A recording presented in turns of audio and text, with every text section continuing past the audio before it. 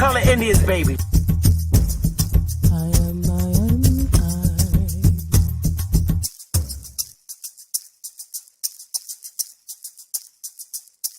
A real Indian, American Indian is me, not African Americans here.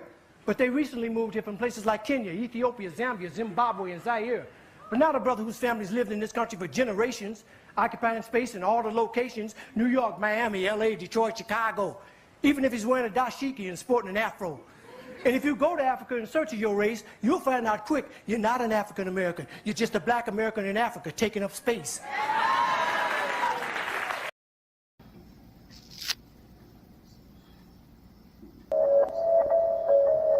ISO, Dama. Woo! Hey, it's so many lies, so many lies.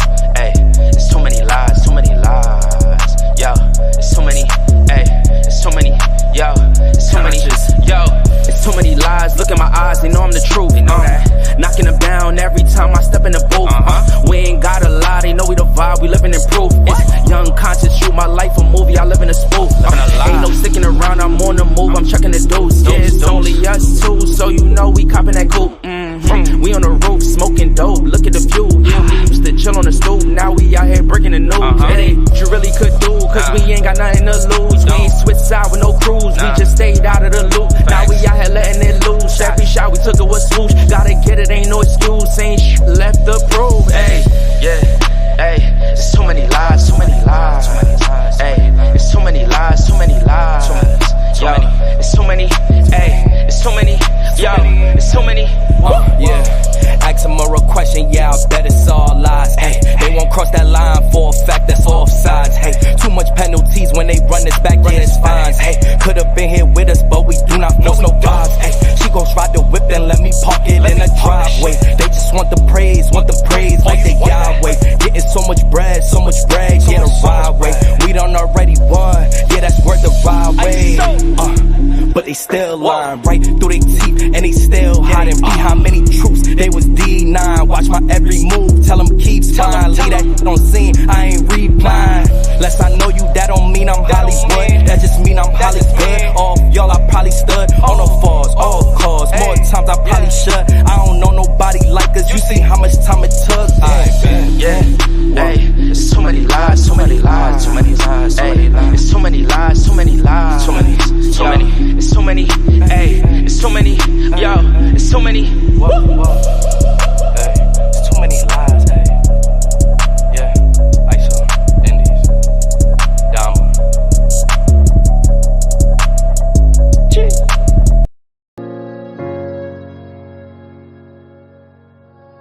Yeah. Conscious.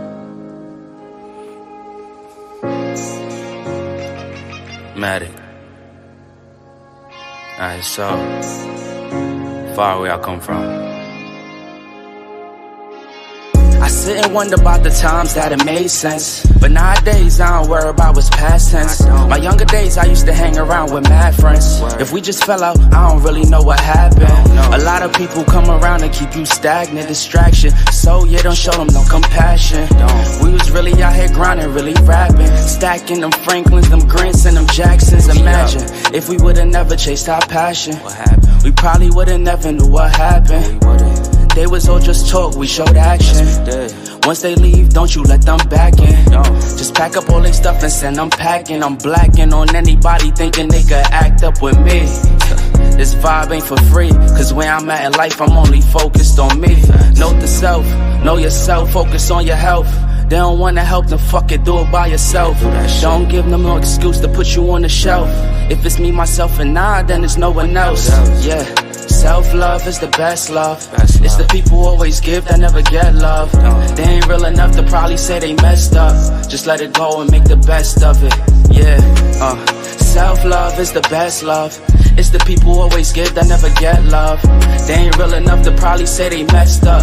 Just let it go and make the best of it. Love yourself. Yeah, practice what you preaching, but clearly they not practicing entitlement and pride. Yeah, those two things they factor in. Spiral out of control just from all the bantering. When they accustomed to talking behind your back with all that chattering. I remove myself before I abuse myself. Talk about self-love, but you gotta do it yourself. Yeah, I won't act too good for no help. We all healing now. Said some things about me that ain't true. How you feeling now? Even at my lowest, they tried to find a way to bring me down. Big y'all up for years, ain't talking just the brand or the sound. I don't throw things around, I do it from the heart proud. Mama just wanna see her sunshine, removing them dark clouds. Yeah, self-love is the best love. It's the people who always give that never get love. They ain't real enough to probably say they messed up. Just let it go and make the best of it. Yeah, self-love is the best love. It's the people who always give that never get love. They ain't real enough to probably say they messed up. Just let it go and make the best of it. Love yourself.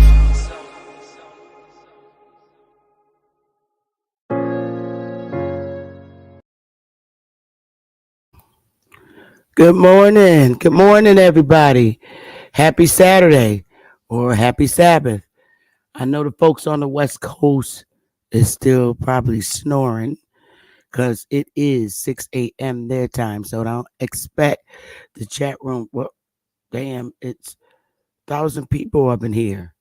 Where y'all at? Could y'all please hit the like and say hi in the chat?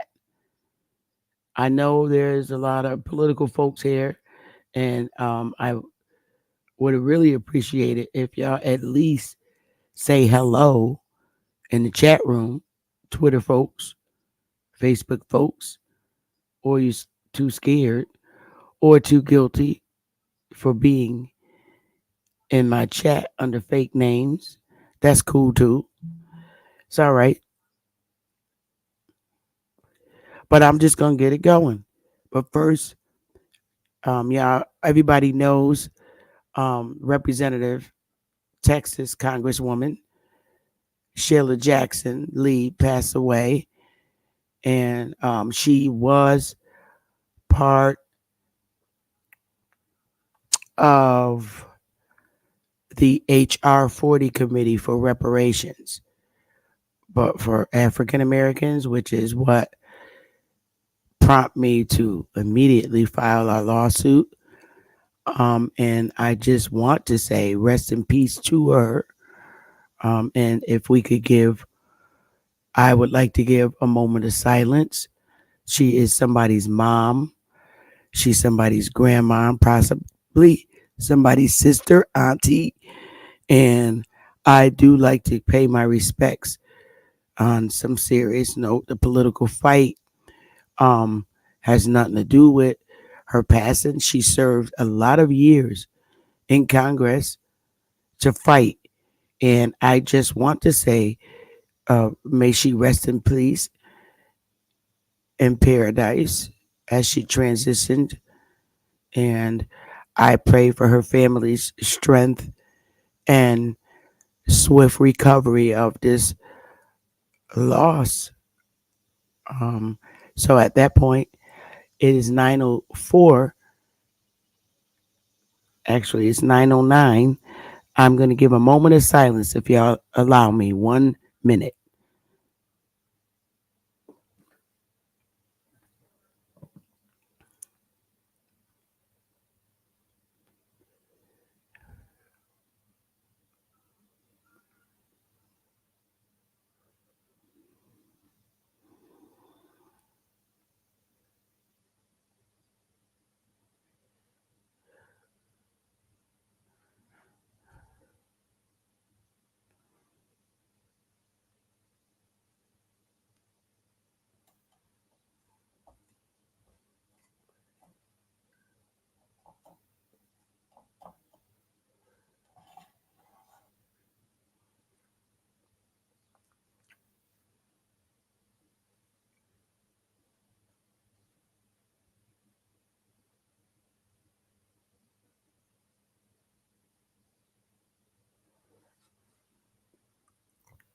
Okay, so that being said, I'm going to move on into the segment. I don't have anything bad to say or wish any or great, or harsh feelings. I mean, she is somebody's mom, and she did put a bill on the table. Okay. The only discrepancy I had with the HR 40 committee is the fact that the 50 states did not enslave African Americans. And that's my big thing. It was not African Americans that the 50 states enslaved. It was the Indians who were enslaved in their lands here in and on mainland North America. That's my fight because it's based on my history research, our genealogical research, and government documents. And I will stand on that. I will always stand on it was not African Americans who were enslaved on North American mainland. I am not speaking about the surrounding islands like Jamaica and the Caribbean period. I'm talking about mainland. And we're going to get into a little bit of that today. But again, may she rest in peace. And I pray for strength in swift recovery to her entire family. Miss Sheila Lee Jackson's, one of her parents are from Jamaica, Caribbean, one of the islands. Okay. So that being said, I'm going to move on into my session. Let me take this down.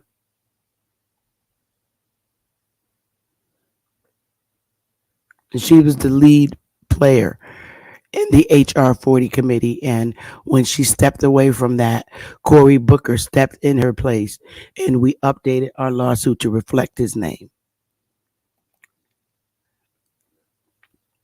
So again, I have a problem with these choke neck caucus, black caucus people. I am not in agreement with them about our history.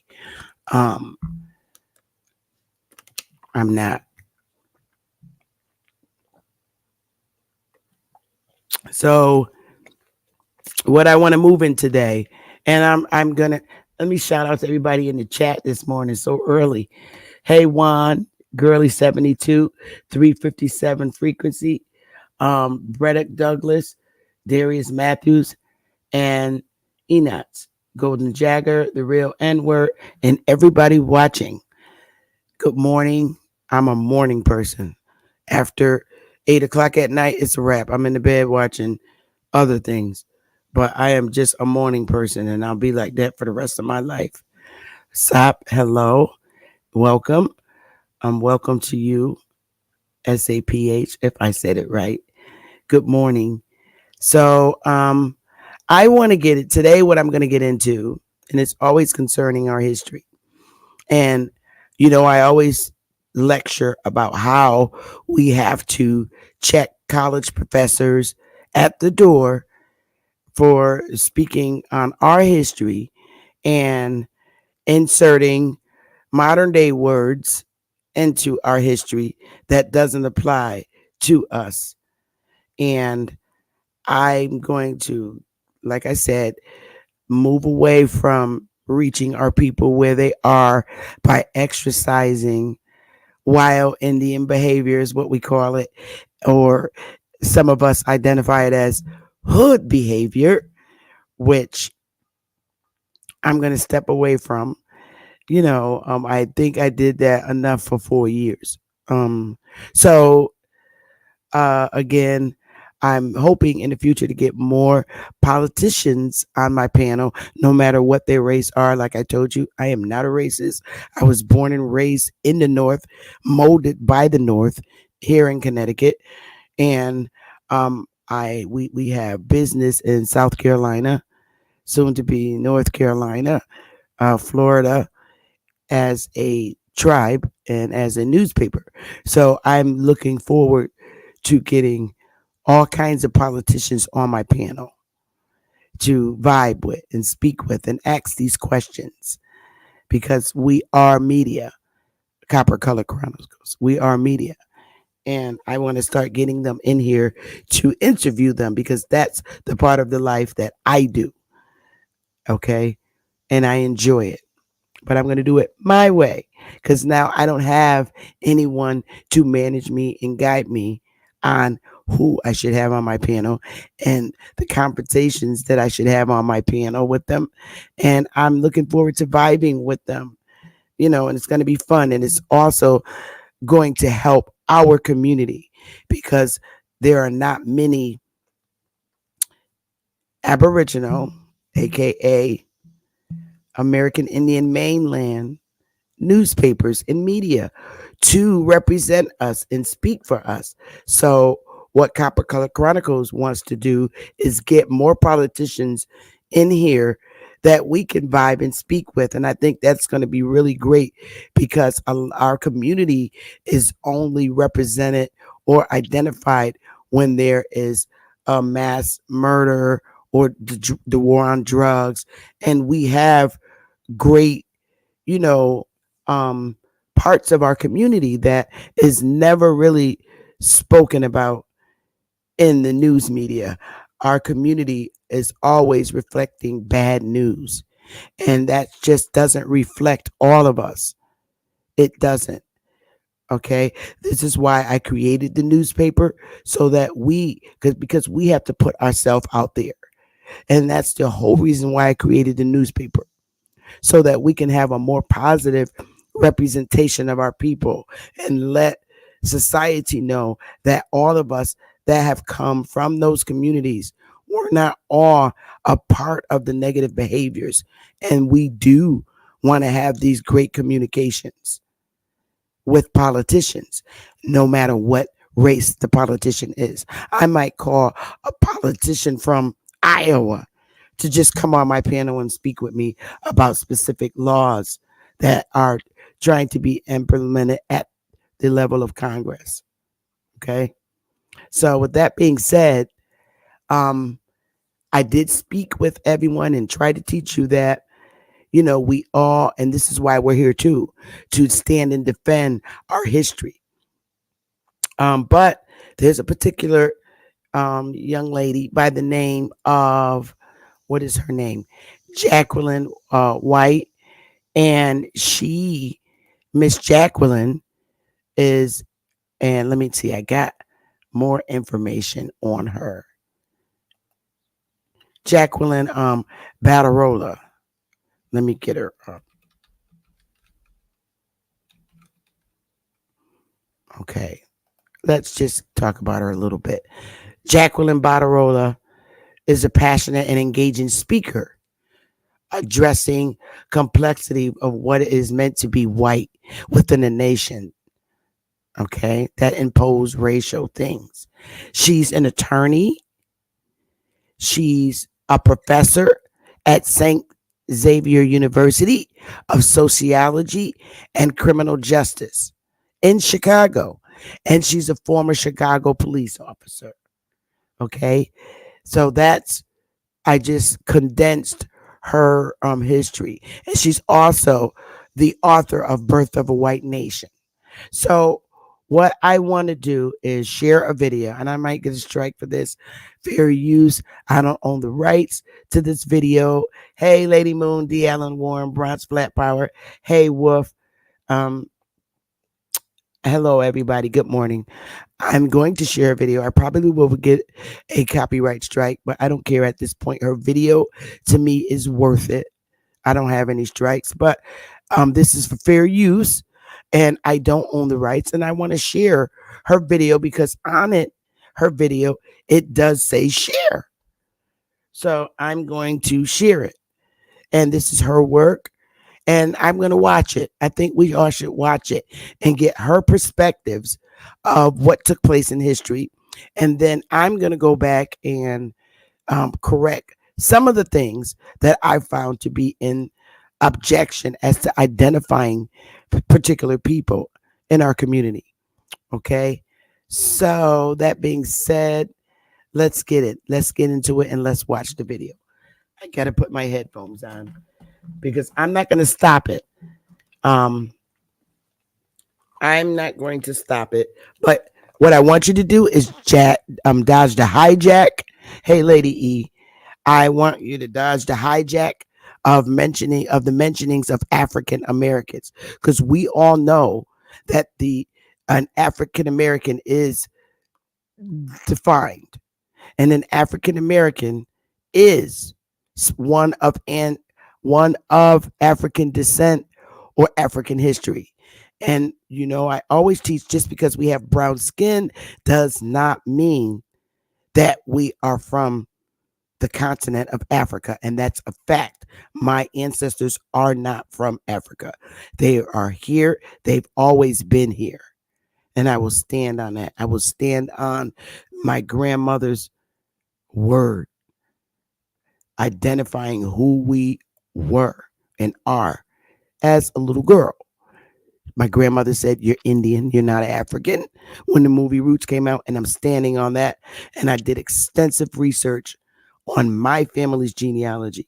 So I am not going to claim to be a race of people that I'm not. I know no one in Africa. I've never been there. No one in my family's ever took trips there. We just don't know. All we know is mainland North America. In fact, no one in my family has ever been to the surrounding islands. We've always been on this landmass, never went anywhere. Me, myself, I've never flew to another country, never been on a boat ride to another country. I refuse. I've been on a train from state to state, and I refuse to go to another country. I just do not have any desire to visit any other countries, even in the surrounding islands. I've never been to Jamaica. No reason for me to go there. The most reason that people go to islands is for their beaches. I think we have beautiful beaches across the United States, and we always have. And this is where I'm staying, and that's my choice. But anyway, let's get into Miss Jacqueline Battalora's video and lecture. Hang on. Trump 2024. Oh yeah, it's like really crazy. Our state is still, we cannot access our systems in the state of Connecticut. I like literally, they shut our state building down yesterday, and we still can't enter it. They have not gotten up the system for us to work. It's still out. And it's just like so ironic that all this happened after Trump's speech.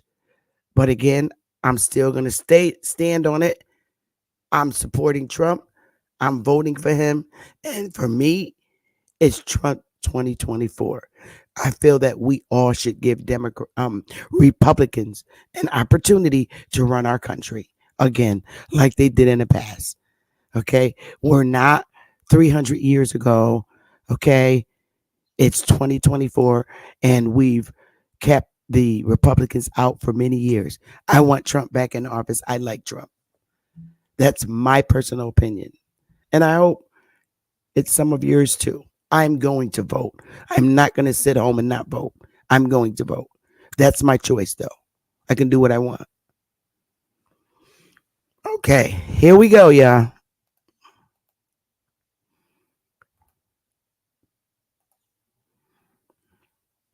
I'll make it a little bigger, too. There we go. White people did not exist before 1681. Again, white people did not exist on planet Earth until 1681. Number two, any claim that this group called white people, any claim that that group is rooted in biology or derived from genes or biology, or is innate or is from nature, is a lie. Third and final point. As a matter of foundational law, actually, let me say it this way. White supremacy has been embedded in the United States of America from its founding as a matter of law. Now, I don't expect you to buy all that. to get all that, to believe all that, at least not now. But my job is to share with you the legal history that proves each of those three claims that I begin with. So let's go. Let's get started. We have to begin this conversation in colonial North America, specifically in the colonies, the British colonies of Maryland and Virginia. Both were British colonies, and both shared a number of particular characteristics. First, their economies were rooted in tobacco farming. If you know much about tobacco farming, it requires tremendous human labor, lots and lots of workers. So those who owned large plantations, big landholders, constantly needed laborers to do the work to grow the tobacco. In addition to sharing an economic base, both colonies had an incredible gender imbalance, roughly 10 men for every woman. Now, let's understand a little bit about the folks who constitute the people in these two colonies. Oh, and by the way, let me give you a year. We're in the early 1600s, okay? The early part of the 17th century, colonial North America. England had, for some bizarre reason that today demographers cannot explain, there was a population boom in England in the early 17th century. So there were lots and lots of poor British people who were on the public doles, who couldn't find a way to make a living, who couldn't feed themselves. So the king in England was quite happy to have them sign a contract of indenture to then go work in the British colonies. And that is what happened. Both indentured and enslaved persons, according to historian Edmund Morgan, were sold and traded like cattle. But of course, not all laborers stand equal in terms of their labor agreement or lack thereof. Those who came under a term of indenture worked for a term of years, and presumably this indenture was an agreement that they chose to enter into. The terms of indenture were largely protected by British law, although the terms that took form in colonial North America were quite different than those that existed in England. For example, in England, indentured servants could marry because that was viewed as the way to produce the next group of workers. In this country, indentured servants were prohibited from marrying, and if women were unfortunate enough to get pregnant during their term of indenture, they added usually about 7 to 9 years onto their term of indenture and 1 year to the father. Slavery, of course, was a status that came with life, work for life. There was neither British law nor international law to prohibit or restrict slavery. What we do know is that at this time period in colonial North America, there were free persons of African descent. We know that landholders freed slaves. They did so in wills. They did so by allowing them to purchase their own freedom or the freedom of a family member. The vast majority of workers, laborers, in colonial North America at this time were British men, British workers, the vast majority. There were some women, there were some European laborers from Portuguese, Dutch, folks from Ireland and from Scotland are also revealed in the records, but the vast majority were British men. There were small numbers of persons of African descent, and there were even smaller numbers of members of native tribes. But in this slide, I'm trying to capture the socioeconomic ladder, and really that ladder should be about as long as this room. The landholding elite are, in today's parlance, that's the 1%. And the vast majority of folks who were in the colonies were laborers. Again, they were British, other Europeans, Africans, and members of native tribes. Here's what I find folks have the most difficult time with. We tend to really struggle with getting a good picture of social life, the social context at this juncture. We're very good at understanding the social relations that exist later, and we'll talk about those in a moment. But pre-Bacon's Rebellion society is something that we generally in this country struggle to grasp. So I'm going to do my best to paint a broad stroke picture of this time period. What we know is that British and African laborers worked, ate, and slept together. Furthermore, the evidence from this period, which covers the first 3/4 of the 17th century, that the anecdotal evidence reveals that they lived under similar conditions and faced the same opportunities and chances to make it once one was free of their term of service, whether free of enslavement or free of indenture. So let's review this. British laborers constituted the vast majority of the populations in both colonial Maryland and colonial Virginia. All men, of course, because the law of coverture, let me tell you something about that law of coverture. The law of coverture is derived from British common law, and it structures marriage. And this is how Barrister Blackstone famously described the law of coverture. In marriage, the man and the woman become one, and the one is the man. You didn't have the right to retain your own wages. You couldn't create estate planning, wills, or trusts without the approval of a man. So all men who were free of indenture or enslavement faced the same opportunities in these colonies as a matter of law. For example, free men of African descent could own servants or slaves, and they did. They could vote, and they did. They could marry persons of the opposite sex. God, and I love that I have to make that qualification now. Woo! They could marry persons of the opposite sex regardless of national origin, and they did. In fact, marriages between men of African descent and women primarily of British descent were not uncommon at all. In one county, 1/2 of the free men of African descent were married to a European woman. There was a challenge to these marriages, but it did not come from the masses. It came from elites. And that's what we're going to talk about next. All right, this little depiction is meant to be a depiction of the lawmakers in Maryland, colonial Maryland lawmakers.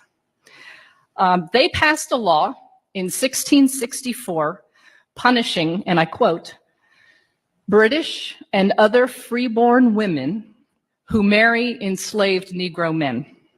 The punishment for entering into these marriages was that the woman herself would be enslaved for her husband's life, and any children they have would be enslaved into their 20s. Now imagine that you are a plantation owner. That's not a bad deal. I get more property. I like that. And that is exactly what happened. Rather than deter these marriages, which is the express intent of the law of 1664, rather than deter them, these marriages were encouraged by property owners because that, in fact, that such a marriage increased their property value. This law of 1664 represents, if not the first, certainly the precursor to anti-miscegenation law. These are laws that punished or prohibited marriage between, notice that white people didn't exist yet in 1664, at least as referenced in that law.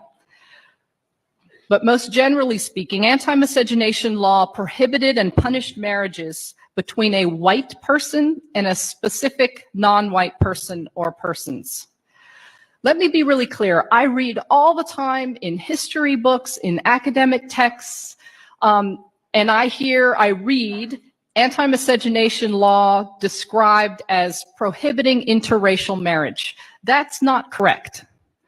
For example, a member of a native tribe could marry a person of Chinese descent. Both were understood as racially distinct, but never did anti-miscegenation law prohibit such kinds of marriages. The only marriages that anti-miscegenation law prohibited were those between a white person and always a person of African descent, and sometimes various other groups. Okay, so just so we're really clear about anti-miscegenation law and its link to whiteness. A couple other things to note about anti-miscegenation law. It's not derived from British law. Anytime we look at law and study history and you see a break from British common law, you always want to pay attention because it tells us something about the needs and desires of those who wielded power in the colonial context. So anti-miscegenation law was one of these laws. They were passed colony by colony and then state by state. It's a really important area of law for a number of reasons. But for our purpose this morning is because it's where this human category called white first appears on planet Earth, the first time. In addition, anti-miscegenation law is important because it lasted more than 300 years. These anti-miscegenation laws literally shaped the faces of this group of more than 2,000 X number of people that I'm looking at today. The Maryland legislature sought to correct for the encouragement of marriages that they described in that previous law of 1664 as, quote, a disgrace, unquote, to the British people, as an indication that the, quote, British or freeborn woman must be forgetful of her status as free, end quote. So they passed the law of 1681. And in this law, it made it illegal for British and other white women from marrying a Negro slave. And furthermore, the law punished any landholder who encouraged the marriages and any religious authority who performed it. This law equals the invention of the human category white. Did these group of laborers, some of whom were from Portugal, some from Holland, some from Ireland, Scotland, did they have a little genetic transformation that occurred right after the General Assembly in Maryland met, creating a genetic sludge that we can now call white? Virginia passed its first anti-miscegenation law in 1691.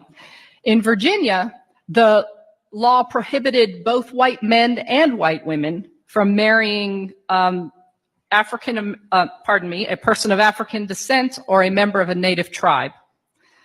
But lest I leave you thinking that gender equality was being created in this law, let me quickly dispel that.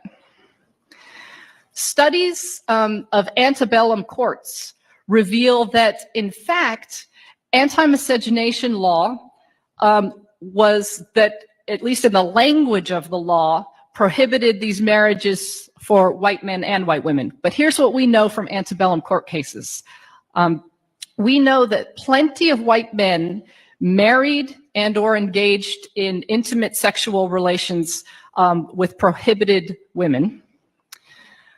However, very rarely were they brought to court and punished under the anti-miscegenation law. Very rarely. So here, pay attention to this. This law, in its enforcement, is largely focused on controlling the relationality and the sexuality of white women and non-white men. Furthermore, think about the enforcement practices that come out of this particular law. What's the result? Who becomes more available for who? we see a further step in locating patriarchal power squarely among and within white men. We've talked about the law of 1664 and the amendment to that law in 1681. And we've noted that the key difference between those two is the reference to the group who's of concern. The language has shifted from British and other freeborn to British and other white women in that particular law. So the question becomes, well, what the heck happened between 1664 and 1681? And the answer is Bacon's Rebellion. This was a massive revolt in the colony of Virginia that lasted more than a year. Let me give some background of the seeds of this rebellion, what helped give rise to this violent outburst. Those who were enslaved, I don't think it's hard to imagine, were by definition of their status disgruntled laborers. And remember that pool of readily available workers from England who were poor and happily sent off in the guts of ships? Well, they dried up. That population surge ended, and there was no longer a pool of laborers from Britain available to handle the work on the plantations in the colonies. The result is they began to impose harsher punishments on indentured servants who were already here, so that relatively minor infractions would result in significant extensions to their years of service. Those who completed their term of indenture or who were released from their status as enslaved were frustrated. They were frustrated because the King of England gave almost all of the farmable land to his buddies. And even if they could find land to grow tobacco on, prices dropped and taxes went up. So land and other opportunities became much more limited. So this guy, Nathaniel Bacon, the guy pointing his arm, he didn't have to search very far for disgruntled laborers. Both those who were enslaved or indentured faced worse treatment, and those freed faced less ability to make a future for themselves. Persons of European and African descent fought in the first phase of Bacon's Rebellion against members of native tribes, and then in the second phase of Bacon's Rebellion against the British ruling elite. Nathaniel Bacon ultimately died from wounds that he received in a battle, and England sent troops into the colony, and that eventually quashed the rebellion, but not without having made a significant impression upon those who wielded authority and were threatened by this rebellion. Remember, this rebellion lasted over a year, and records from lawmakers in Virginia to the Legal Oversight Authority in England revealed that over 30% of the population were in support of the rebellion. Here were the lessons from Bacon's Rebellion. A united labor force is a threat to the form of capitalism taking hold within the colonies. Virginia lawmakers wrote letters to the Oversight Authority in London explaining that they intended to pursue a divide and conquer strategy in order to prevent future rebellion. It's only after Bacon's Rebellion that we see the emergence of white people as a group of humanity. Let's think about this for a minute. 1681, some lawmakers invent a new label for a group of people. Imagine, if you will, just for a second, for fun here, that I'm a lawmaker, and I just pass a law claiming that 3/4 of you in this room are crunchies. Okay? So 3/4 of you are crunchies, and the other quarter of you are not. Who gives a damn? Who would care? Some silly lawmaker came up with a label for you. It's really unlikely that it would mean much. But let's say I follow it with this. Those who are crunchies, you can pay no more than $25 a night for that hotel. No more. Those who are crunchies are the first to come into any room at this conference and the first to leave. The first in line at the bathroom, at lunch, at any other line that forms, and the first to get to leave. And that these privileges and advantages that come by virtue of this label that I asserted upon you as a lawmaker continues when you walk out these doors. That it shapes how you are treated and what you get to do for years and years to come. Imagine you're one of the crunchies. Imagine how you might start to feel. Wow, I must be special. Imagine you're not a crunchy. Wow, what's wrong with me? This is not fair. Let's return to the divide and conquer strategy. Laborers prior and through Bacon's Rebellion were united. They lived the same darn lives. They faced the same opportunities, rights, and privileges once they were freed from enslavement or free from indenture. That's about to change. A slew of laws were passed in the decades after Bacon's Rebellion and continued to get passed into the first quarter of the next century.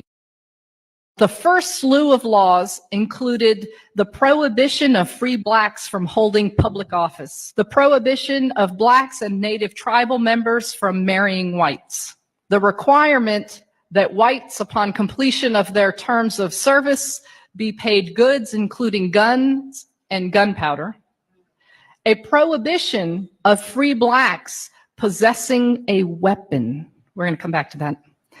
The prohibition of blacks testifying against whites. These laws began to give different meaning to these labels that prior to this moment just referenced where your nation of origin was.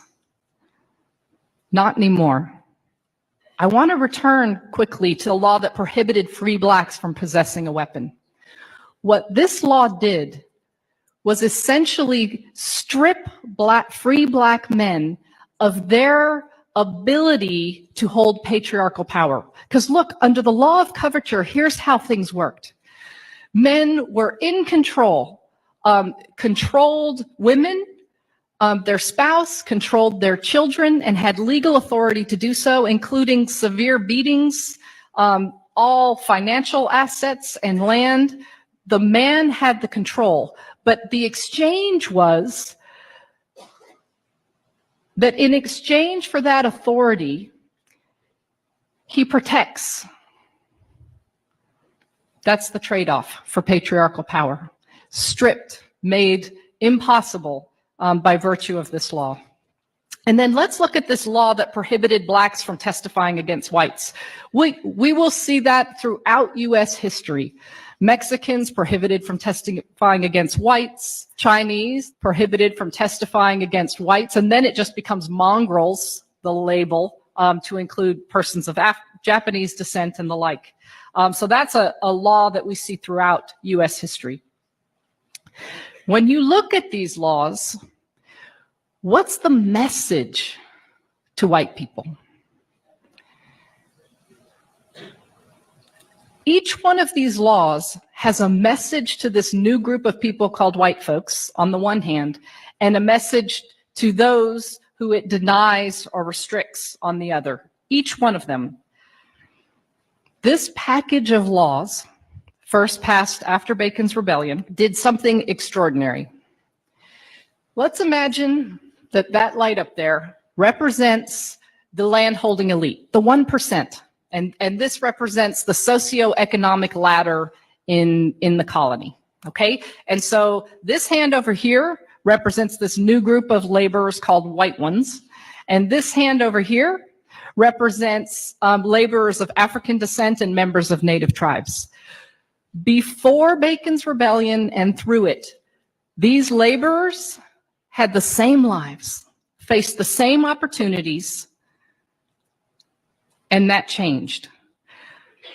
But when you look at these laws that passed that created this change, it divided these, created different meaning for this group versus this group, but it didn't do a whole lot to lift the economic status of white people closer to that of the white elites. Very little movement up. What it did do was it plummeted the bottom, created a new bottom to colonial society, and shoved persons of African descent and members of native tribes there. So let's look at this group of humanity called white people. We learn from this history that white people were built upon the idea that British had of themselves as white, as Christian, as freeborn, as deserving of rights and privileges from which others can be denied. To this day, white people have not been defined as a matter of law to this day. This history teaches us that white is the tool by which laborers were divided. Those who shared the same living conditions, the same opportunities, now experience ourselves as more connected with Paris Hilton than with our African American neighbor, even though our economic status is far more similar to that neighbor than to the lives of the 1%. But not only did this new organization of society create a new bottom to it, it created a link that heretofore had not existed that connected this new group of laborers called white people with the elite. And what was that connection? This shared status called white, embedded with the presumption of its superiority. The other thing to note about the invention of white people and the meaning of white that this history reveals is that white constituted the center of patriarchal power. And we see that most clearly through anti-miscegenation law and specifically through its enforcement. We're going to move from the 17th century into the 18th century. The American Revolution has taken place, and the First Congress of the United States of America will meet for the first time. And when they meet, they will establish laws regarding citizenship in this new country. This is the building actually in New York where the first Congress met. Here are the men who represented the first Congress. These laws regarding citizenship include an area of law called naturalization law. Naturalization law provides the process by which one who is not born in a country can become a citizen. The first Congress of the United States determined 1790 that in order to become a naturalized citizen of this new republic called the United States of America, one had to be white. This was valid law in the United States until 1952. You had to be white to be a U.S. citizen. 1952. Now, as is often the case, laws impact those who are gendered female differently than those who are gendered male. No less true with the naturalization law. For example, white women who were citizens, if they dared to marry a man who was ineligible for citizenship via the naturalization law, in other words, he wasn't white, she loses her citizenship. These laws work. I just want to take that back for a minute so you can hear and keep this in your brain. Let me just get to it. Regarding citizenship in this new country. All right. This is the building actually in New York where the first Congress met. Here are the men who represented the first Congress. These laws regarding citizenship include an area of law called naturalization law. Naturalization law provides the process by which one who is not born in a country can become a citizen. The first Congress of the United States determined 1790 that in order to become a naturalized citizen of this new republic called the United States of America, one had to be white. This was valid law in the United States until 1952. Until 1952. 1952. And also keep in mind that none of us brown Indian people, who they keep referring to as African American, which we're not, because remember, the only recording in Virginia history of any so-called fake slaves coming here were 20-odd negras. Okay? So this is where we gotta pay close attention, okay? Because they still can't hide that original brown Indian. They're trying, but it doesn't work, and it's not going to work. And maybe BAP and I will be able to tell you why. But this was all the way until 1952. My goodness. Pay attention, y'all. Here we go. Determined 1790 that in order to become a naturalized citizen of this new republic called the United States of America, one had to be white. This was valid law in the United States until 1952. You had to be white to be a U.S. citizen. Hello. 1952.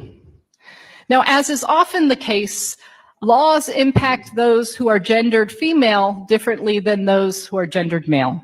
No less true with the naturalization law. For example, white women who were citizens, if they dared to marry a man who was ineligible for citizenship via the naturalization law, in other words, he wasn't white, she loses her citizenship. These laws work to make white women most available to white men, and frankly, all women available to white men. The requirement of whiteness in naturalization law has had a significant impact on various groups of people who've come to the United States of America. In fact, the naturalization law was a significant piece of evidence used in the Plessy versus Ferguson case in 1896 to determine that U.S. citizenship status and therefore the protections of the constitutions were never intended to be applied to persons of African descent. Naturalization law assured that the masses of Chinese laborers and then Japanese laborers and then various other groups of laborers who came to this country would remain cheap, dependent labor. Why?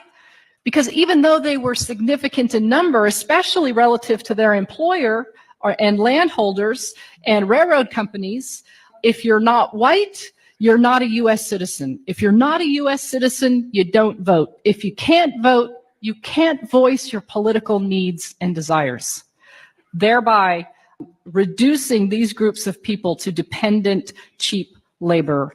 In addition, naturalization law was used to block persons of Chinese and Japanese and Filipinos, and we could go on, various groups.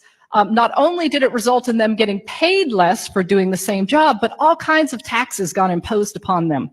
So there was a foreign wage tax, various laws were passed that blocked them from being able to work in the public sector, blocked them from being able to hold a managerial position. And then, of course, alien land laws were passed. These were laws that made it illegal for those ineligible for naturalization, i.e. not white people, made it illegal for them to own property. And so what's the result of these laws for white people, right? Because we're real good about seeing the harm that these laws cause for certain groups. But let's get the flip side of that coin. When I make a whole group of people ineligible to purchase land, it makes more land available and cheaper for me, for white people. When you're the lowest paid worker and prohibited from moving up as a matter of law, then those positions that get paid more, that are more desirable, are more available to white people. So we see just from this one law, and I could spend another hour with you at least going through these combinations of law, naturalization law, anti-miscegenation law. Okay, that was the end of it. It just stopped. Okay, so here we are. That was the end of it, and it literally stopped on its own like that. That was the end of it. So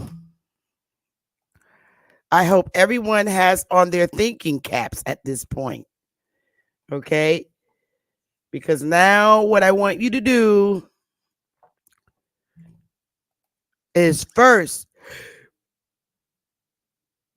let's do our breathing techniques.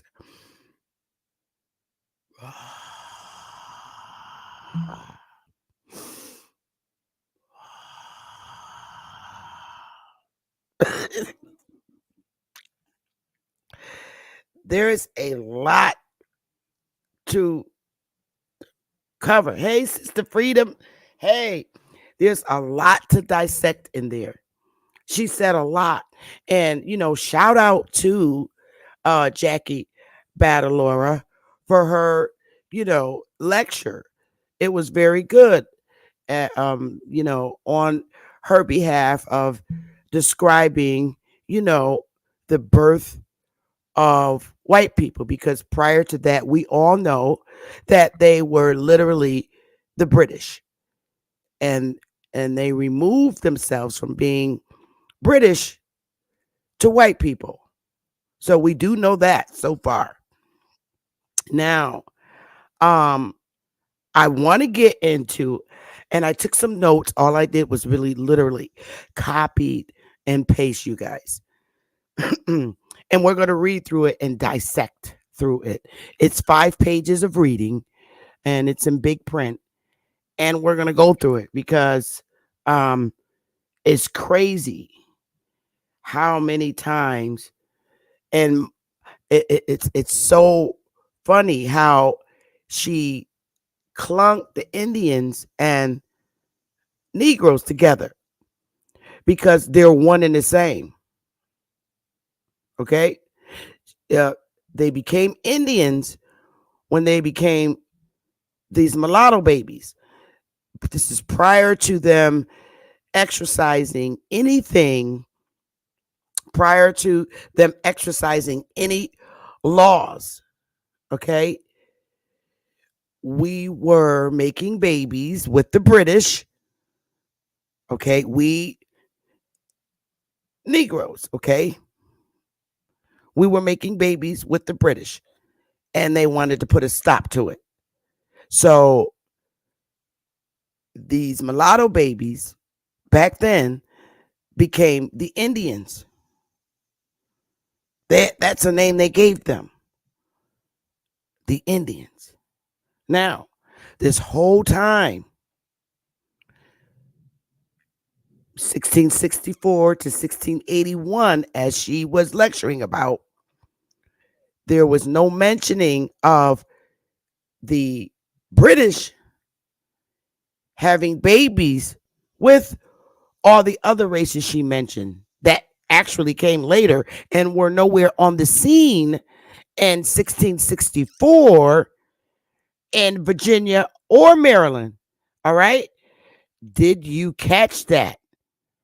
All the time that she was lecturing, the making of babies were with the British and us. Because that's all that was there in Virginia and Maryland. All right. And these babies that were made with us prior to there even being any law. Listen, in the Virginia or Maryland colony, these babies that came out mixed, aka mulattoes, they became the Indian. That's when they pointed the Indian. Now, in Virginia and Maryland, there were no Mongoloids. There were no Philippine, all those other races that she mentioned. Okay?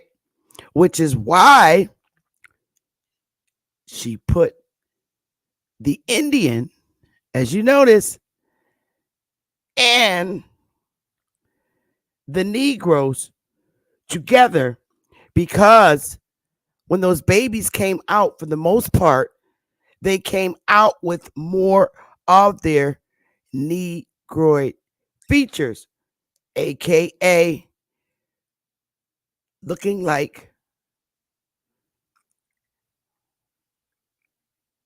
Drake.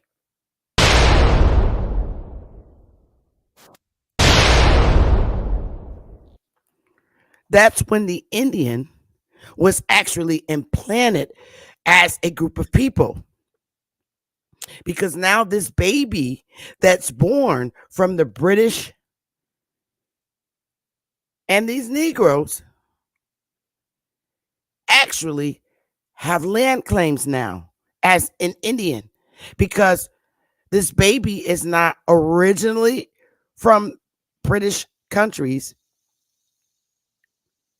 He's from both. He has lineage in both British country and Virginia colony and Maryland colonies. So now this baby's indigenous to the Americas. And they have lineage. This baby has lineage in both places. So that baby became the Indian, even though the blood that gave them the indigenous status is because of the making of that baby with the British. But we're going to get into that in a minute.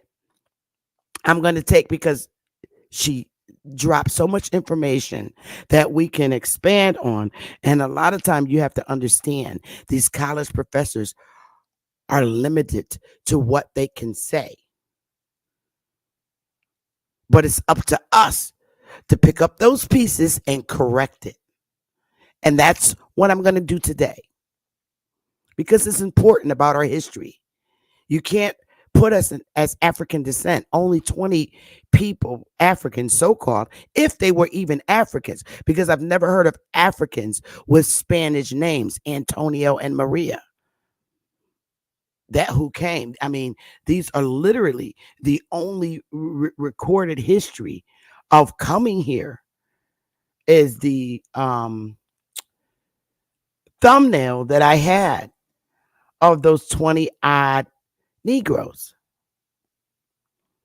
Okay, we know we have to fix it, because as college professors, they're not allowed to tell the full truth. You and I know. Let me take this down. Oh, I hate when this happens. You and I know we're able to tell that truth, because it becomes touchy of how we identify, and they're going to be safe, because in reality, Indian is a derogatory term. Okay. And you and I know for a fact who the Indian is. It's clear in the Library of Congress. You're not going to have famous Indian fighters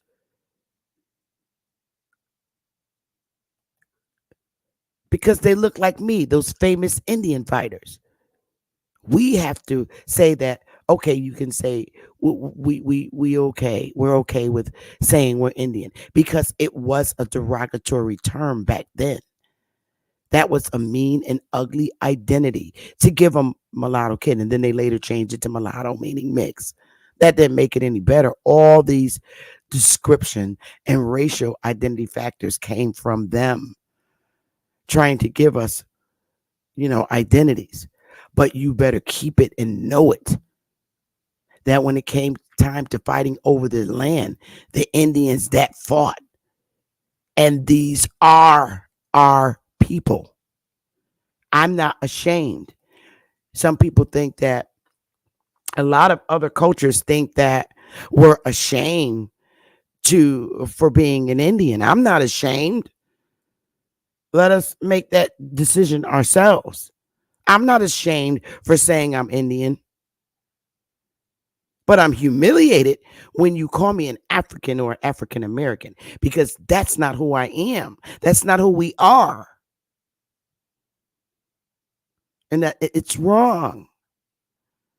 Their records clearly states who we are.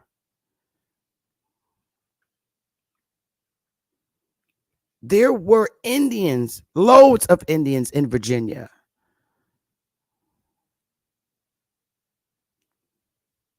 And there were loads of us and our people in Virginia that did business with the Europeans, and they were the Indians.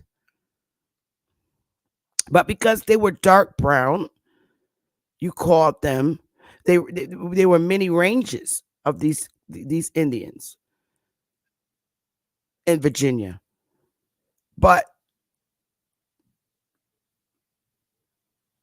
you labeled them Negroes, which is a Spanish word meaning black, because of the darker skin, in order to make determinations between the blacks and the whites. So let's take a few seconds of a break so we could breathe. We're going to read a document that I had, and then I'll open the panel, because we have to fix this. It's up to us to fix the portion of her literature that she can't fix. She is a college professor. Only we can fix it. So they leave it out there for us to fix that Indian and Negro.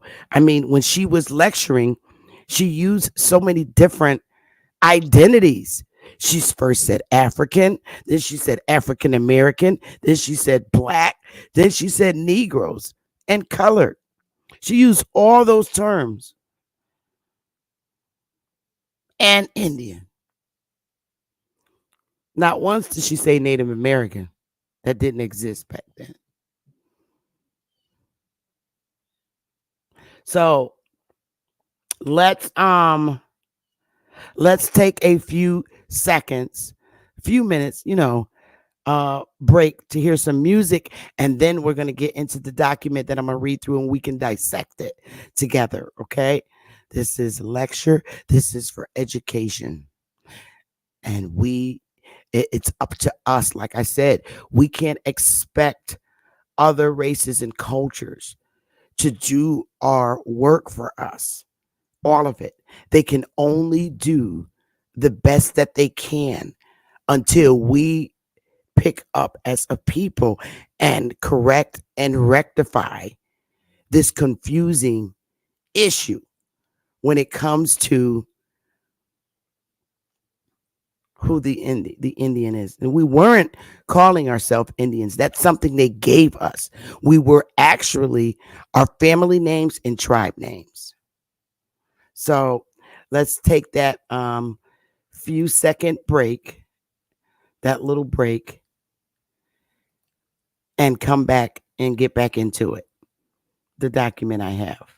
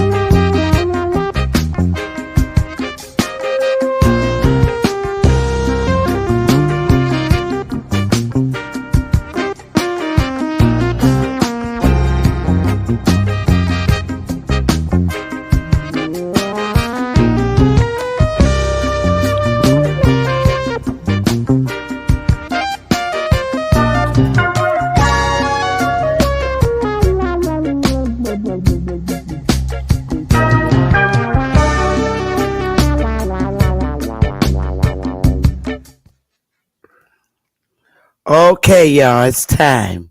That's enough breaks. So let's get back into it. First of all, I'm going to say this. A lot of people don't like to be called mulatto. I'm serious. It don't even, it does not matter in the eyes of the United States. Okay?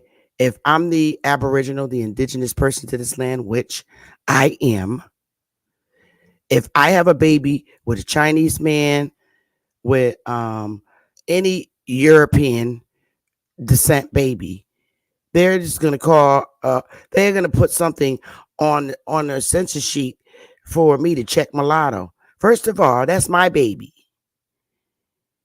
So what? My baby's half white, half Chinese, half Asian, or half Filipino, half whatever. You don't tell me. You don't make up a race identity for my baby, because that's my baby. You're not going to be calling my baby no mulatto. That's my baby. If I decide that I will identify as an Indian, my baby is Indian like me. Okay? My baby's Indian like me. I'm speaking from a mama perspective. If my baby is half white and half Indian like me, my baby's Indian. You got to take your power back. You don't let them have the power to determine who you are and who you identify as in these 50 states. You don't call my baby no mulatto. I don't care if my baby is half white and half me, Indian, or however I identify. That's my baby. My baby's an Indian. Fine. And if my baby happens to come out with more of his white European features and he feels like he wants to identify as being the new race you gave them from British to white, okay, that's my baby's choice when he gets older. But when he's in my care, and as long as he's in my hands, he's going to be who I am. Or his dad might say, well, it's not fair, babe. He looks more, he has more of my features. Maybe we should call him. That'll be mom and dad's choice. Okay? All this division of having a baby with who you're in love with. No government or no one. You don't have the right to do that. So this is why I say you have to stand up in and exercise your rights. Because you're not going to mistreat my baby, because my baby is half me and half his daddy. It don't go down like that. But anyway, so let's get into the notes that I took. And I literally copied and pasted because I can't stand seeing ads. And we're going to get into anti-miscegenation laws. Anti-miscegenation laws. So let me get it over here. I got to do a share screen. And I want to make sure I'm doing it right. You guys know I hate doing this crap. But I'm going to try and do the best I can. Here we go. Let's see if it's showing right, if it's going to do right.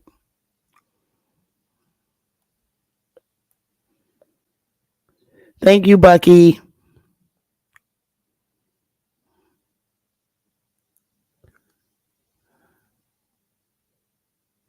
I'm waiting for it to come up. Is it come up? Oh, good. It did come up right. Okay, great. So let's get it, y'all.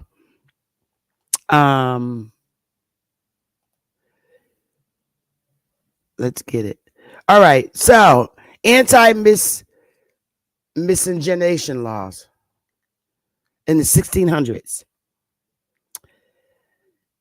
In the United States, many U.S. states historically had anti-miscegenation laws, which prohibited interracial marriage, and in some states, interracial sexual relations.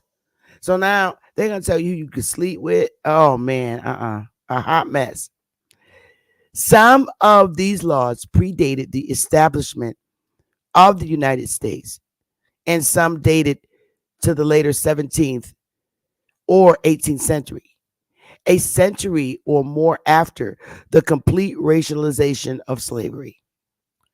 9 states never enacted anti-miscegenation laws, and 25 states had repealed their laws by 1967. Damn, I was 1 year old. In that year, the U.S. Supreme Court ruled in Loving versus Virginia that such laws are unconstitutional under the 14th Amendment to the United States Constitution. Facts. The term miscegenation was first used in 1863 during the American Civil War by journalists to discredit the abolitionist movement by stirring up debate over the prospect of interracial marriage after the abolition of slavery, typically defining mixed race marriages or sexual relations as a felony. These laws also prohibited the issuance of marriage licenses and the solemnization of weddings between mixed race couples, and prohibited the officiation of such ceremonies. Sometimes the individuals attempting to marry would not be held guilty of miscegenation itself, but a felony charges of adultery or fornication would be brought against them instead. All anti-miscegenation laws ban marriage between whites and non-white groups, primarily Black people, but often also Native Americans and Asian Americans. Oh, okay. Flag on the play, because Native Americans was not used back in those days. That's a new race. In many states, anti-miscegenation laws also criminalize cohabitation and sex between whites and non-whites. In addition, Oklahoma in 1908 banned marriage between a person of African descent and any person not of African descent. Now, wait a minute, hold on. First of all, that's funny. But we're going to keep going. Flag on the play. Louisiana in 1920 banned marriage between Native Americans and African Americans. So we know Native Americans, okay, are Asians.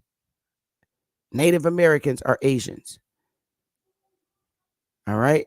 There's a difference between American Indians, Aboriginals, and Native Americans, and African Americans. No such word usage back in those days of African Americans. African American didn't come up into existence until 1988. I was 4 years out of high school and 22 years old. So how are you going to give me a race identity when I'm 22 years old? Who are you? No, no, no, no, no. And from 1920 to 1942, concubine as well. And Maryland in 1935 banned marriages between Black people and Filipinos. While anti-miscegenation laws are often regarded as a Southern phenomenon, most states of the Western United States and the Great Plains also enacted them.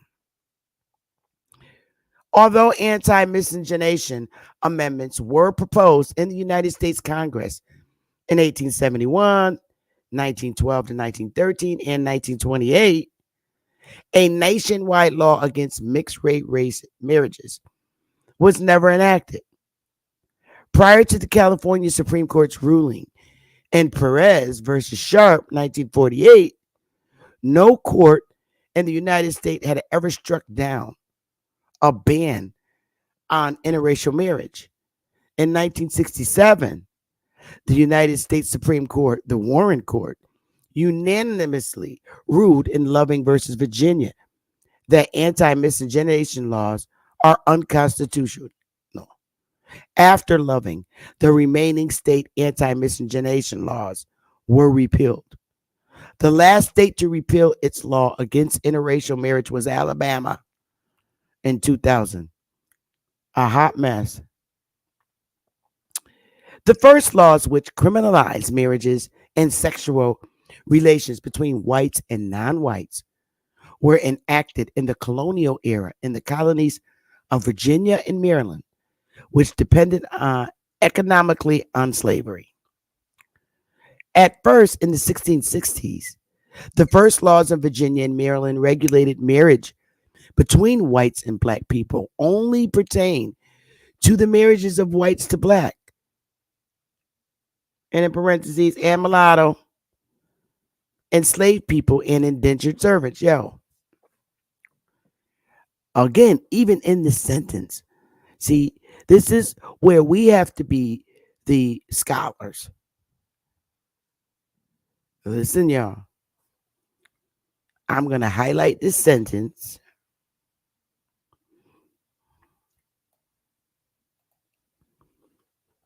At first, in the 1660s, the first laws of Virginia and Maryland regulated marriage between whites and black people, only pertain to the marriages of whites to black and mulatto. Now, here, whites to blacks, no Indians mentioned, no labels, because this is who they're talking about, us. We were them. They made the law.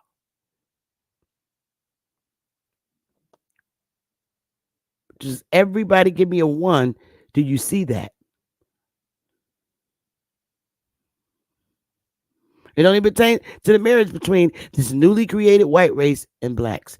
Who are we? Who are the AKA Negroes, the darker Aboriginal cop? Great. In 1664, Maryland criminalized such marriages. The 1681 marriage of Irish-born Nell Butler to an enslaved African man was an early example of the application of this law. A hot mess. He was not an African man, but we'll get to that later. The Virginian House of Burgesses passed a law in 1691 forbidding free black people and whites to intermarry, followed by Maryland in 1692. This was the first time in American history that a law was invented that restricted access to marriage partners solely on the basis of race, not class or condition of servitude. Later, these laws also spread to colonies with fewer enslaved and free black people, such as Pennsylvania and Massachusetts. Moreover, after the independence of the United States had been established, similar laws were enacted in territories and states which outlaw slavery. A sizable number of indentured servants in the 13 colonies brought over from the Indian subcontinent by the East India Company. Anti-miscegenation laws discouraging interracial marriages between white Americans and non-white affected the South Asian immigrants as early as the 17th century. Now, when you see these South Asian immigrants, these are the Native Americans that history is speaking about. They're not aboriginals to the Americas. Now, do you see how they try to put the Indian on the folks of Asian descent? These South Asian immigrants. These are the Native Americans. For example, a Eurasian daughter born to an Indian father and Irish mother in Maryland in 1680 was classified as a mulatto and sold into slavery. Okay, this is an Indian. Who you think? Oh, listen now. You got to know what's going on here.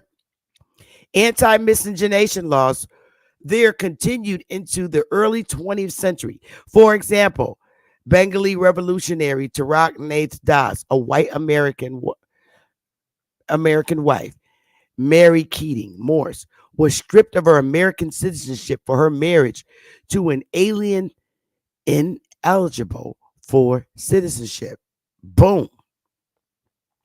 In 1918, there was a considerable controversy in Arizona when an Indian farmer, B.K. Singh, married the 16-year-old daughter of one of his white tenants. Ling, ling, ling, ling, ling, ling. Ling, ling, ling, ling, ling. Y'all, we gonna get it.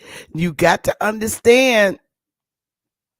In 1685, the French government issued a special code noir restricted to colonial Louisiana, which forbade marriage between Catholics and non-Catholics in that colony. However, interracial cohabitation and interracial sex were never prohibited in French Louisiana. The only problem they had, you got to be a Catholic. The situation of the children, free or enslaved, followed the situation of the mother. Under Spanish rule, interracial marriage was possible with parental consent under the age of 25 and without it when the partners were older. In 1806, 3 years after the U.S. gained control over the state, interracial marriage was once again banned.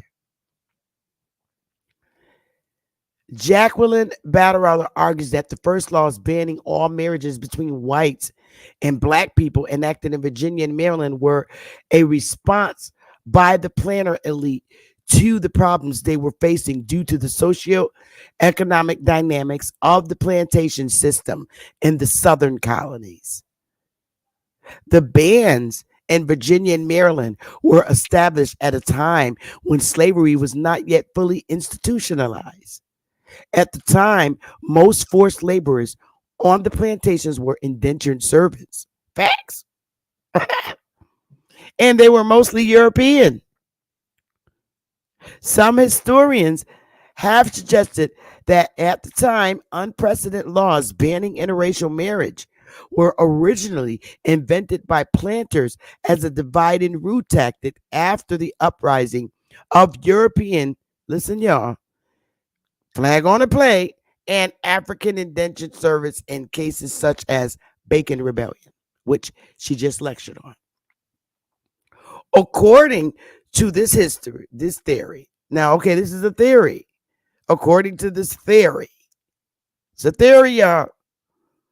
The ban on interracial marriage was issued to split up the ethnically mixed, increasingly mixed race labor force into whites who were given their freedom and blacks who were later treated as slaves rather than as indentured servants. Lang, lang, lang, lang. By outlawing interracial marriage, it became possible to keep these two groups separated and prevent a new rebellion. In 1776, 7 of the 13 colonies enforced laws against interracial marriage. Although slavery was gradually abolished in the North after independence, this at first had the little impact on the enforcement of anti-miscegenation laws. An exception was Pennsylvania, which repealed its anti-miscegenation law in 1780, together with some of the other restrictions placed on free black people when it enacted a bill for the gradual abolition of slavery in the state. Now, remember, in this time in Connecticut, this is why I tell you, you need to know who this Indian is. We never identified as Indian back then. All right. But you bet your bottom dollars in the late 17, mid 1700s, we already had black governors in Connecticut.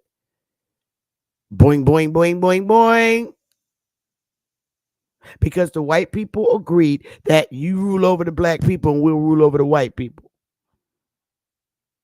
This new race that came after being identified as British. The Quaker planter and the slave trader, Zephaniah Kingsley Jr., publicly advocated and personally practiced racial mixing as a way toward ending slavery, as well as a way to produce healthier and more beautiful offspring. These views were tolerated in Spanish Florida, where free people of color had rights and could own and inherit property. After Florida became a U.S. territory in 1821, he moved with his wives, children, and the people he enslaved to Haiti. And this is Andrea Dimitri, a British, a white, however you want to call her, and Marianne Celeste Dragon, 1795. Now listen. Another case of interracial marriage was Andrea Dimitri and Marianne Celeste Dragon, a free woman of African and European ancestry. Dodge the hijack. This was an Indian indigenous woman here. All right. Such marriages gave rise to a large Creole community in New Orleans. She was listed, listen, as white on her marriage certificate. Marianne's father, Don Miguel Dragon, and mother, Marie Francois Chavon Bellew de Montesplier, you know I messed that all up, also married in New Orleans, Louisiana, around 1815. Marie was a woman of, listen y'all, African ancestry. Dodge the hijack. Marie and her mother, Marianne, were originally slaves belonging to Mr. Charles Drape, blah, blah, I'm not doing the French thing, a member of the Superior Council for racial abolition, who organized to propose slavery in the 1830s. Okay, now this is Indian Removal Act, y'all. Era. Laws banning interracial marriage embodied the same racial prejudice that they saw at the root of slavery. Abolitionist leader William Lloyd Garrison took aim at Massachusetts' legal ban on interracial marriages as early as 1831. This is all going on during the Indian Removal Act. Anti-abolitionists defended the measure as necessary to prevent racial amalgamation and to maintain the Bay State's proper racial and moral order.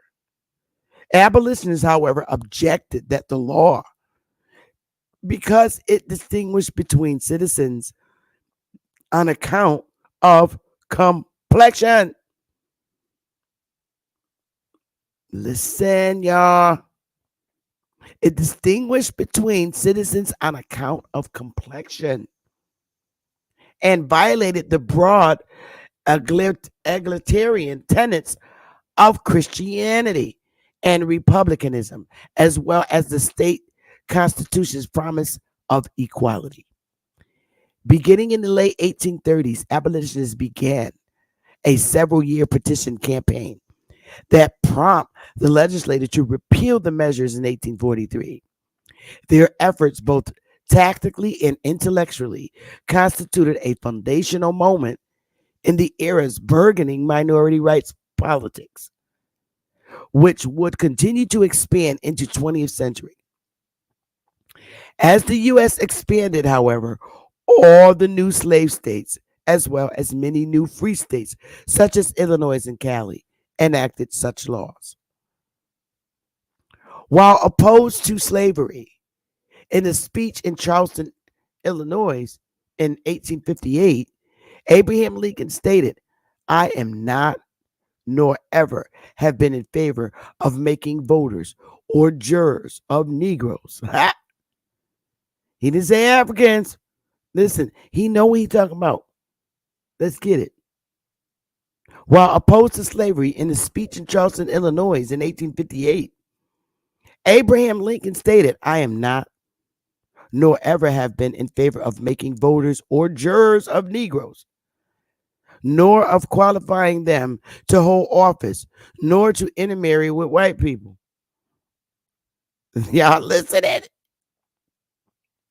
Arkansas, Florida, Louisiana, Mississippi, Texas, South Kakalaki, and Alabama legalized interracial marriage for some years during the Reconstruction period. Now we're talking 1861. Anti-miscegenation laws rested unenforced, were overturned by courts or replaced by the state government in Arkansas and Louisiana. However, after white Democrats took power in the South during Redemption, anti-miscegenation laws were reenacted and once more enforced. And in addition, Jim Crow laws were enacted in the South, which also enforced other forms of racial segregation. In the 1870s and 1880s, the state of Tennessee repeatedly prosecuted and incarcerated David Galloway and Melinda Brandon for their interracial marriage. Tennessee Republicans passed a resolution supporting Galloway's rights to marry at their 1874 political convention. In Florida, the new Constitution of 1885 prohibited marriage between a white person and a person of Negro descent. See, this whole time we're only talking about the newly created white race, which was formerly British, and blacks. Ain't nobody talking about no damn Indians or no nothing. Because this is who you're dealing with.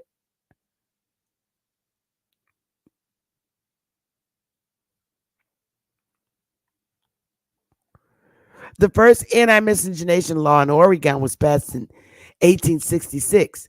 It stated that all marriages of white persons with Negroes, Chinamen, or mulattoes are void and are prohibited, effectively prohibiting interracial marriage between African Americans. Okay.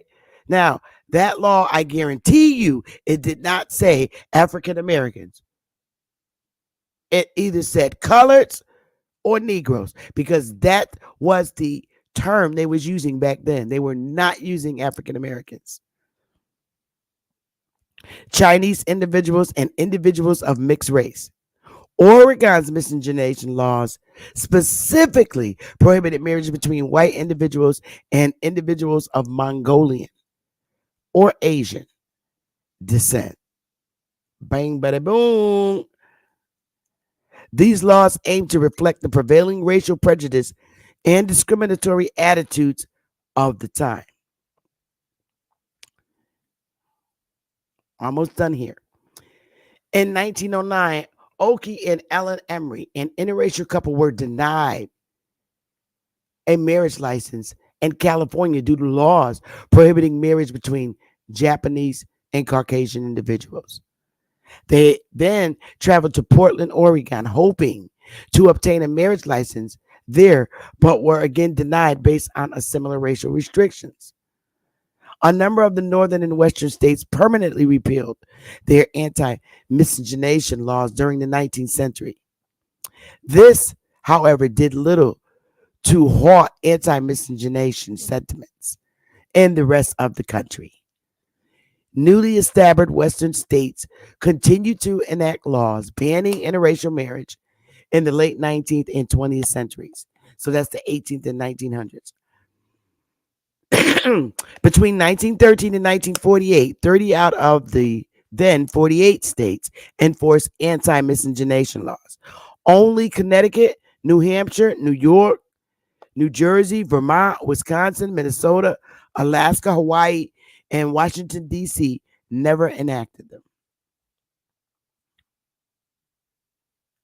And these are just pictures that I pulled to show you now how these ain't no damn slaves. You see the mulatto man here. Okay. Okay. Do he look like a slave? Look, yeah, a hot mess. Right there. There's what we would call today a mulatto.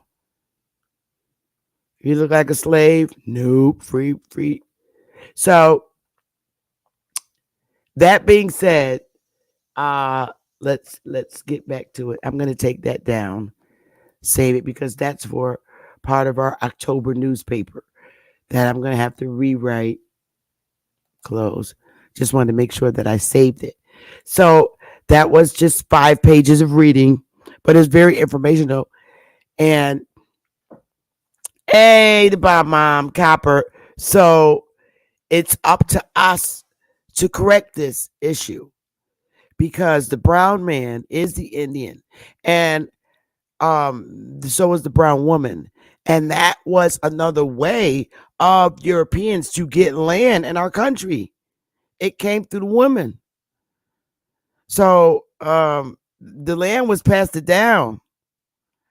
So how is that possible? You got to think. You got to use your really think again. Wait a minute. This, and I'm going to use modern day language. Okay. This white man, this sister Bethy got 300 acres of land. She fell in love with this white guy. That's the new race they called it, this British guy. Now the British guy got 300 acres of land because the man is the head of the household. He's the power, like she taught. How did he get all them acres? Because it was Indian land. And now you got the Indian woman's land. So now what happens? When Sister Bethy dies, he's European, so all his European family members are going to claim his land. Not the brown ones. You're not getting none of it. Sad, right?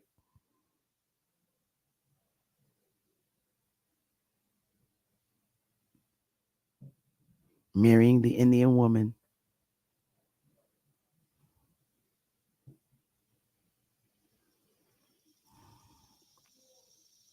That's what happened. So the efforts, it's just wow. They always in our history, it was always up to us to step forward and identify ourselves. Otherwise, what you're going to get is the people that do identify as Indian and those that don't. Okay? So rather than, because one has no jurisdiction over you to identify you, it has always been up to you to identify who you are. If they don't have a jurisdiction, they only have jurisdiction over the people that become citizens. So if you are a mulatto baby and you're going into and forced to be into the corporation, you're mulatto, they get to identify you. Now, wait a minute. There's something about the other ones that got all this land who are brown. Well, we can't place that identity down. They don't even have jurisdiction over us because, like she said, you didn't get citizenship until the 1950s.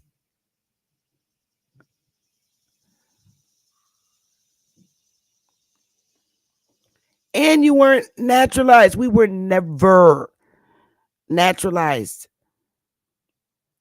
And we didn't have to. As Indians, Negroes, we never naturalized. We didn't have to. We were already here. We weren't aliens coming in or immigrants coming in. Now, refugees from the South to the North, yeah, we was running because we was getting burned out of our lands in the South.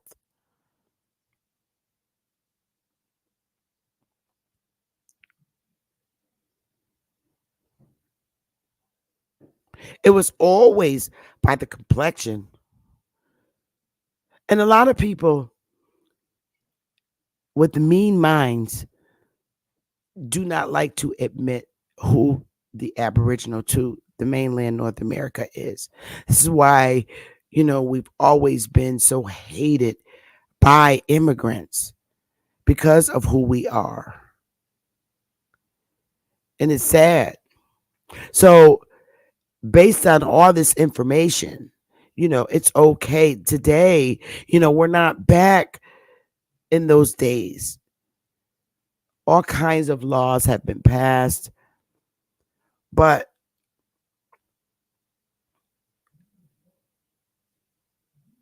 we're not we're not in a time where we now can be who we really are.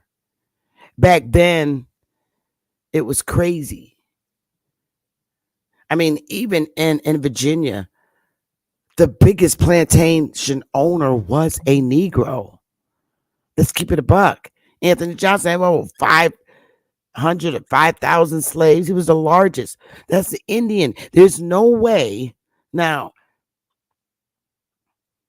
a Negro, okay, I'm just using their language from that time, is going to own that many amount of land and have that many slaves if he was not the aboriginal to this landmass. There's no way. No way. No African come from Africa owning thousands of acres of lands and having thousands. What do you have? 5,000 slaves or 500 slaves? This Negro, if he wasn't the aboriginal. Now, if you want to put things right in perspective, like Chief Holiday always taught us, which I believe true, Aboriginal people of the soil.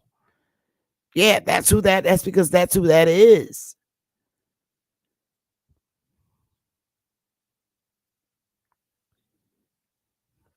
You don't get famous Indian fighters without acknowledging who the Indian is. And when you read it, you go down further, it tells you that they're these colored troops, this infantry, cavalry, famous Indian fighters. That's who the Indian is. Our ancestors. A lot of us could trace our history back to these famous Indian fighters because their names are listed. They're in the military records. And see, the thing is, like it is today, the United States will not take the responsibility of you acknowledging who you are, because back then it was a very derogatory term to say Indian or the Negro, and there were derogatory descriptions of us, but we lived with it, and I'm not ashamed. We know you're not a famous Indian fighter and you're my ancestor, and then later on you're going to call me an African. No. It's not how it works. During the Civil War, you were a famous Indian fighter, and these are colored troops. It's listed. Your ancestor is not a famous Indian fighter, and then yet you're born many years later, and you're now an African from Africa. No. You cannot. This is what I say. You have to be very careful of what you're doing here. No, you're taking you off of your original land. Just like, my grandpa's a famous Indian fighter, okay? And all of a sudden, that's back in Civil War time, 1861. Right? 1860. Civil War. And then in 1966, all of a sudden, you're an African American. No. My grandpa was a famous Indian fighter. I am who my ancestors are. So this is what I mean when I say that it's okay. Now, we're not back in those days. You can identify as who you are. Because just like my mom, my dad has famous Indian fighter, or those troops, they weren't African troops. He has Indian, he's Indian too, because he come from the same thing. So me being here in 66, I'm African. How am I African? And my mom's not African. My dad's not an African. Their moms are not Africans. Their moms' moms not Africans. Their moms' moms not Africans. But damn, my grandpa was a famous Indian fighter in the Civil War. I am and you are who you are. So it's up to us to correct it. It's not up to college professor Miss Bartolana, and thank her for her explanation of how the white race became official after, prior to being British, they made up a race. It's not up to her. But she kept Indian and colored, Indian and Negro together for a reason. You have to do that because it was tense to call someone Indian. They didn't like it. A lot of us, our ancestors didn't like it. It was a derogatory term back then. So it's up to us to say that. Just like Negro is now a derogatory term. Obama tried to sign it off, but no, you can't erase Negro and then call yourself erasing the history behind the Negro. Because we still have the records. Federal records. The hell with the states. But some states are, all right about understanding who the Indian is and when they come to you. Not all states are evil. But it's up to us. It's not up to Professor Battalora to say, we know you're the Indian, but they got to keep using those two interchangeable words because she could probably get in trouble by some folks who consider those names to be offensive. So it's up to us to correct it, not them. And they cover themselves by doing that. She only spoke about black and white people. And the issue was always with the black and white person when it comes to marriage. And then they threw the Indian in there.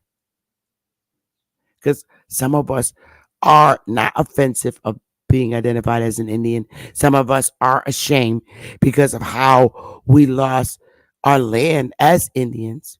I ain't ashamed. I like being who I am.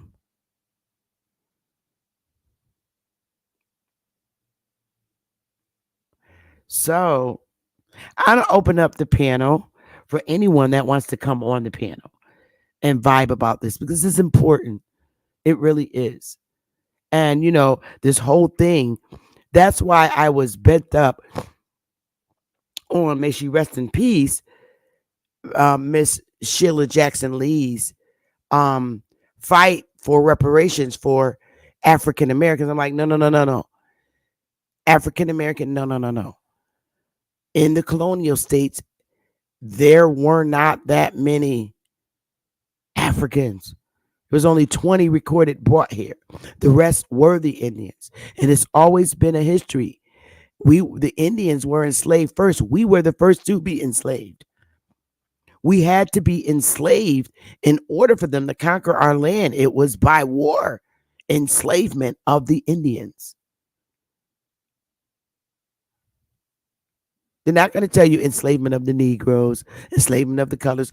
The enslavement of the Indians took place. It was very ugly. When you look at the history in the North, it's not hard to determine what the history was like in the South.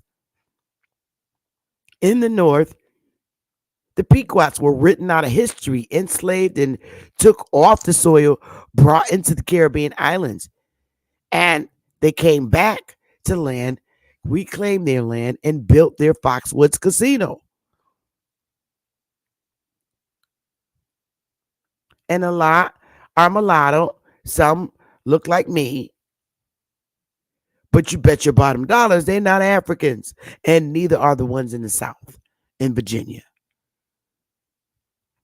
Okay? An African did not come over here owning 5 and 10,000 acres of land. No. Those are Indians conquered by United States government. When you hear freedmen, it's because they're freed, all right, and are now going to be civil. They're going to vote. So what you do, they become another status. Rather than as slaves, they are now freedmen. And they only resulted of freedmen as a result of the Civil War. They were now free. These Indians are now freed. And I'm going to say this 1,000,000 times over. Within the boundaries of the 50 states, Benjamin Franklin even takes you there. They was not bringing Africans on the mainland. Facts. They was like, hell no. If they had done that, if that was the case, all right, you got all these Indians that look like me and my dad and my mom, okay? And you're going to turn around and snatch Africans, millions, and bring them on the mainland within the United States boundaries? Are you kidding me? That would just double it, because now you got the Indians that were enslaved that look like me, and now you're going to bring Africans over here? There wouldn't even be colonial states, because Africans are crazy fighters, and so are the Indians here. It wouldn't even be colonial states. So you got to wake up and smell the coffee and understand history. And so this is why I was so bent against Miss Sheila Jackson Lee thirst for fighting for African slavery. She has to go and do that over in Jamaica, where they brought all the slaves, and other Caribbean areas like Brazil. I understand Miss Jackson Lee looks like me, okay? But you got to remember, her ancestry is different from mine. She's from the Caribbean. Her parents, okay, and one of her parents anyway, and one of the parents are from mainland North America. So we don't have the same genealogy history. We look alike. We favor a little bit, but we're not the same people. My ancestors are from this soil and never came from any other soil. So if you're going to fight about the history of slavery that took place on North American mainland, you got to take it to the Indians, baby. And that's what my fight was. In South Carolina, all them Indians out there from there, they're not no slaves from Africa. They are not. They are aboriginals from that soil. When they were burning out us from our lands, you got to explain Black Wall Street. When they were burning us out from our lands in the South, they were burning Indians out of South Carolina, not Africans. No. There's no way you have Africans and Indians here. Oh, no. There wouldn't even be 13 colonies. It wouldn't exist, because you don't think, well, why would Africans even come here if this was the case of the true story? And you hear, and they heard of a story, you took my ancestors, dragged them as slaves, and brought them. They wouldn't even come here. I know I wouldn't. But anyway, I'm going to open up the panel, and I really would like to hear your vibe. It's getting hot in here, or it could be hot flashes. Let's talk about it. And I really would like to get some senators on here, and I think I am going to start getting senators. I don't give a damn what their race is, but I'm going to put the link in the chat, and I'd love to hear from you.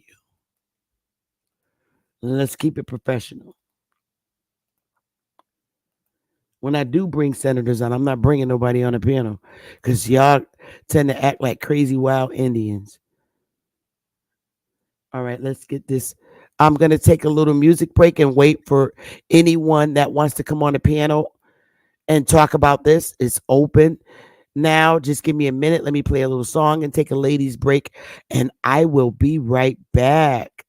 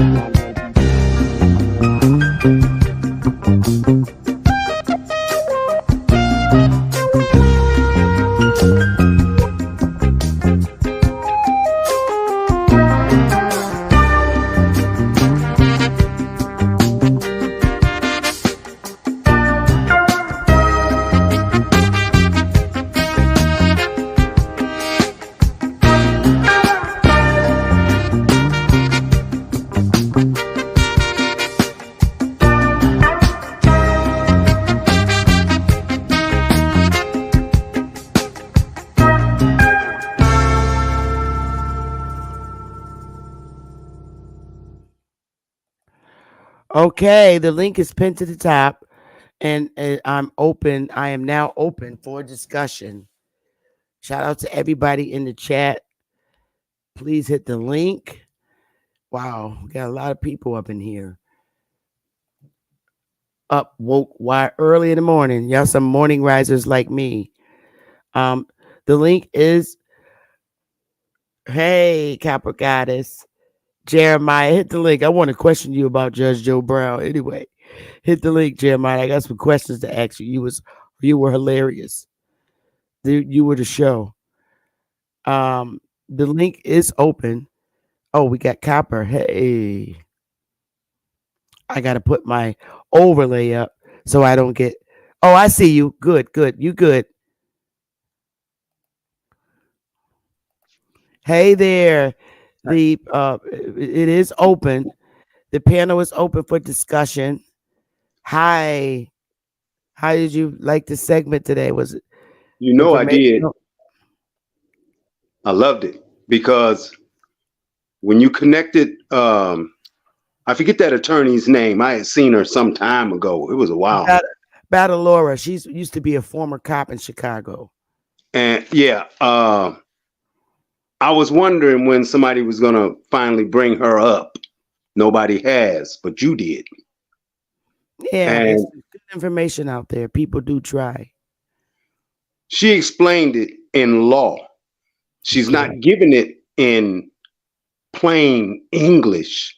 She's giving it to you in, not you personally, because you already know. For those that don't know, she's giving it in what is written in law, something that most of us don't realize that it's in their law. And when I say there, I'm not talking about her. I'm just talking about theirs, because you had no dealings in writing those laws. Right. And see, those laws that she was speaking of were already in place long before they got to America by those that we call British, or what she termed as white.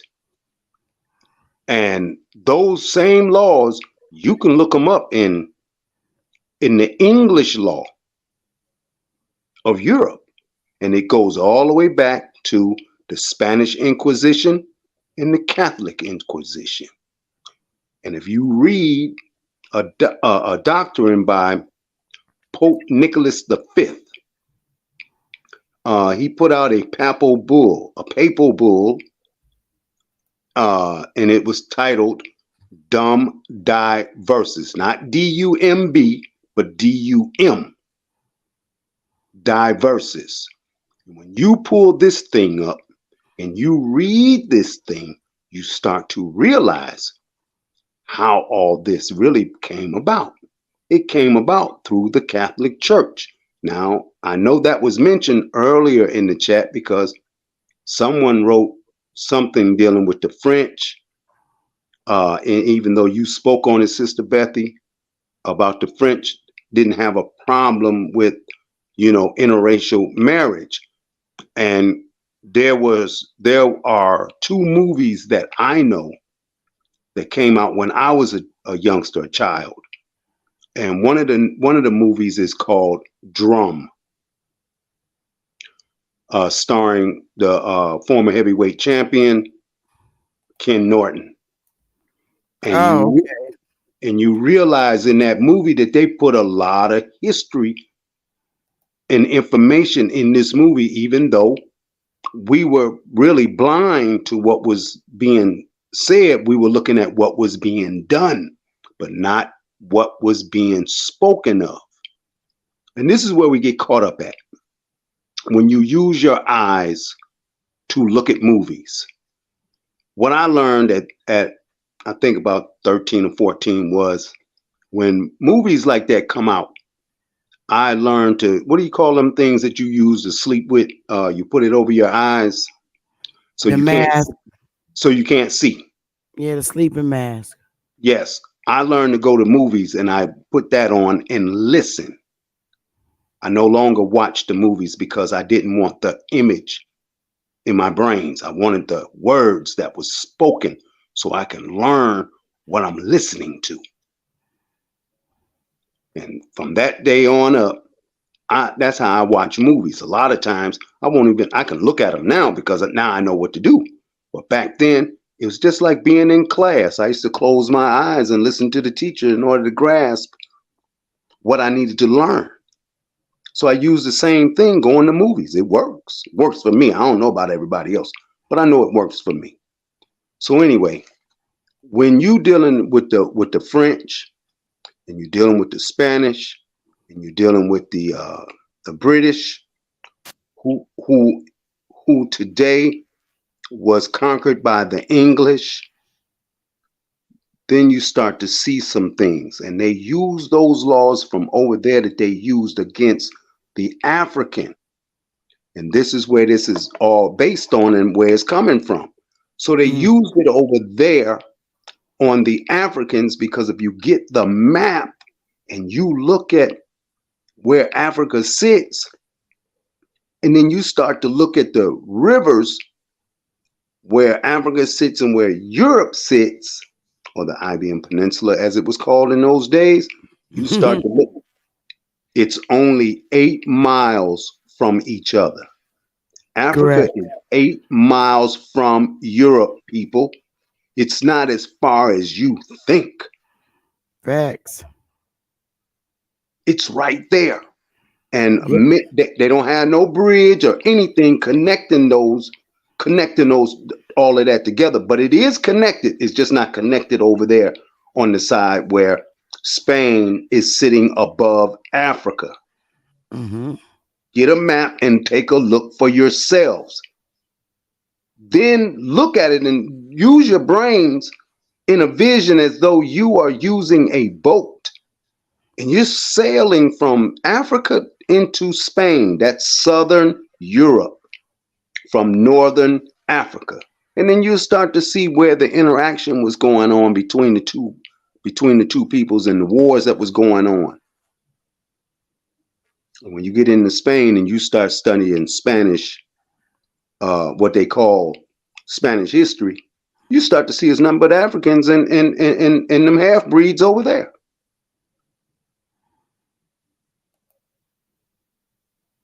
This has really been easy today since she brought this lady up, because once that lady went to talking, I was able to connect the dots right there because I already knew what she was talking about. It was real simple for me. And then I understood, because I had already known some stuff about when you do the research on marriage. Today, we would say marriage is a business. But back then, marriage was a theft. And most people didn't see it as a theft because they didn't read what them British had already had written down from over there and then brought it over here. And we'll say it's interracial marriage, but no, and then have a different understanding of what that means. Many of us today, the young today, if you ask them what is marriage, they couldn't tell you. Oh, it's because I'm in love. Really? Right. Don't play like you know, because you don't know. And don't know you don't know. Right. And I like how you explain that, Copper, because a lot of our people don't understand that when they were passing these laws, when you're talking about Virginia, Even though it's on this landmass, it's still being issued from Europe, those laws. And Exactly. because, like you said, they're so close, they wanted to prevent the Africans from coming in to Europe marrying. So when the British is making, decisions from Europe, and it imposes on, the colonies. So at that particular time, it was Virginia and Maryland. Well, if you During that time, also we have to remember all of the colonies weren't established yet either. well, that's why I was just getting ready to tell you. In order to understand what I'm saying, you got to go back into the 11, 12, 13, 1400s. Because remember, they weren't here. Those laws been in place since that time. They didn't start enforcing those laws over here on our ancestors till the late 1400s, early 15, and it really got in the swing when they hooked up right there in Virginia. Now, people need to realize, ask yourselves, what is important about Virginia? Because I'm gonna tell you what it is in a minute, because I know y'all don't know. What is important about Virginia?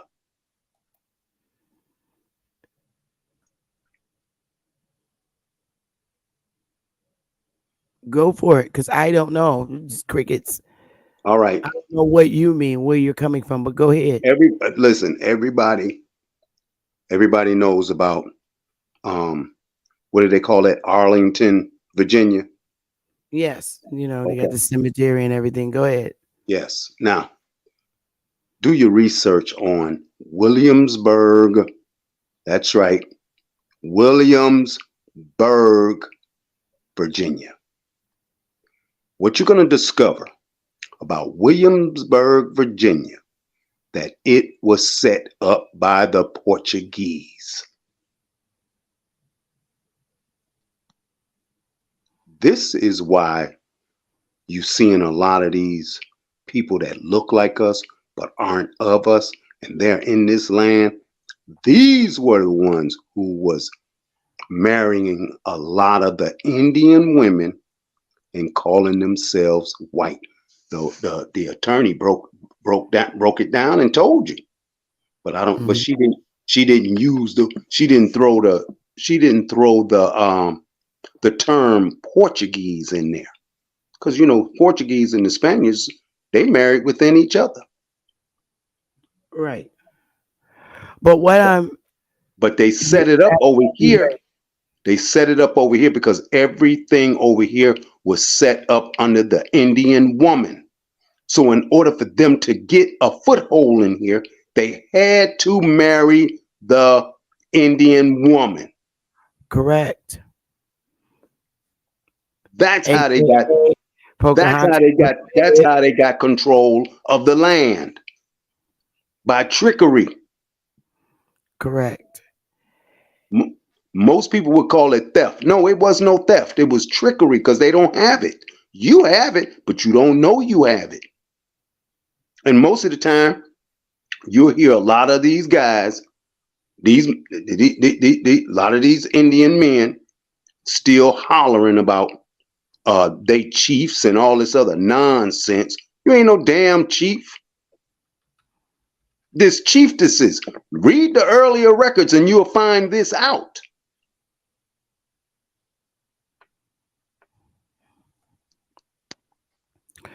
So what in order to get any of your ancestors' lands back, quiet is kept. You may not like what I'm gonna say, and I really don't give a damn. You're gonna have to marry an Indian woman. Man. Indian man. You can say whatever you want to say. Walk into them federal courts with them documents if you want to, and see how you get turned around. If she ain't standing there, watch how you get turned around, because it's already been done. Smoke. Smoke, you gotta come and tell us why you want him to calm down. So what I want him to calm down. I don't Smoke, that he's talking, he smoke signal. Smoke crazy. But what I don't want to. They smoked the cases in the the Georgia Superior Court. Hang on. What I want the audience to focus on is that when when British is making these laws and they're coming from Britain, that were already formally established.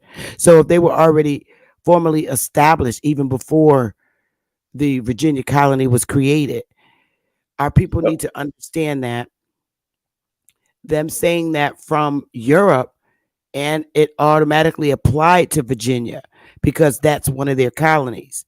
So when you're in Britain, and because Africa is 8 to 9 miles away, when you're in Virginia, everybody mistakes the Indians for being the Africans.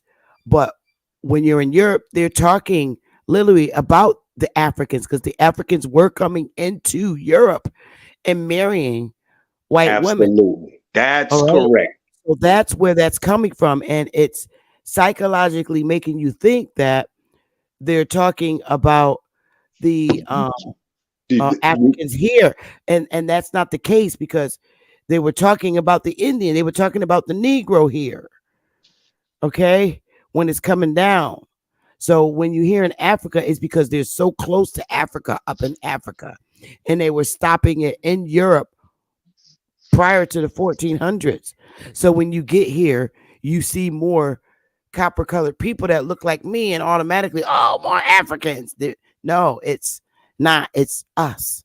That's correct. So I want you to understand that. Sister Bessie, how you doing? Hey, how are you?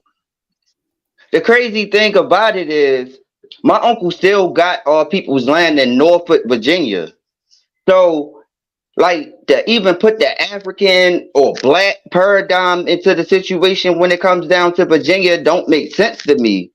That's why I keep getting into it with people when they actually keep on applying these type of terms, like you were talking about new terms into old history, into the history, because just like Judge Brown said, he said black wasn't created to the 1960s, so that must have been applied to old history too. Correct.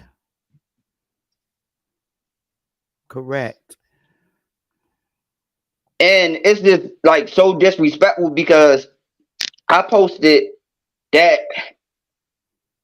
the last time I talked to Judge Joe Brown on my Facebook page, because my people's got a family group on Facebook page, and I let them listen to this man, and they was heated because they said, man, I don't know who those girls is on that podcast, but those girls is actually disrespectful because you is saying you was talking about your peoples. So, I mean, it's just crazy to me, man, because it seemed like when I get a chance to talk to him, it's like double-sided, like everybody looking at this man like a celebrity idol worshiper. So they want him to just keep on saying everything.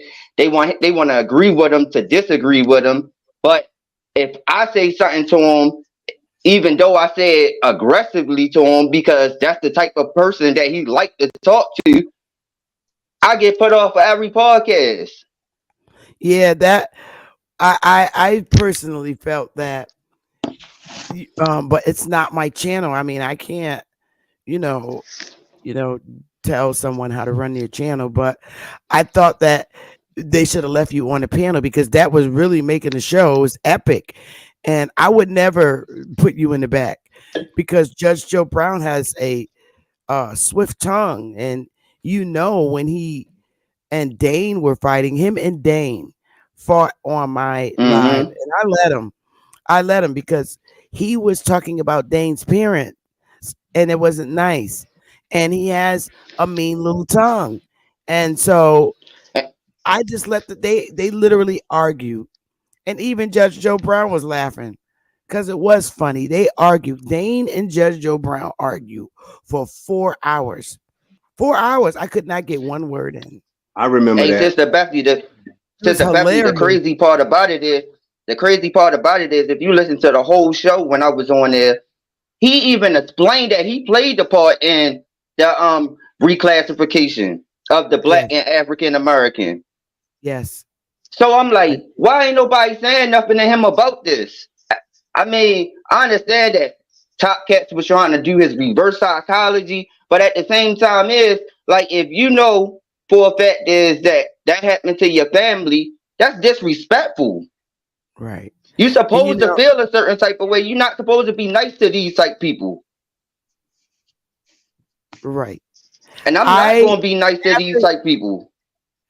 after you were taken off the panel for, I guess, for good at some point, I left it. I left watching it because that was the epic part. I mean, they should have let. I wish he was on my panel with you. I would have left y'all up there because it was epic. It was funny. It was hilarious. It was funny when it first started off, and I don't think that you were doing anything that was disrespectful because Judge Joe Brown can get very disrespectful with his mouth. I mean, he was calling Dane names that I did not think would come out his mouth as a judge. A Yeah. very And well it's known judge. crazy. It's And I it's can crazy pull because my that uncle. out. Hey, Jeremiah, check this out. See, when you coming in there with this truth, and you can explain it the way that you know it and do it articulately, even though you have to keep in mind that there are going to be people in those lives that are there as an agitator. And see, when you get the agitation going, that's when the arguments get started because some people don't want that message to get out. Yeah, but the way you just said articulately, they just judging off the way that I talk. They want me to talk proper. And I No, no, wasn't no, no, raised no, to no. talk I'm proper. not talking about. I'm talking about the way that you articulate the truth. They don't want to Oh hear yeah. it like that. They want to keep agitation going, so they're gonna attack you because of your truth and what you can prove. Not just say, but what you can prove. Yeah, That's because what I'm I'm really saying. doing this in the court system. So at the same time, it's like I'm not letting nobody come out of their mouth any type of way. Because I'm actually showing the court system about all brackets and everything when it comes down to this land. And they even disrespectful. So I'm most definitely not going to take no disrespectful of nobody on YouTube, no celebrity. I ain't taking no disrespect off of nobody. Because my family don't even disrespect. My family found that to be disrespectful when I was on there. My uncles almost jumped out of their skin. Because I got an uncle that actually is a judge, and he was like, that's crazy that man actually came out and tried to act like he don't know what I'm talking about. About black being dead in law. And this is the second interview that he tried to act like he don't understand what that means. So that's how I know he playing reverse psychology type games.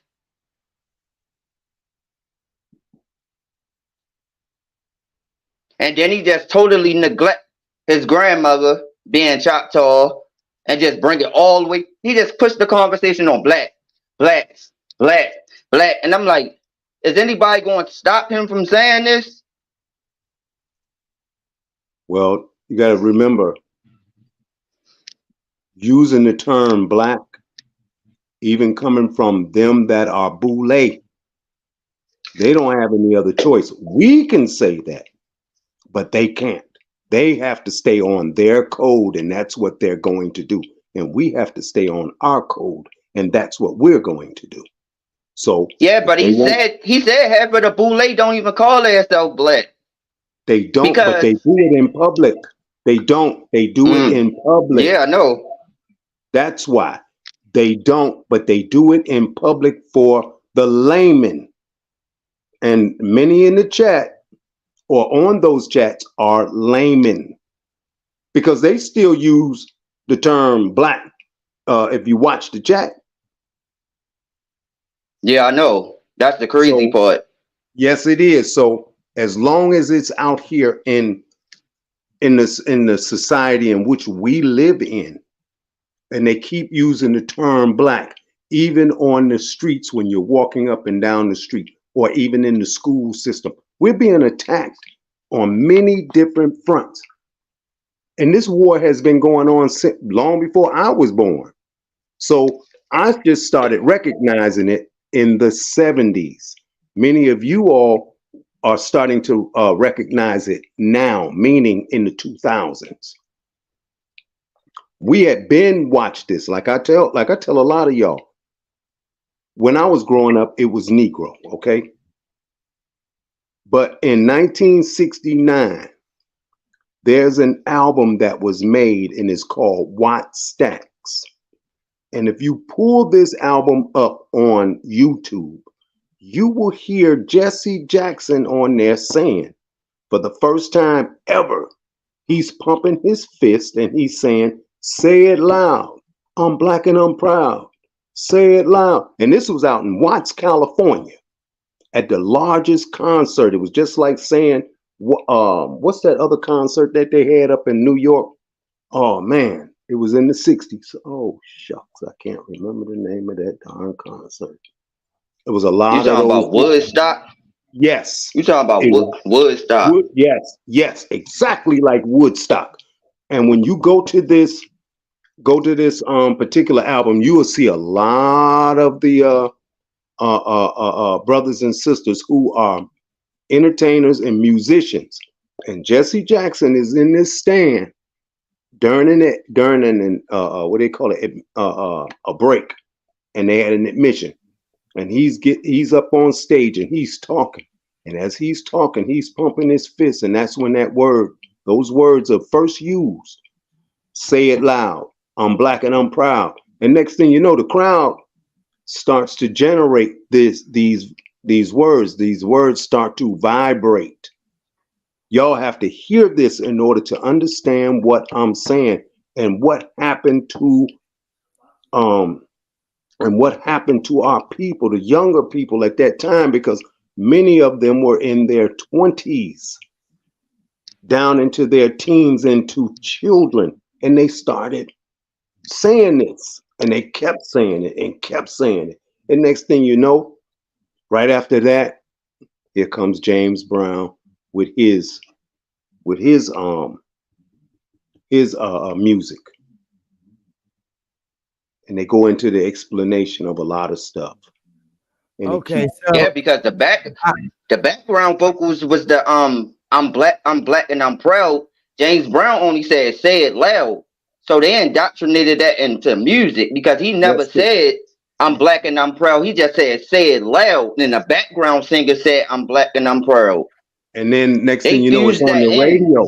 But it's on the radio. You have to understand what I'm saying. It's on the radio, and people are singing this and saying it. It's in the cars, bumping up and down the streets. It's all over the nation like this. And it becomes this by the 1970s. And then it transcends into the 80s. Right there into the 80s. And then with Jesse Jackson running for president, what was he pumping his fist saying? African American. Thank you. There it is. And you have to really watch all of this. And now African American president was the President Obama. He is the true African American that the Europe and British imposed laws on. It would have been imposed on him had he been in Europe. I mean, trying to come into Europe and marry. And you got to understand, when they're imposing them laws in Europe, they apply to all of their territory colonies that they established. So I want to share the screen and to show you how Judge Joe Brown is rude, and he's a judge, literally. And is rude in his comments. He's not so nice. He's very rude and was not being professional on the piano. Look.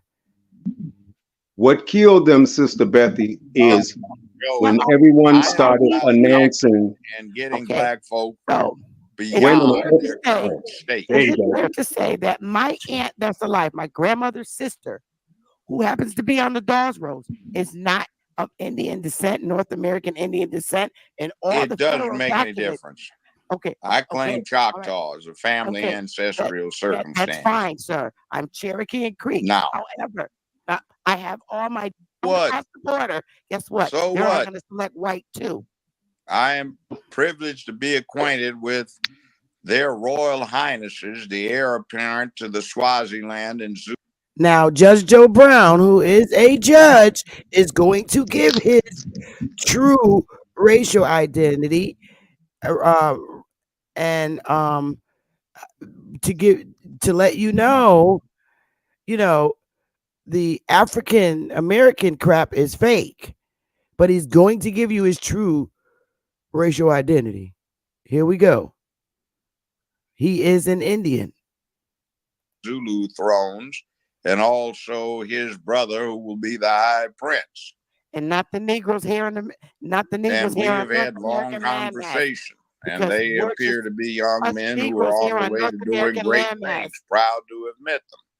So, us Negroes.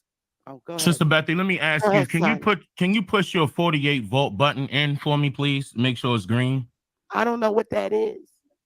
It's the one where your microphone cord is going to. Y'all know I don't know the microphone is not they had to come fully and up. Okay.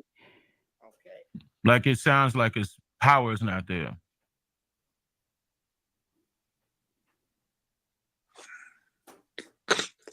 Judge Joe Brown, he is a hot mess, but I don't care how much of a hot mess he is. I still love him. I do. I love it would say 48V. You would have to press that button and it would turn green immediately. He real mean and strict like my father. It's green. I'll turn it off and turn it back on.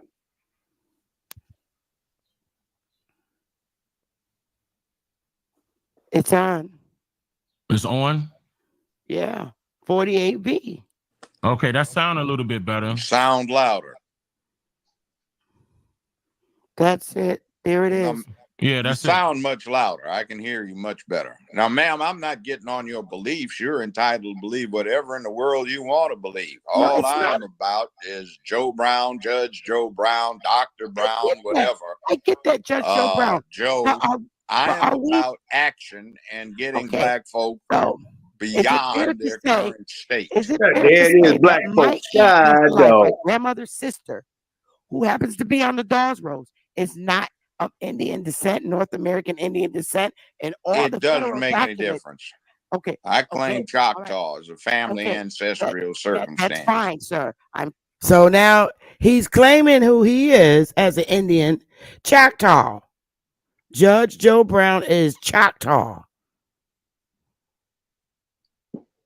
Cherokee and Creek. Now, however, I have all my documents. So you're saying to me that I should throw all my federal documents regarding my history and my race away, that it doesn't matter that I'm Aboriginal to this landmass? Are you telling me? Well, but I'm just saying, in my perspective and what I'm trying to do, that doesn't have any impact on the objectives that I'm trying to push. You have a bunch of Negroes running around here. He said what he's trying to push. They're not. Well, that's the problem. That's a matter of opinion. Now, it's painful, but it also gives them integrity because they know now that they've been standing on their homeland the whole time. Do you know what relief it gave there me? There are 54 sovereign nations on the African continent. Okay. Picking one is a difficult proposition if you want to pick with accuracy. You're up there in that world, sir. Then he needs to go to Africa, don't y'all think? I don't need to. I am motivated to do something about the black condition. In other words, black people need to move on from their current circumstances and actualize their potential as humans. Indoctrinated, so it doesn't affect you. But me, on the other hand, it's the best feeling that I ever had in my life to learn that good for you is my soil. That's all. It made Well, it good for you. If it works for you, made I'm me glad care. it does. See how Rudy is? Good for you. Well, my father has that swift mouth like that, but I love Judge Joe Brown. He funny as hell, but he rude. Watch. No, he had to say that because of the people that are listening to him.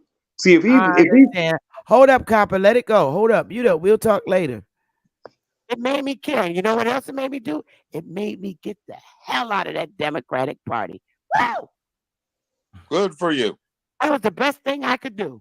And Trump, you might dislike him, but the man told the truth. They don't look like Indians to me. They don't look like Indians to Indians. And all Indians are laughing. I love that man.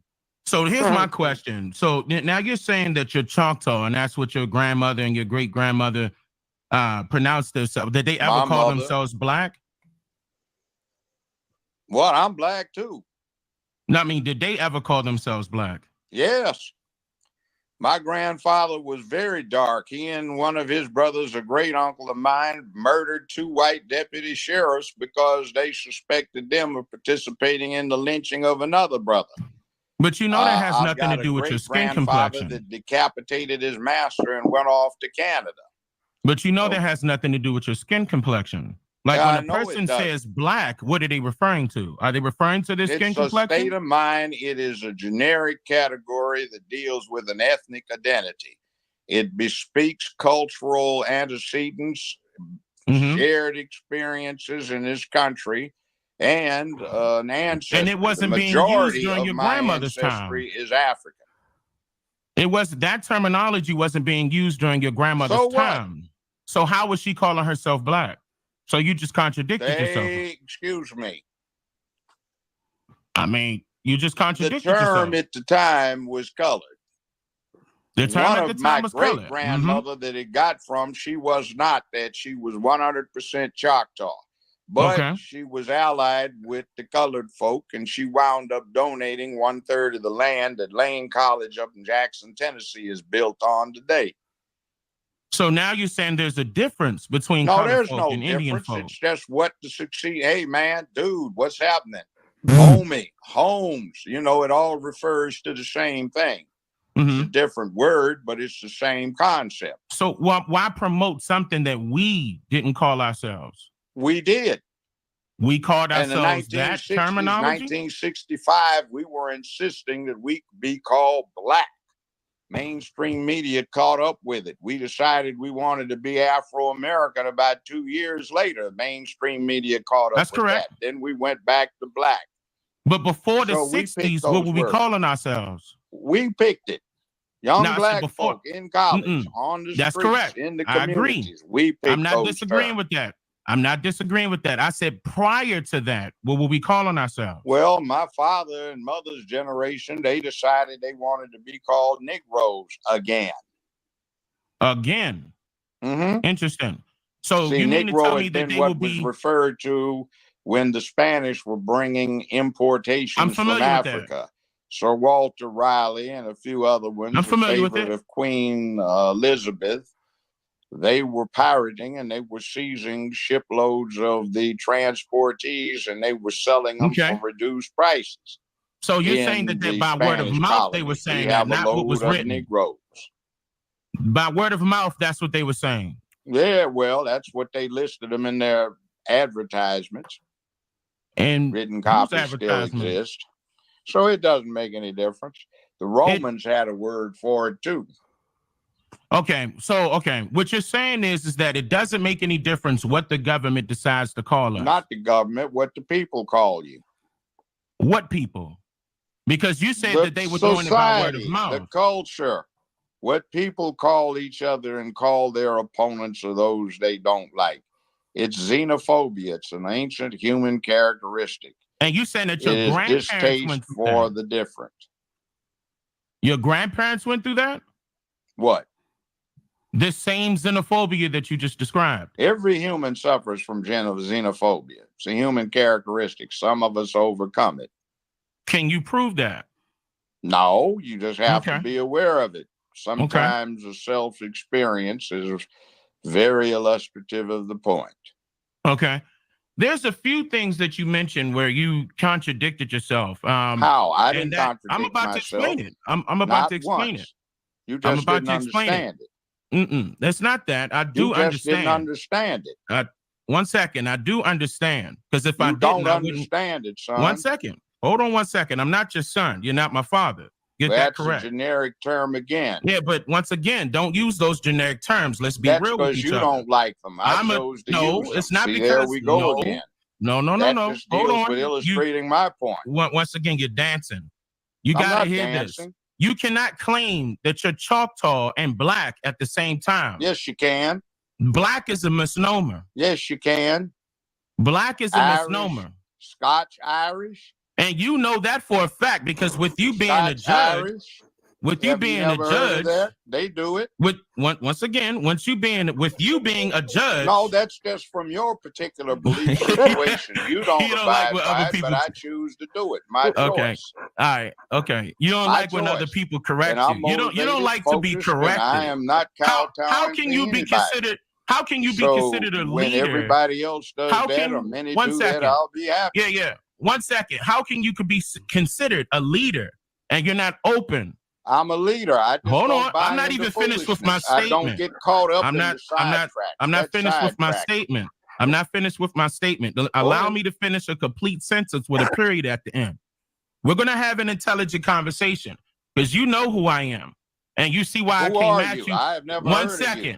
1 second. Are you Calloway? 1 second. 1 second. Is your name Calloway? Let me do the talking. Who are you? Let me do the talking. Identify yourself. I'm Joe Brown. I can explain that. I can explain that Who when are I do you? the talking. Answer the question. Okay. You look, He is a hot mess. Now he know that obviously he know who Dane is because he called out his name. Are you Calloway? Yeah, he knew. Here we go. Watch this, y'all. Don't want me to talk. Who are you? You know who I am. You and your corporate community know who I am, right? I don't know you. Introduce You don't yourself. know me? You also said that I'm a flat earther. Let me correct you. Oh, where have you ever stated that? Calloway, you're an when idiot. have I You ever are stated flat earth in my videos? Proven to be that. You are How? shallow in your intellect. You How? don't find With you yourself being a well judge, you're educated, supposed to be a and you lawyer deal with before a you lot of became a stupid judge. foolishness. Where's You're your the evidence? one that is advocating that black folk got brought over here $250,000 Where's years your evidence ago of this by flat earth theory that you're referring to? extraterrestrial aliens in spaceships. Yep. So You're foolish. just I yapping. can't That's even all have he a doing. conversation with you. Of course you can, because you don't I allow me Now to he's have a deflecting. don't conversation have with a you. foundation that would bring You're yourself up scared to of the me level where talking we to can you. debate. That's all it is. You're just You're scared of me ignorant. talking to Who sent You you? are Who ignorant sent and you? you're foolish. Hold on, Sister Becky. He told Dane that he was ignorant and foolish. I told y'all, you got to mute up. Oh God.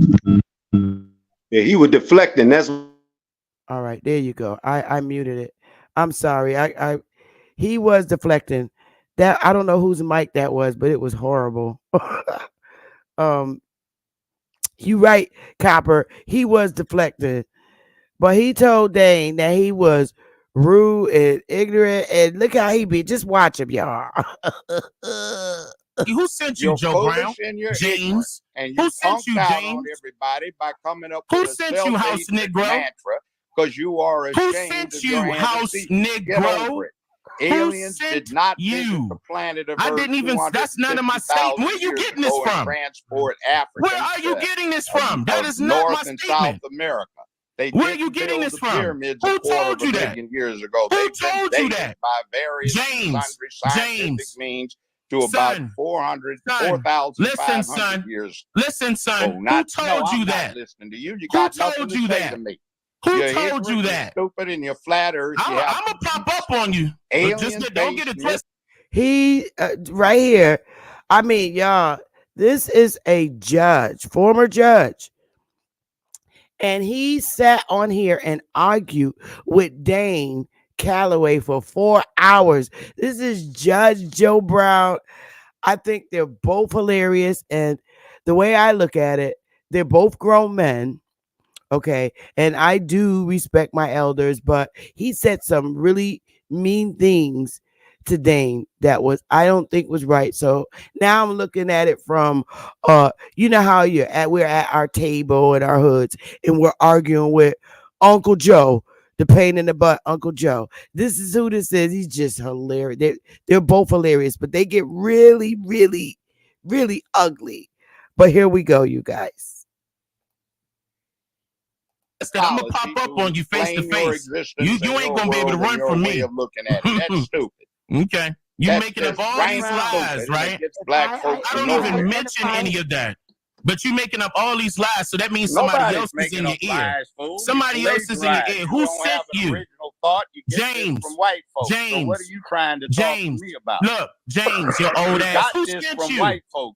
Who sent you? Jim Jones. Who sent you? And you want others to drink? Listen, son. When I'm talking to you, you listen to me. I don't Who have sent to listen to you.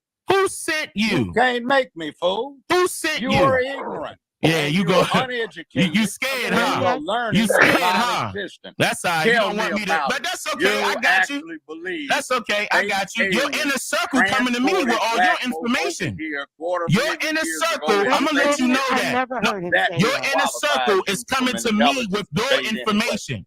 I know where you at in Tennessee. I'm going to pop up on you and make sure that you still got the same bars that you got right now. I'm not afraid because you're a judge. Are you threatening that don't make no difference to me. Threatening me? Bring it on. You take it as a threat. Okay, take it as a threat. What's going to happen? Exactly. You're publishing it. You have challenged. I care less. You were talking about you don't scare me. So none of your folks scare me. I will react accordingly. Beware. You beware, son. You beware, son. You are stupid. Making yourself a lame on the internet. You've been a lame, straight goofy. I can't wait till you die, man. Most of y'all boule people need to die off anyway. And we're going to keep exposing you every single chance we get. Weak bastard. You got a problem. Yeah, okay. No, I got a problem with what?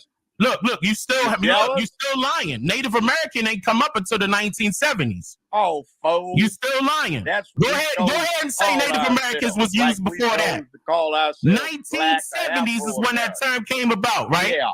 You know about the know nothings? What do you call yourself? You know about the know nothings? Yeah. Yeah, look at you. You still think I'm talking about aliens in space? You doing that purposely. You got brought over here by ET aliens. Who told you that? Who told you that? Who told you that I say that? So the problem here with Judge Joe Brown, he's getting Dane Calloway mixed up with two people at one time. He's getting him mixed up with Young Pharaoh because Young Pharaoh talked about the aliens taking him, and Brother Sanchez is the flat earther. So he has issues with Young Pharaoh, Judge Joe Brown. He has issues with Young Pharaoh and Brother Sanchez because Brother Sanchez teaches flat earth. So here we go. Did you guys want to say anything really quick before I let it go? Okay. No, I don't say that. Did. I don't say that. Americans get over to Africa 250,000 years ago. You tell us. All right, let me tell you. Yeah. It was nobody in West Africa during that time period. You know why? Because the U.S. government had to buy that land from the French, correct? 250,000 years ago? You heard what I said? What kind of fuck? You should know this. You should know this. That U.S. government bought lands from the French, correct? That West Coast, West Africa, correct? Am I right or wrong? No, you're wrong. Oh, I'm wrong. Please prove to me that I'm wrong. To North America. You know this is on blast, right? How did they get to North America? How did who get to North America? Black folk get from Africa to North America. You tell me. No, tell me. You're the one that's no. You're the one that said I'm talking about aliens and look. You tell me. You got the information, right? No, I know what went on. You know about the American Colonization Society? Have you ever heard of them before? Yes, I have heard of them. What year was that? One that went back to Liberia. Go ahead. Okay. They went to Liberia when? About the 1820s, 1830s. Mm-hmm. Now. And that's not us coming to Africa? That's going back. That's going back. So when did we get here? What year was that? Probably some drifted over a long time ago. Probably. Got caught up in a storm. That's an assumption. By probably is an ocean assumption. Transport. Probably some got is brought an over assumption. In slave trades. Probably came over otherwise. Probably is an assumption. You're assuming. You don't know. No, I'm assuming it's scientific. You don't know. Scientifically supported. You know look scientifically, right? You I ever know what science taken is. Science, technology, engineering, you know what that and is? math? You know what that is? You It's called indoctrination. It's called indoctrination. Science, technology, it's called indoctrination. I'm answering your question. Paleontology, I'm answering your question. Or are you just believing in I'm answering your question. Spaceships. I'm answering your question. Hold on. One second. One second. If we find one second. Hold up. Don't try to skip that. No. Brought Stop black dancing. folk over here Stop 250,000 years ago. That would be wrong. Yeah. That would be you wrong. heard what I said. Look, he don't like when I correct him. Yes or he don't no. like that. Yes he don't know nothing about what he's talking about. Get bold with me Who and then sent threaten you? Me, punk. Who sent you? Punk ass pussy. I bet you won't say it in my face. I'll say it to your face. Okay, I'm gonna pull up, but watch. I know where you at in Tennessee, James. Well, Stop playing with me. I am. No, I don't gotta find you. I know exactly where you live at. Don't threaten him. Don't threaten him. I don't care about this pussy you nigga. Got a good game. No, but I'm like saying, to I talk. don't. Everybody fuck him.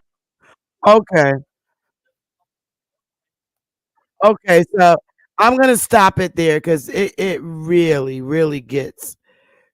I'll put the link in the chat if anyone wants to watch it, but I'm just gonna stop it right there because it gets really outrageous, and then they both start laughing, at towards the end of the segment. But it was for 4 hours long, and I just didn't even bother to stop the two from arguing because I saw Judge Joe Brown on Twitter, and he's one of the politicians that I invited over to my channel, and I wanted to have a segment with him. And Dane was watching in the audience, and he noticed that my mic was messed up. And I got it fixed now because now I know how to do it. He taught me how to do it. So he just asked him some questions. He began asking him questions, and that's how it turned out. But I'm like, oh my God.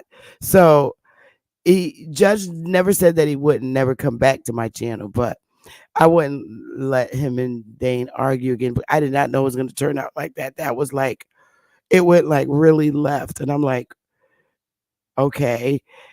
The conversation was more like, that's you, right, Bab? I want to make sure that's Bab. Hang on, y'all. I have to put a overlay over this.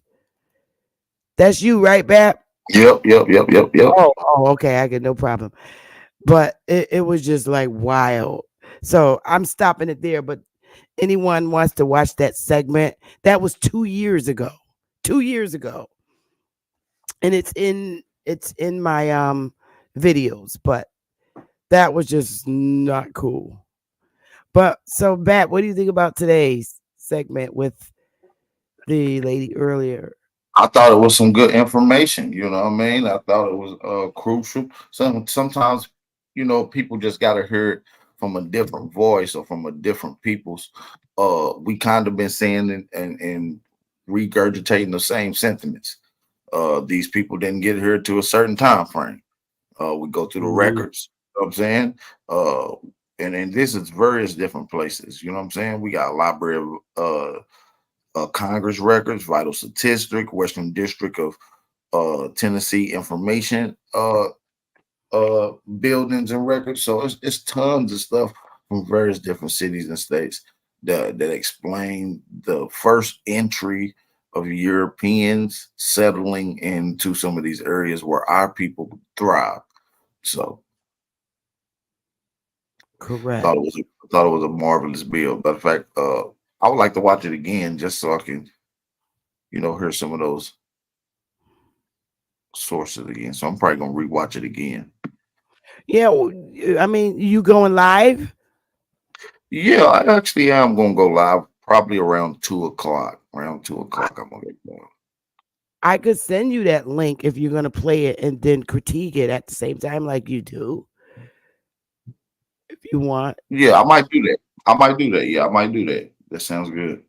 So I'll send you that link. But I thought she, really clarified the fact that people need not be confused. This the part that I really liked about her segment, that people not be confused that these laws were implemented in Europe against Africans way before they even had any colonies over here. So those laws then, when they did begin establishing colonies over here, it triggered to apply those laws in their colonies with Africans not marrying. So because they see us Indians and we look like, have a lot of us do favor Africans because our skins are many different shades of brown. So they, pinpointed us as us darker ones as those Africans rather than who we really were. Right. Make you non-descendable. And so, yeah, Right. and that was a key part, because when she said that, I thought about the 1666 Sexecute Act, which gave birth to what we call our birth certificate system, our live certificate of birth. That was the law initially implemented in Europe at first. Hence the French name 1666 Sexecute, right? Sexecute Act. You see what I'm saying? So yeah, interesting. Hey, Sister Bethy, you know what's so crazy? It get confusing a little bit because, can you hear me? Yes, hey, yes. You, Jeremiah. What's up, yo? I reacted to video yesterday. Jeremiah, fix your mic, Jeremiah. It's making a bad sound. Fix your mic. Yeah, it sounds pretty bad. Maybe it sounds real bad. Copper, Alibama. Alibama. Copper Aborigine. Copper. Yeah. Can you hear me? Oh, now we can. Okay. Let me interject just a little bit. Then, you can have it. The reason why it sounds a little confusing is because, no disrespect to no one, but you have to learn to separate what is earlier of Britain stuff before they brought it here. Once you're able to do that, then you will see the model that they used here on us that is still working up until here recently.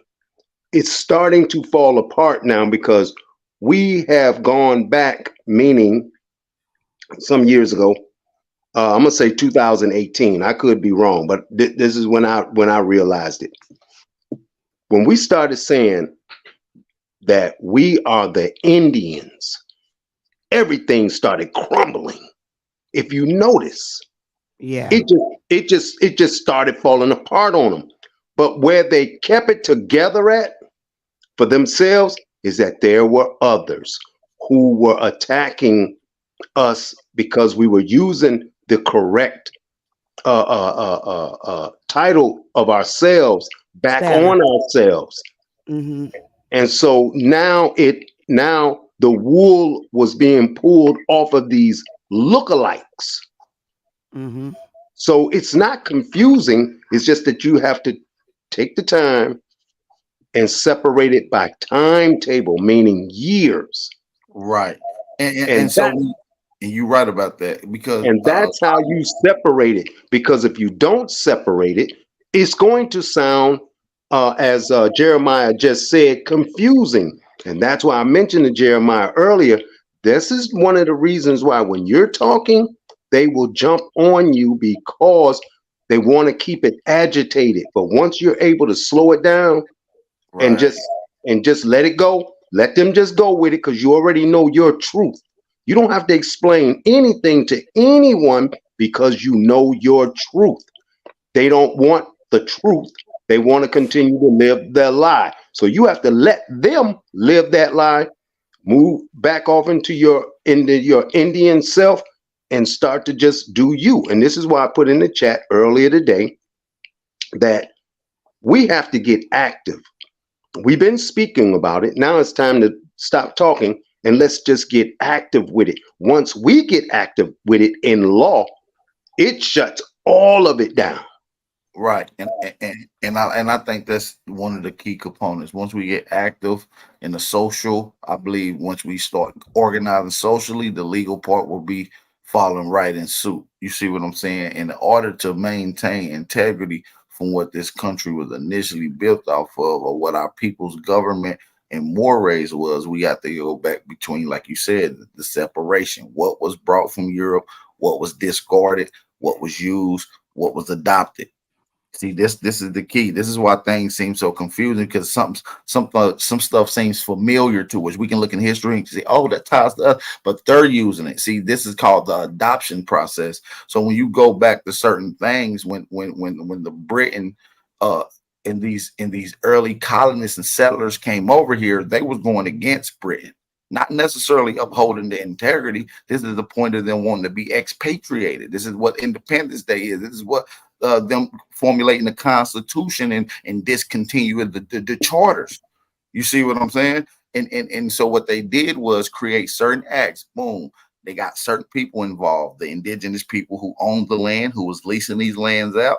Somehow they fell into the Virginia Assembly ordinance. And what happened was, we go back to that 1666 act, which is another thing that was borrowed from Europe. This made you dead. Once you're dead, they can claim the indigenous inheritance. Hence, less than 120 years later, you got Europeans claiming Indian heritage, getting benefits and land grabs all off of your name while you are consensually dead.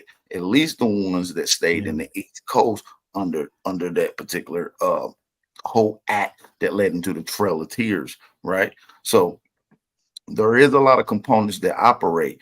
And even though it may not be confusion once you look at it, it is complex nonetheless. Our history is very complex and it's tangled. What's complex is this. They took the Indian woman out of the equation.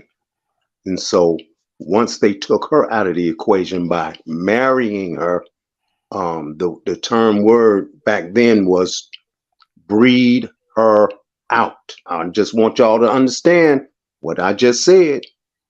I said exactly what I meant. Breed her out. But I think it was the separating of the men and locking them up into these penal codes, because No, bro. No. Bruh. Well, I want to hear both of y'all, because you're saying it starts out with the Indian woman first.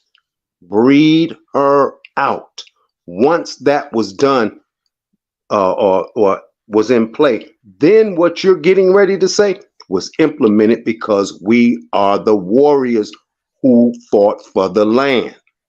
Yeah. So what I'm saying is, before the potential threat can even intimately get into the relationship between the women, there is a boundary of protected warriors to get there. So what happened is, in the midst of this wars, a lot of the fellow brothers become POW. So they're removed from the situation, which leaves the woman exposed. So it goes back to your story. The breeding process then starts, but you have to remove the defense mechanism in order to hit those interiors. Now, this happens various different situations, and we can give various different situations where they deliberately remove the male POW, or waited for, or pull them away from the area in war, and then do secret invasions into the town where the women and children was. So that one makes sense. But this is the crazy thing. This is the crazy thing for real. I talked to my mother. My mother said that her mother was mulatto, but she wasn't mixed. So she was the light-skinned one with the straight hair that wasn't mixed with white. Her mother was a mulatto that was light-skinned with straight hair that wasn't mixed with white. So it's two different types of mulattoes. Oh, I think you might be misusing the term mulatto, right? Because there could be just Negro people with different lighter skin, right? mulatto simply means mix when we get into it. So you can't say that they're mulatto and not mix when the term mulatto literally means mix. It's like mulatto, quadroon, you know, these references. Yeah, octoroons. Percentages of mixtures, you know. So right. I think we got to be so they basically, so you basically saying that they actually marked them down as mulatto just because they looked it like they was mixed. Absolutely. Right. This was the case, and sometimes absolutely. This is what you call passing for white, right? Or free people of color, or free whites, right? Free whites persons, right? These are people that's passing ultimately for white. And that is true. I'll use modern day, 2 Negroes can make very light babies because it can be passed down from so many generations, right, Bap? I've seen that. Oh yeah, absolutely. Yeah, absolutely. Just like 2 dark-skinned babies can make a albino baby. There's various different combinations out here. We'd be surprised. Yeah. Those that don't know, there is such thing as called medical mysteries, right? Where stuff just happens that can't be explained genetically, you know. Well, when you go back, when you start studying earlier of that history of the Iberian Peninsula, where we, I guess maybe when we were going to school, they were projecting the Roman period on us when it was calling it the Roman Empire. Y'all remember that? I know Sister Bethy does. I know Alabama does. And I do, because I don't know if many of you all are anywhere near our age. Our little girl just came home. It was talking about the Roman Empire and stuff. Like where did they learn this at? Third grade. Bro, you got to realize something. See, they're going to keep that Roman Empire mentally in play, verbally rather, because this is their period, and it's somewhere between. Maybe somebody can help me, but I remember this a little bit. This was like 400, somewhere between 400 BC and 800 BC. And when you start dealing in that period, you start to see what's really going on over here. Right. And I believe one of the hidden jewels, and this is just my own conceptual theory, is that they constantly reference Rome to America in various different ways. And you find various different significant similarities within just names and cities and architect. But even on the more government basis, they like to compare it, is because I believe that indigenous peoples from America, long before the Roman government and civilization established, these people from America went there and established these things. And they brought government, they brought mores, they brought religion, they brought folkways. And when you get into some of the terminologies like aborigine or aboriginal, the etymology literally tells you that the aboriginal people are the ancestors of the Romans. So it kind of goes into that. And that's just a simply, you can do just etymology Google search and put an aboriginal and read, it'll tell you. Hence. Well, the reason why I brought that up, bro, is because when we mention the word Roman, you're still talking about 2 groups of people, just like what you were just saying. You are talking about these people who are cousins. Today, you're going to call them Africans. Today, you're going to call them the indigenous peoples over here. Black Europeans.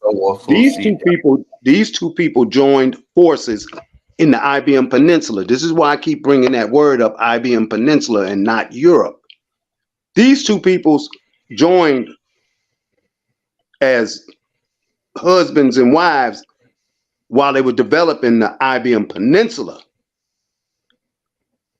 And once you realize who they are the Romans. And right. they were conquering all them lands over there, as we call it, conquering.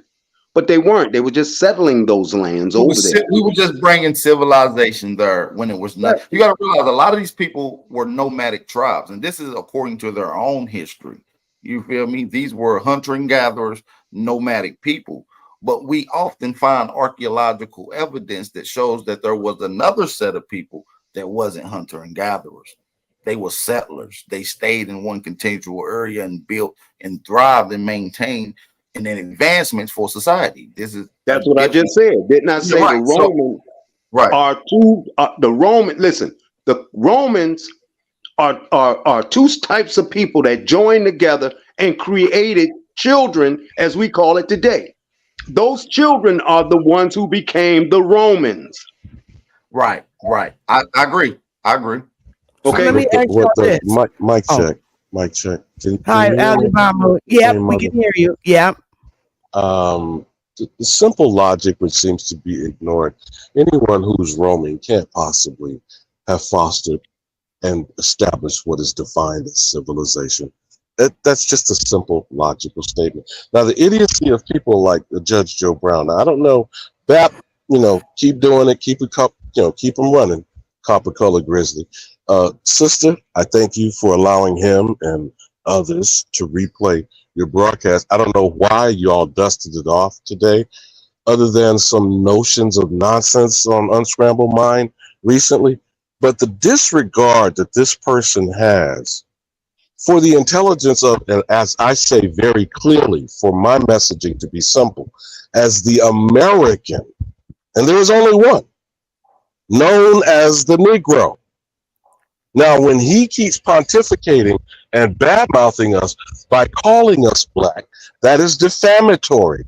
When do we put stop to that?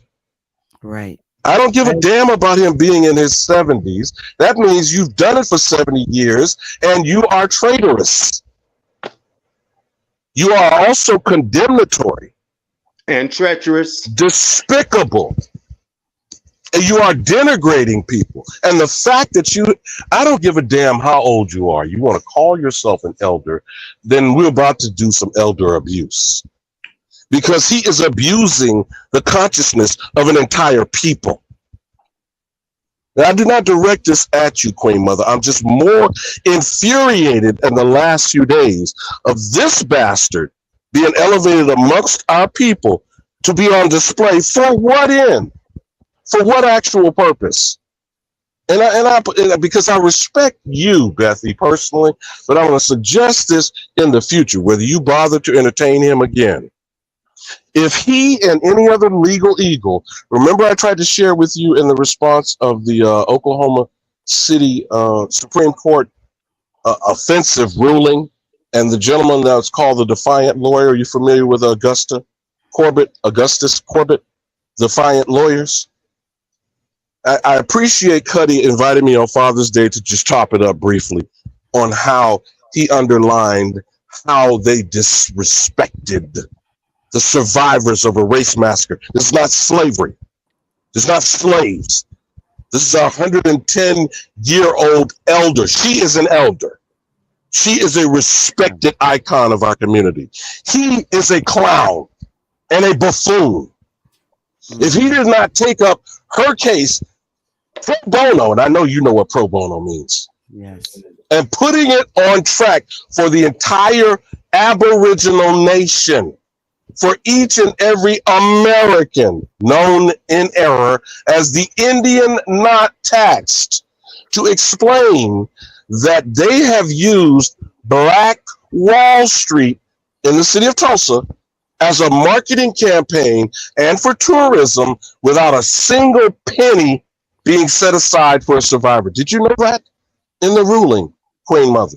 Yes, I did. The Supreme Court also said, and it is in law, that this was unjust enrichment, but, and you see how this why didn't I say so shit works? They never said in their fundraising that the donations would be taken up for the survivors' benefits. They sure didn't. Not one time. Excuse me? In the same ruling, The legislature was revealed to have investigated itself as trying to erase the historical record. That's the state of Oklahoma, the county and city of Tulsa.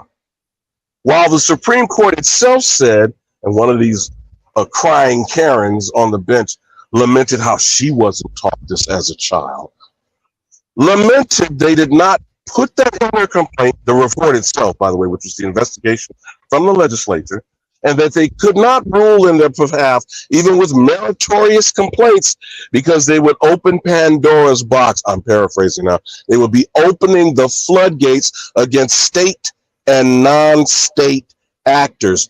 Now, my queen, please educate this old nigga in his ignorance on what that ruling means and how they added insult to injury to the open wounds of an active crime scene in Greenwood, Archer, and Pine. Please illuminate me, sister. Well, the first thing I can say is that he erred in the basis on which he filed the case.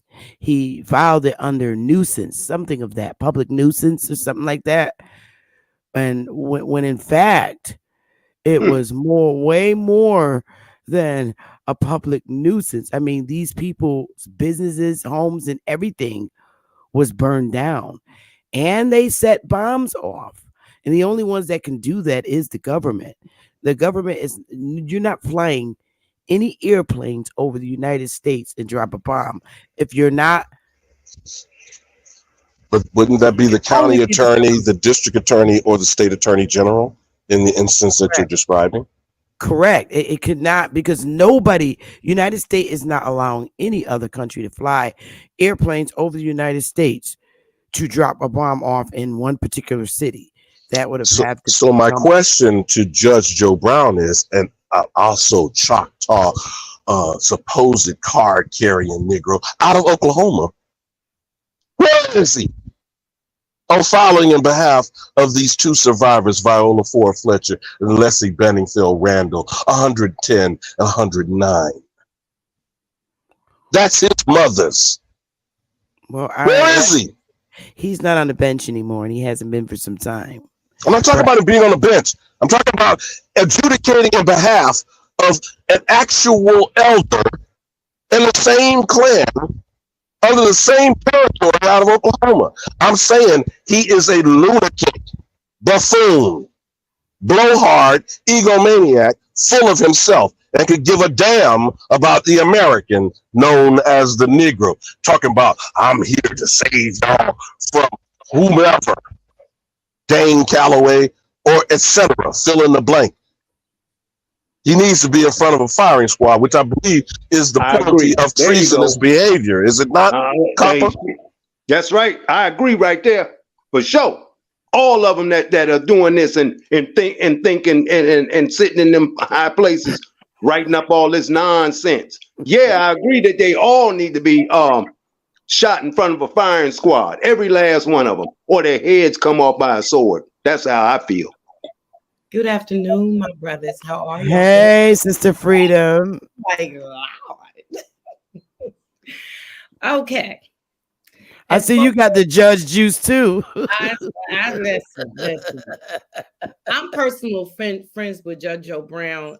He's an elder. Just like I don't agree with everything Dr. Walter Williams say, but I've been taught not to disrespect my elders. But I will say I don't agree with everything that he says, but with everything that is being said, he was on Unscrambled Minds, and everybody that's saying something now had the opportunity to come up and respectfully talk to the elder, ask him questions, maybe persuade his mind a little bit. You know what I'm saying?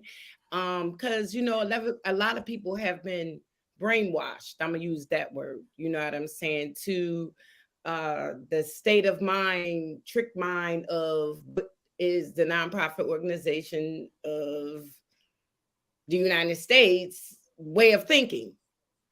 I am going to ask Judge Joe Brown to do a part 2. We were trying to do it Monday or Tuesday. I thought it was nice. That what you saw on my channel was 2 years ago. Yeah, and there are a lot of people that do not agree with his way of talking and but there's a lot of people who don't think like copper Aboriginal, like me, like Alabama. Hi, Alabama. You're not gonna speak to me, Alabama? Good afternoon, ladies. But I'm trying very hard not to curse because I have seen a very offensive.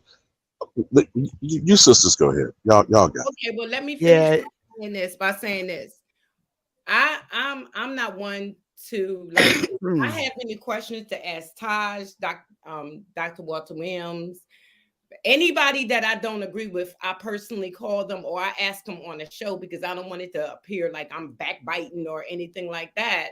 So if you gentlemen would like, when he comes back on the show, it don't have to be a debate or a disrespectful type thing or argue with him, because we do know that he is an elder. You're welcome to come on the channel and ask him anything that you want to ask him with respect. I mean, because I can reach him on Twitter too, but you have to understand that because that's how we got over here 2 years ago, because I Twitter him and I haven't asked him since. But okay, the fact is, on this panel are elders too. No, that's what I'm saying. Ali Bamu, I mean, I'm not an elder, I'm a boomer. Just, but Ali Bamu is a boomer. I'm Generation X. Ali Bamu is the same generation as Judge Joe Brown. And he's been through it too. And so is Copper Aborigines. That's what I'm saying. But I can call him right now and ask him, do you want to pop on for a second? That would be nice if he would pop on for a second. I mean, I wouldn't attack him. There's only one problem with that suggestion. I don't mind you asking him if you could contact him. Tell him. That's what I'm saying. Like, I mean, I just don't want like, because you had mentioned Unscrambled Minds, and that's the reason why I said it, because I don't want. We are a channel that just let everybody speak the way they choose to speak. Everybody doesn't agree with what everybody says. I agree with everything you say, everything Copper Aboriginals, everything that's being said, I agree with. But there's a way of attacking certain situations, and that's just how I look at things. You know what I mean? Well, that's true too. That's very true too. But the segment, I mean, and you can call him. I asked you if you would call him. I don't know contact if you him. Something, and I went to take care of my little mamas. She was down here, so I must have missed something when I came back. I'm like, what the heck is going on? So maybe I missed something. I don't know. Let me see if he's. I think you did, because we didn't show your segment. The segment I showed. Hang on, Alabama. Said it. If you can contact him now and ask him to hit the panel, that would be cool for about 10 minutes. Everybody up here is adults. But the segment I was showing was 2 years ago that I covered with Judge Joe Brown. That's old. It's 2 years ago. And let me tell you what the problem is. Hang on, Alabama. And Judge Joe Brown was. Hello. Oh no, it's answering shit. I'm great. Judge Joe Brown, this is Robin. Can you call me right now? Freedom. Robin, Freedom, Just call me if you get this message right now. All right. And I'm gonna text him. But he was mean to Dane. I mean, he really they were just asking him questions, and he began calling him a punk. He called me right back. Hello, how are you? What you doing? You busy? You busy right now? I just wanted to know if I'm on the line with Sister Bethy, and she had a couple questions that she wanted to ask you. I said, well, I'll call him and see if he's not busy real quick. She said for about 15 minutes. Do you got 15 minutes to spare? Well, I mean, if you pop on, if you feel like it, if you don't mind, if you do it for me. Tell him no one here is going to disrespect him. Nobody would disrespect you, then. No one would. I would not allow it. Worrying about that. No, it was just some. He says it's just on YouTube. I could send you the things so you could pop on for a minute, because you might have to go through your stream again. Okay, pop on. Go on YouTube on her thing. It might. It's on the live. Well, he was thinking of he said he was thinking of Facebook. So I can try to let me send you Sister Bethy's. Here's the link. Here's the StreamYard link. I'm gonna put it in the back for you, and you could copy it and email it to him or text it to him. Let me put it in the back. I'm just gonna send it to you, and then that way. Okay, well, now I gotta put it in. Wait a minute, Judge Open. And I can get on if you don't have any security on it. No, this is not mine. This is Sister Bethy's. It's not mine. So yeah, he'll be able to get on. No. No disrespect. No disrespect. On here. Wait a minute. Hold on. But wait a minute. Let me do it real quick because I had to put my glasses on. H. Yeah, you a boomer. Y'all got to throw your glasses on. He knows. Yeah, I'm sorry, y'all, if I'm taking too long. I'm moving in. No, it's okay. We respect our elders. I'm picking with you now, sister. I'm good with it. I'm at Big Mama stage. I'm okay. I'm Big Mama. I'm at Big Mama stage too. Don't believe the hype. I'm okay with it. Oh, wait a minute. Give me a second, Judge Brown. I'm almost done.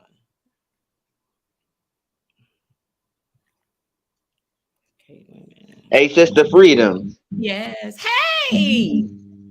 Look, I understand that you said. Hold on, Jeremiah. Hold it, Jeremiah. Hold it. Please hold it. Please. You know they get these letters is kind of small for me. 5, 8. Forget you, Aboriginal. They laughing at me, Judge Joe Brown. Okay. See, did I put it in right? If I didn't, I'll do it again. WAN9. Is that a 9 on the I? Jeremiah, turn your mic down a little bit. That's an I. Wait a minute, that's an I. Hold on. It's an I. I got to put it in again. When you were doing a moment of silence for Sheila Jackson Lee, and I know you have some issues with her, not just politically, Queen Mother, a noted Yale law jurist. Yeah. You familiar with her background? I'm talking about Sheila Jackson Lee right now. Yeah, not a whole. I didn't do a whole lot of studying on her because she's not particularly from my state. Henry Lewis, Skip Gates, and her are direct classmates. They are really? Both graduates of Yale Law School. That was an I, not a one. I. Uncle Clarence Thomas, another Yale law grad. All you had to do. Hold up! I'm trying to help her. Wait a minute, Alibaba. Yes. All you had to do was just copy it. I ain't listen. This is these darn smart phones. How are you sending it to him? I'm doing it on the thingy on my phone. Are you sending it to his email? I stressed it. I said I could have sent it to his email. See, all you do is I sent it to your phone though, Judge O'Brien. I sent it to your phone. That should be right there. Hey, Mike Pistol, you getting ready to get put out the chat? No, ain't none of us no Bantu up in here. Sister Bethy, I'm great. Yeah. Send it to him, Sister Betty. I'm going to put this in the background. I'm in the thingy, okay? Because I'm still doing. Matter of fact, put him out the chat. Hang on. Mike Pistol. Bye. Hang on. Wait a minute. Relax. Don't pay attention to the chat. I'm putting it in the back chat. 3. What are you putting in the back chat, honey? You're going to see it in just a second. Okay. And I could send it to him. And okay. I'll send it right now. Hang on. Let me just give me a minute now. Now I'm the old lady. Mr. Freedom, blind as a bat. It's true. Blind as a bat. I'm sorry, Judge. Don't kill me.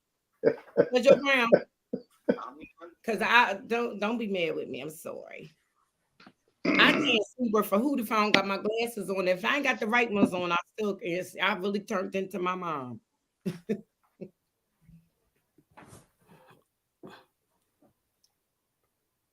How you doing, Jeremiah? All right. Okay. Now Wait a I minute. understand what you said. It might get distorted if we talk. Hey, turn your mic down, Jeremiah.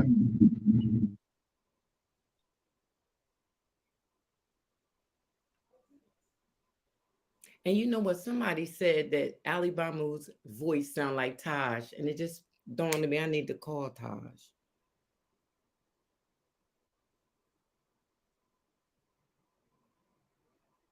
Can y'all hear me now? We can hear you. We can hear you. She probably sending it to Yeah, you. like You getting a message from Sister Bethy? Sister Bethy, he said he didn't get it yet. yo.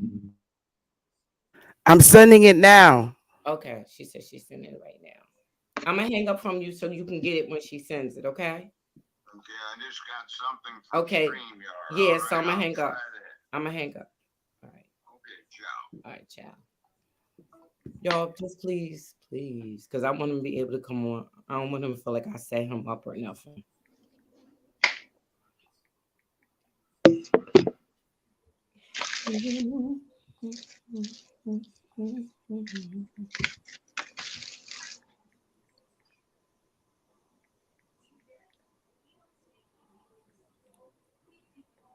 Hey, Sister Freedom.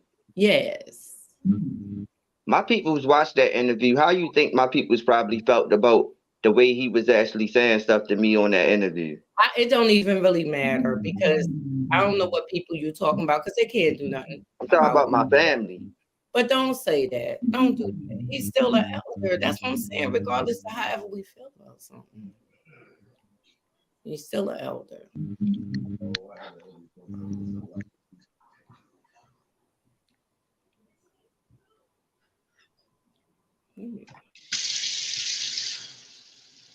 Salute. Hey man. Signal. Did he get on? He might and he might got to go through. The last time he had to go through his own stream in order to do it, and it came in clear, nice and clear.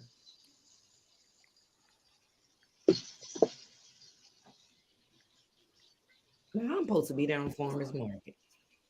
So officially, I'm not here to confront the judge. I just want to be party.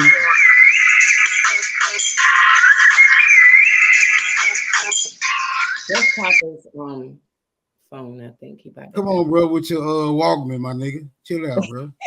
So officially, I'm not coming up here to challenge the judge in any capacity. I just want to see how well he fares with these triggered ass Indian niggas. So I'm just gonna be sitting back in the cut. Y'all got it though. Power to the motherfucking people. Hey, I gotta leave the chat for a minute, y'all. I'll be back. Yeah, go get you a new transistor radio, my guy. But that junk there tweaking. How you been, Smoke Signal? I say everything's fine with me so far. I love these different accents that I'm hearing every time I come on different panels. Everybody has such beautiful different accents. Yeah, I'm a country nigga myself. So I got the drawl. But I've been in California too, so I got a little. I got my Jersey accent. If you from Delaware, vote for Val DePotter for mayor. You from Wilmington. Now, both of you, and whatever your intentions or the sounds of the words I heard coming out of the Smoke Signal's mouth and Sister Freedom, that you should be giving a pass to a man that you consider either an elder or have a title of honorific. Let me finish. I didn't interrupt you guys. This is the part that infuriates me. And this is why these people continue to get away with corrupting our community. They are being lifted up as some supposed standard bearers. Now, when he was being disrespectful to Dane, let me finish, please. Let me finish. When he was being disrespectful to Dane, he declared himself to protect Black people from idiots like him. Okay. Who does he think he is to protect, quote unquote, Black people who he is defending? Okay, let's relax. By labeling as Black? Let's relax. We don't need this, seriously, because then they're going to think that this is not a professional channel, and I don't want that. So let us relax.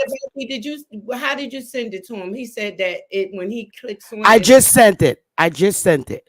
she said she just sent it again. Did something else come through? Hello? Tell him to check his text. I just sent it. He said she just sent it, so check your text. I'll taste it again. Tell him it's going to say HTTPS. HTTPS. He figured out what's going on. Oh, okay, good. Yeah, man, the judge gonna beat you up with that old arrogant attitude you got, bro. You need to calm down, take a deep breath. You know what I'm saying? He gonna wrap you around his little judgmental fingers, bro. Calm down, my nigga. Take it in you stride, already bro. you already climbing up on his jock strap. I see. You got a comfortable seat in his lap. That's Yeah, I not think he got a the point is how we talk to people in a certain manner. That's not, y'all. Come on now. We're not. Yeah, I'm not gonna have it today. It's not gonna be. It's not gonna be like it was 2 years ago. I'm not having it. So if we can't be professional up here, then I don't know what to say. I think it's ugly. Sister, delete that from the back. Okay. Oh, how you do it? You gotta do it, Sister Betty. I don't have a thing here for me to delete it. All right, don't even worry about it.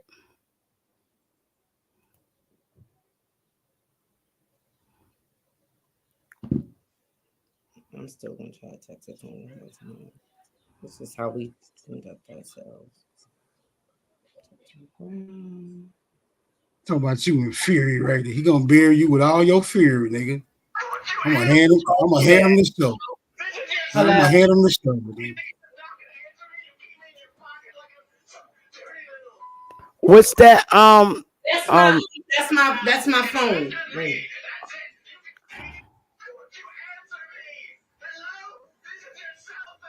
I gotta wait till it stops ringing.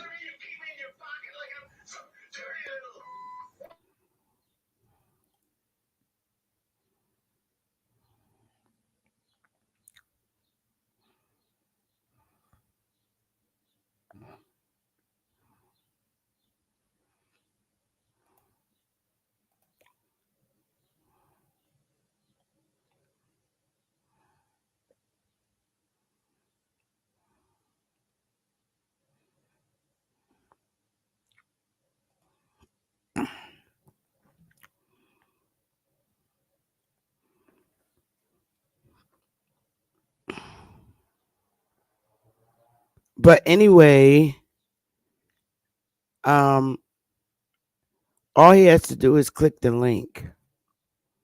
I don't know if he's clicking it from his cell phone or from.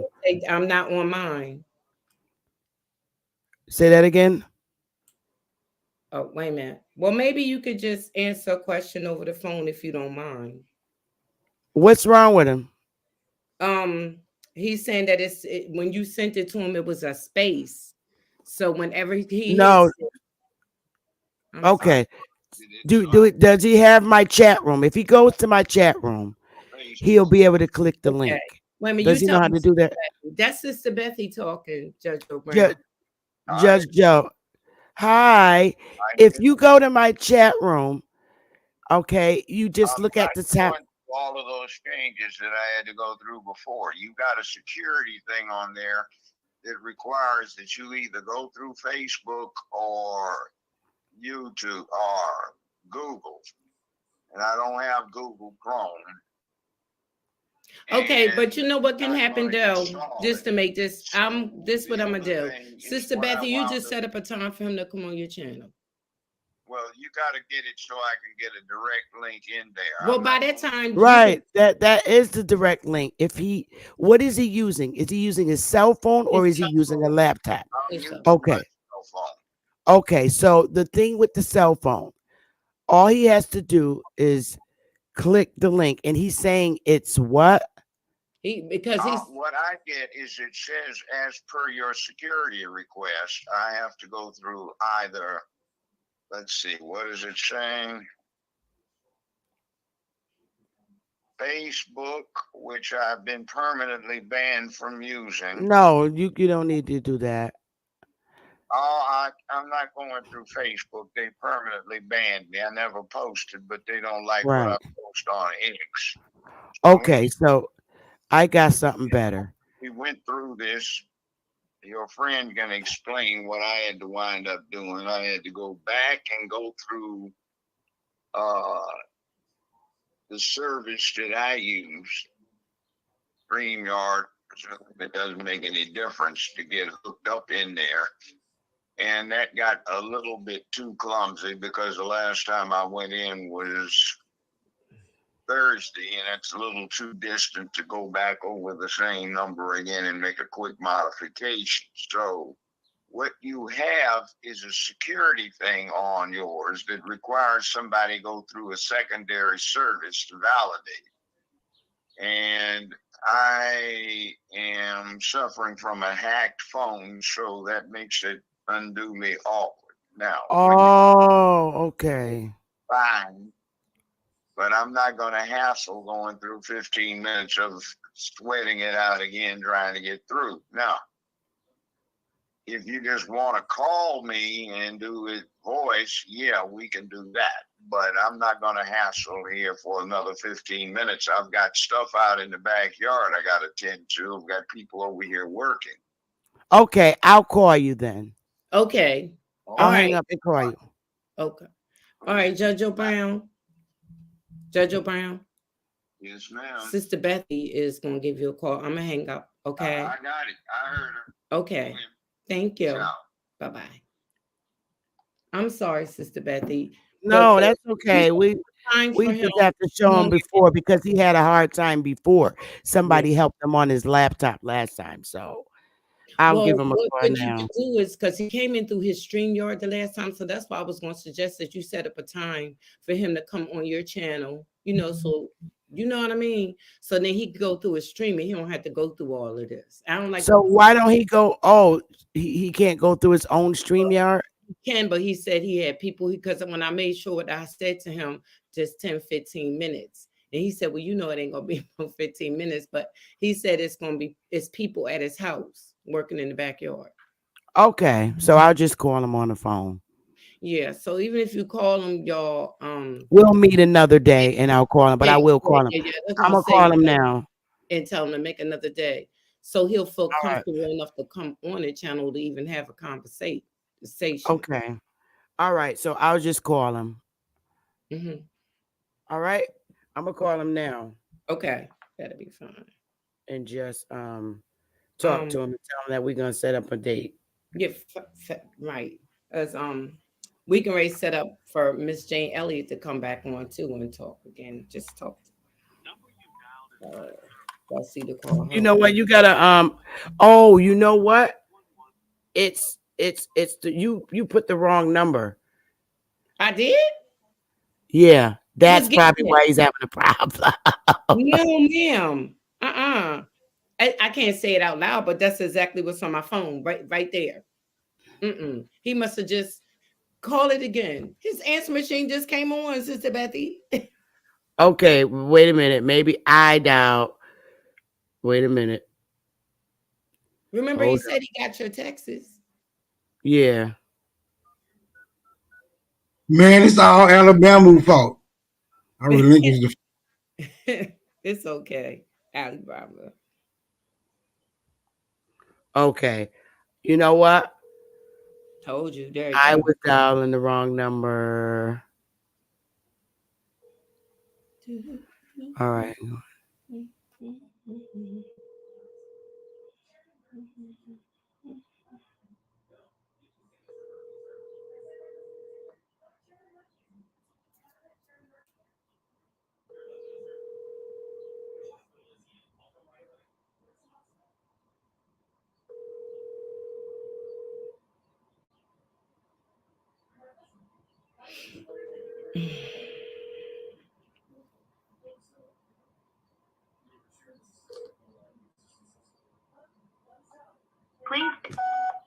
Taj, Islam, it's freedom, Robin. Call me. I gotta ask you something. All right, peace. I was gonna ask Taj what was he doing? Oh, she talking to him.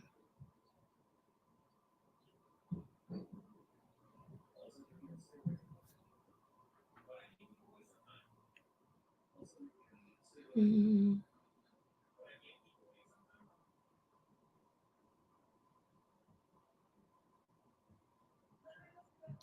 It was going to be, it would have been a good conversation, but she could set up a time for him to come on the channel, but we was trying to ask him to come on next week. So, so if y'all want to come on and ask him some questions, it'll be fine. Not talk Adam Alibaba.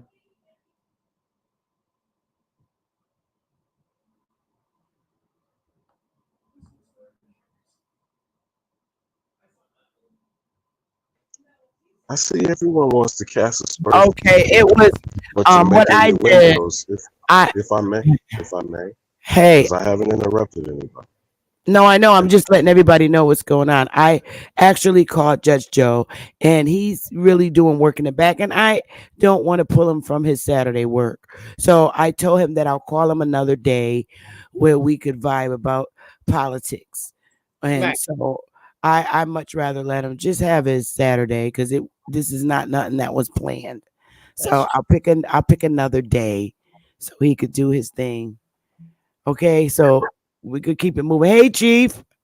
I wanted to ask Alibaba what he thought about this 2025 thing. I keep hearing about You know, every time we keep prioritizing what these demonic pale degenerates want to do you understand that is denigrating yourself? I mean, it doesn't really matter what their intentions are because they have been trying to exterminate the American known as the Negro for 5 centuries. Why are we shocked about a 21st century package of it? Our predicament is not prioritizing. And the only reason why I'm infuriated about the protection y'all seem to want to extend a man who is an actual centurion and proudly brags about being a Masonic gatekeeper is to deal with the defamation of Black. Code Noir, you know what Code Noir is, right, Sister Freedom? French for Black codes. You know that, right? Okay. What were the Black codes? The Black clothes is the white, Black, all that. But just go, because you always ask me questions. Just go ahead and speak, because I was typing something in. No, seriously. This is what's dismaying. Okay, we're letting people who claim that they are lawyers, judges, and legal representation of who? Certainly not the American. Because you have Negro Lawyer Association, you have Black Lawyer Association. Where are the Americans that are known as Negroes fighting in behalf of American issues? Not other people calling themselves American. The American Medical Association, the American Lawyers Association. These are all foreign United States citizens, alien invaders to our land that are using the name American. That's the definition of identity theft, correct? Yes. Where is our legal representation? Now, the National Association for the Advancement of Colored People and the NAACP Legal Defense Fund, if you did not know, are not associated with each other. Were you aware of that, Sister Freedom? No, go ahead and. Well, who have they legally defended? We're not aware of them. Well, Alibaba, we all know that they have not been representative of us. So, I mean, that's not even nothing to even dwell on. You're saying it's not to be questioned? It's not to be argued? It's not indisputable? No, what I'm saying is when they established that organization, no one ever said that they were going to properly represent us. They're no different than really? They're no different towards us than a union is, as far as then every Black attorney, they're on judge, code. They're on code. Every Black attorney and judge should be interrogated about the fact that you just said. Because Okay. again, my question Well, is, who who's is gonna legally interrogate? defending us? Well, but my dear, because I respect you and your legal expertise. I know you're not a lawyer. I know you're not playing one on TV. I am inquiring of a person who I highly regard in the legal field. Does the American known as the Negro need legal representation? We do need legal representation. That is my problem with Judge Joe Brown. You follow me now? It may not be him that we I need. do follow you. I don't care about him personally, Sister Freedom. I am saying any person who is allowed to come amongst our people in our community and pontificate of being some legal whatever should be checked in that fashion. You understand what I'm saying? I understand what you're saying, but we don't always have to respond in an arrogant way. Personally, Judge Joe Brown hasn't done anything to me. And that's just not how I deal with people individually, unless they get it twisted with me. Okay? He is a judge. All right? Judge has orders and they have things that they have to abide by. So we can't expect him to step off the bench and say, oh, hey, I got to stick up for the black folks. He has a job and he has to go according to the law of the United States. He can't even fuck up when it comes to rendering decisions. He's not on the panel to represent us. We ask him questions, and whether he tells the truth or a lie, he responds in the best way that he can, in the best way that he knows. So perhaps, what if he is lying? What are we going to do? Who doesn't lie to us? That's just not how you handle people in those professions. So because he was a judge, all right, he wasn't a judge in my state. He was a judge. What state was he even a judge in? You talking about other than playing one on TV? I'm talking to Sister. Now, as far as being a district judge hang on the bench. Hang on. Okay, I'm sorry. What state? I think it was, I don't know if it was Tennessee. He's okay. All right. Tennessee is not my state. First. No, okay. I'm not asking you to defend him. Everybody doesn't have the same education that you have. I'm not asking for either of you to defend him. What you're not hearing what I'm saying. Well, okay, why y'all not hearing what I'm saying? No, I hear what you're saying. About Judge Joe Brown or Augustus Colbert. Did I share with you about the ruling of the Oklahoma Supreme Court? I don't care. Sheila Jackson Lee. But Ali Bamu, you brought his name up. Lawyers. I brought up other names too, as I just did. Henry Louis Gates is an attorney. I said anyone who is claiming to be legal representation, and here's the problem, of black people or the black community. That's what I just said. That's the problem. Okay. First, that we're being called black, and there is no such thing as black representation, ironically, because black people end up being killed.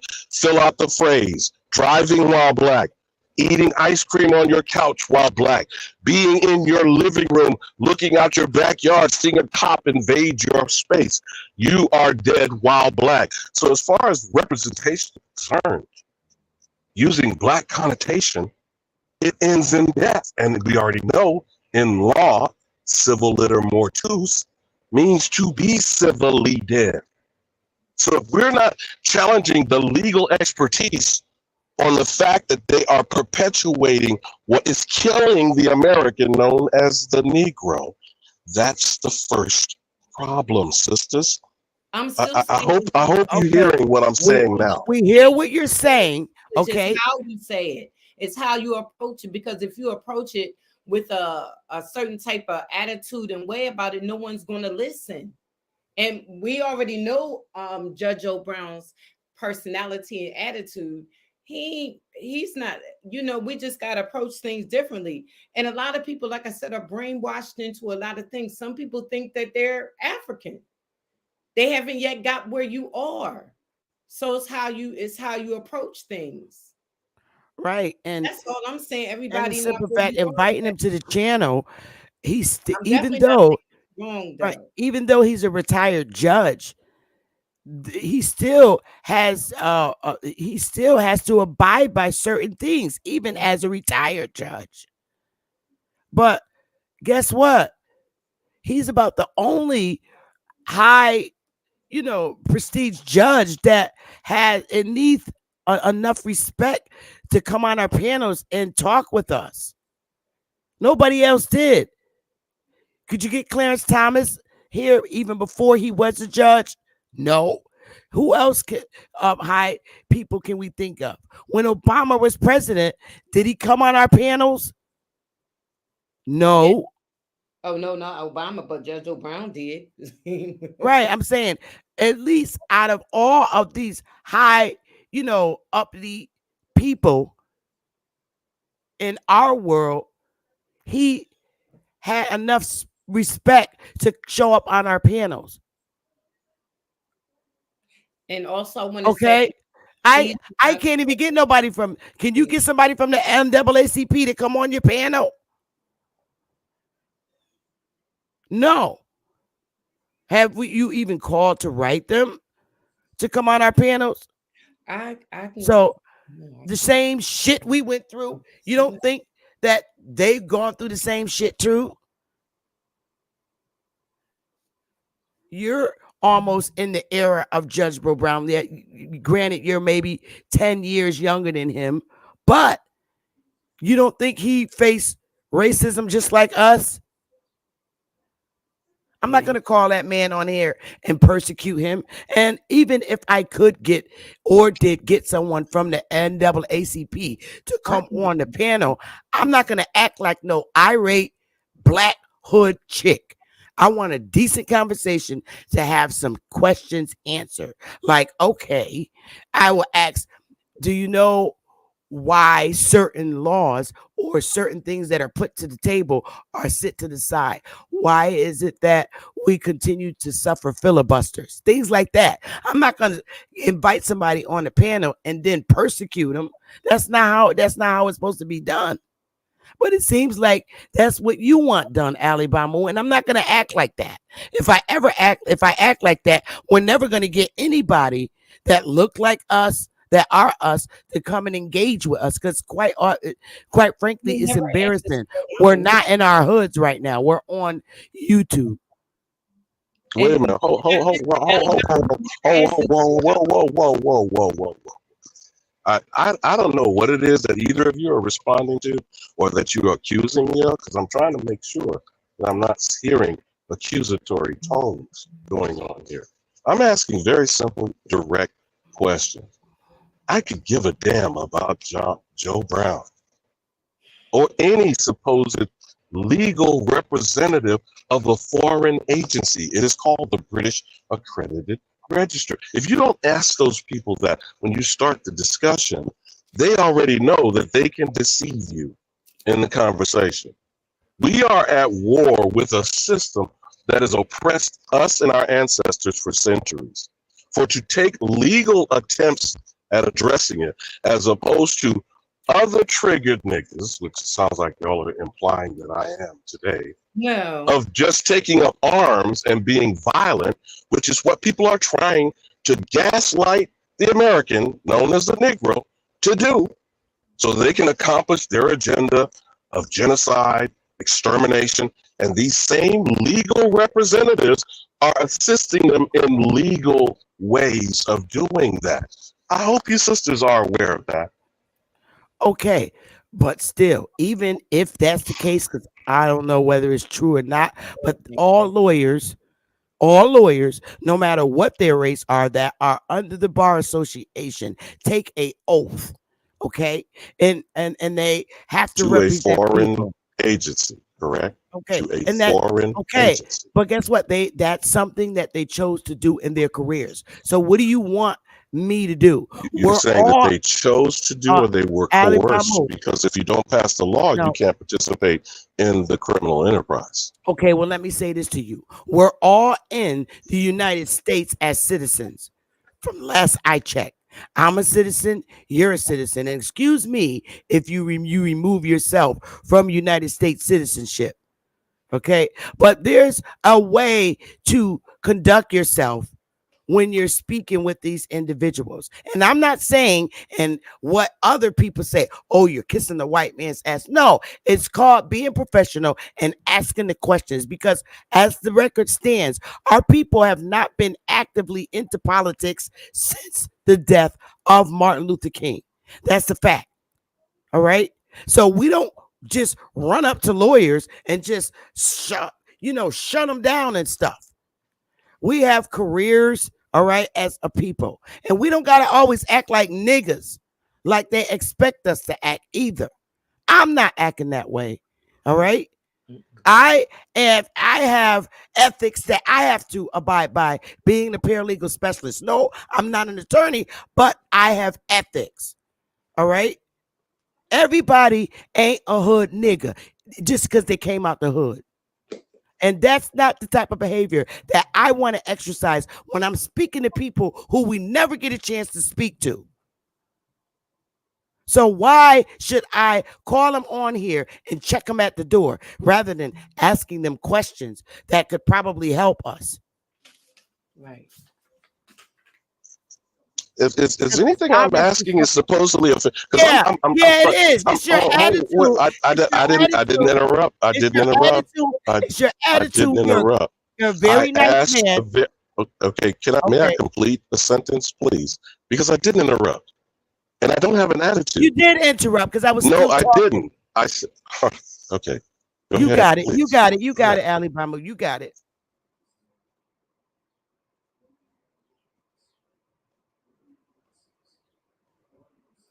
The stage is all yours, Alabama. I don't have an attitude.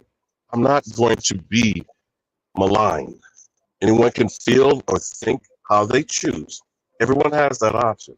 What I am asking is a legitimate question, concern for the American only. I care not about who these other people are, whether they're skinfolk that aren't kinfolk, whether they are foreign United States citizens, naturalized and native born. They are all enemies to me. Now, you might say I have the incorrect attitude to express that. You might well be correct. But the fact still remains, no matter what my attitude, the tone of my voice, or the manner in which I'm speaking is nowhere near as offensive, or I would argue, ending one's life, as the actual policies, the laws call the Code Noir, Black Codes, the Negro Act of 1740, the Racial Integrity Act, which literally took the identity of Indians and made them colored. These things are not expressed or directly addressed by a Judge Joe Brown who thinks he is a Black Pan-African. He's actually said those words. So what I'm saying, no matter who that person is, not to just pick on him because he is entertaining this community for a reason. That's why Dane kept asking, who sent you? What's your agenda? These Boule people, these Masonic orders, these secret societies, and these Christian preachers and Negroes, like the one that's now being laid to rest, Sheila Jackson Lee. All of these highfalutin Boule individuals graduated from supposed premier institutions like Harvard, Princeton, and Yale, have all put into place the actual system of our destruction. And you're saying they should be defended or protected from being addressed, that they participate in this systematic destruction of the American known as the Negro? And I'm not suggesting you're saying that, Chief, or Sister Freedom. I'm inquiring if that is what's continuing to happen. And I would argue it is. They are given a pass. They are corrupt. They are being lifted up in our community out of esteem through these titles. And the ignorant average American, known as a Negro, does not realize how they're being manipulated and deluded. That's the points that I'm making. But I'm sorry, sister, if I'm offending your space today. I'm sorry, but can I ask you a question? Because I'm confused about something, even though I know that a lot of times we're our own worst enemy. We cause our own problem. But let me make sure I'm hearing this correctly, because My family were Masons and Shriners and did a lot for the community. So I'm confused on. I've always been confused about the Mason and the Shriner thing that's been thrown up. I've always been confused about that. Are you saying that because they got into different sororities and things like that, that hurt us in some capacity? You are, in some cases, being misled by the presumption that people are doing charitable work, philanthropic, humanitarian, et cetera, et cetera. For example, the Clinton Global Initiative has fleeced and money laundered hundreds of millions of dollars out of Haiti, all led to believe they were helping hurricane, earthquake damages, et cetera. You are aware of what I'm saying, right? If you're not, this is an example of what I'm talking about. When you go forward, I don't know. See, I guess everybody has their own chapters wherever they are. You know what I'm saying? Yeah, people can do goodwill. I'm not saying they're not doing good work. Right, because but when you talk, you make it appear that it's everybody. And anybody can look up Sister Freedom, whether you're talking about the Eastern Stars, the Masonic temples, the Shriners, or the Catholic ministries, all of these 501c3 nonprofit, non-governmental agencies, NGOs, all operate under the authority of the Vatican. Did you not know that? No, because I know my family, and most of my family on the quarrel sides are like Black Power type fighters. They are like. Stop faking the funk, sister. I understand what you're saying. I appreciate what you're saying. The head of the NAACP here in Wilmington, I'm just saying they're all, you know what I'm saying, fighters for the people that they appear to be Indians, and they know that they know they tribal people and where they come from too. So that's why I always get confused when you say that. Yes, because, but again, those are appearances. Well, now you got to listen to her because we had to listen to you, and then I want to ask you something after her. If you don't mind. Because see. Shit, let me get one in too. This shit fun as hell. Y'all got it. People, we have our own opportunity. Anybody out here today, whether you are Negro, an American, however you want to say it, you have the opportunity to be what you want to be in life. It is your choice. Now, we do a lot of blaming things on other people, and we listen to it, right? But see, we make our own decisions in life. And in 2024, I don't think nobody can stop you from doing it. Once you want to put your mind to doing whatever you want to do, it don't matter, because when you say Masons, Shriners, or and if somebody, anybody that's on the panel, whatever, has family members that were in these sororities and things of this nature, they don't want to say it because they're afraid that their family is going to be down, because when you talking, it's like you saying everybody. And I know that the people here in Wilmington that are in the Eastern Stars, the Masons, are trying to help people go to colleges, all kinds of stuff. They help every holiday with things, help people pay their rent, mortgage. It's just so much that I know that they do personally that I'm trying to figure out where I'm confused. Okay. So let me say this. And I agree with you 100%. We're in a different time. Me being born in X generation, okay, we were raised based on our parents' disdain towards how society treated them. So we X generations came out with the thought of the horrible racisms, the 1960 movement, the Martin Luther King. That's what our parents went through. So here we come, Generation X, more opportunities open up for us. It's not like it used to be. I didn't live through the generation where they burned me out of my home or did the horrible things that happened to our ancestors. We saw another reality, just like today in 2024, my daughter being 33, she sees a reality that I didn't see. Right. So it's like it gets better every generation. Mm-hmm. All right. Then we say about what Ali Bamu was saying a little while ago about they racist, not calling us by our names and calling us black and blah, blah, blah. Okay. We have to now think, all right, what organizations are responsible for giving us racial identifications?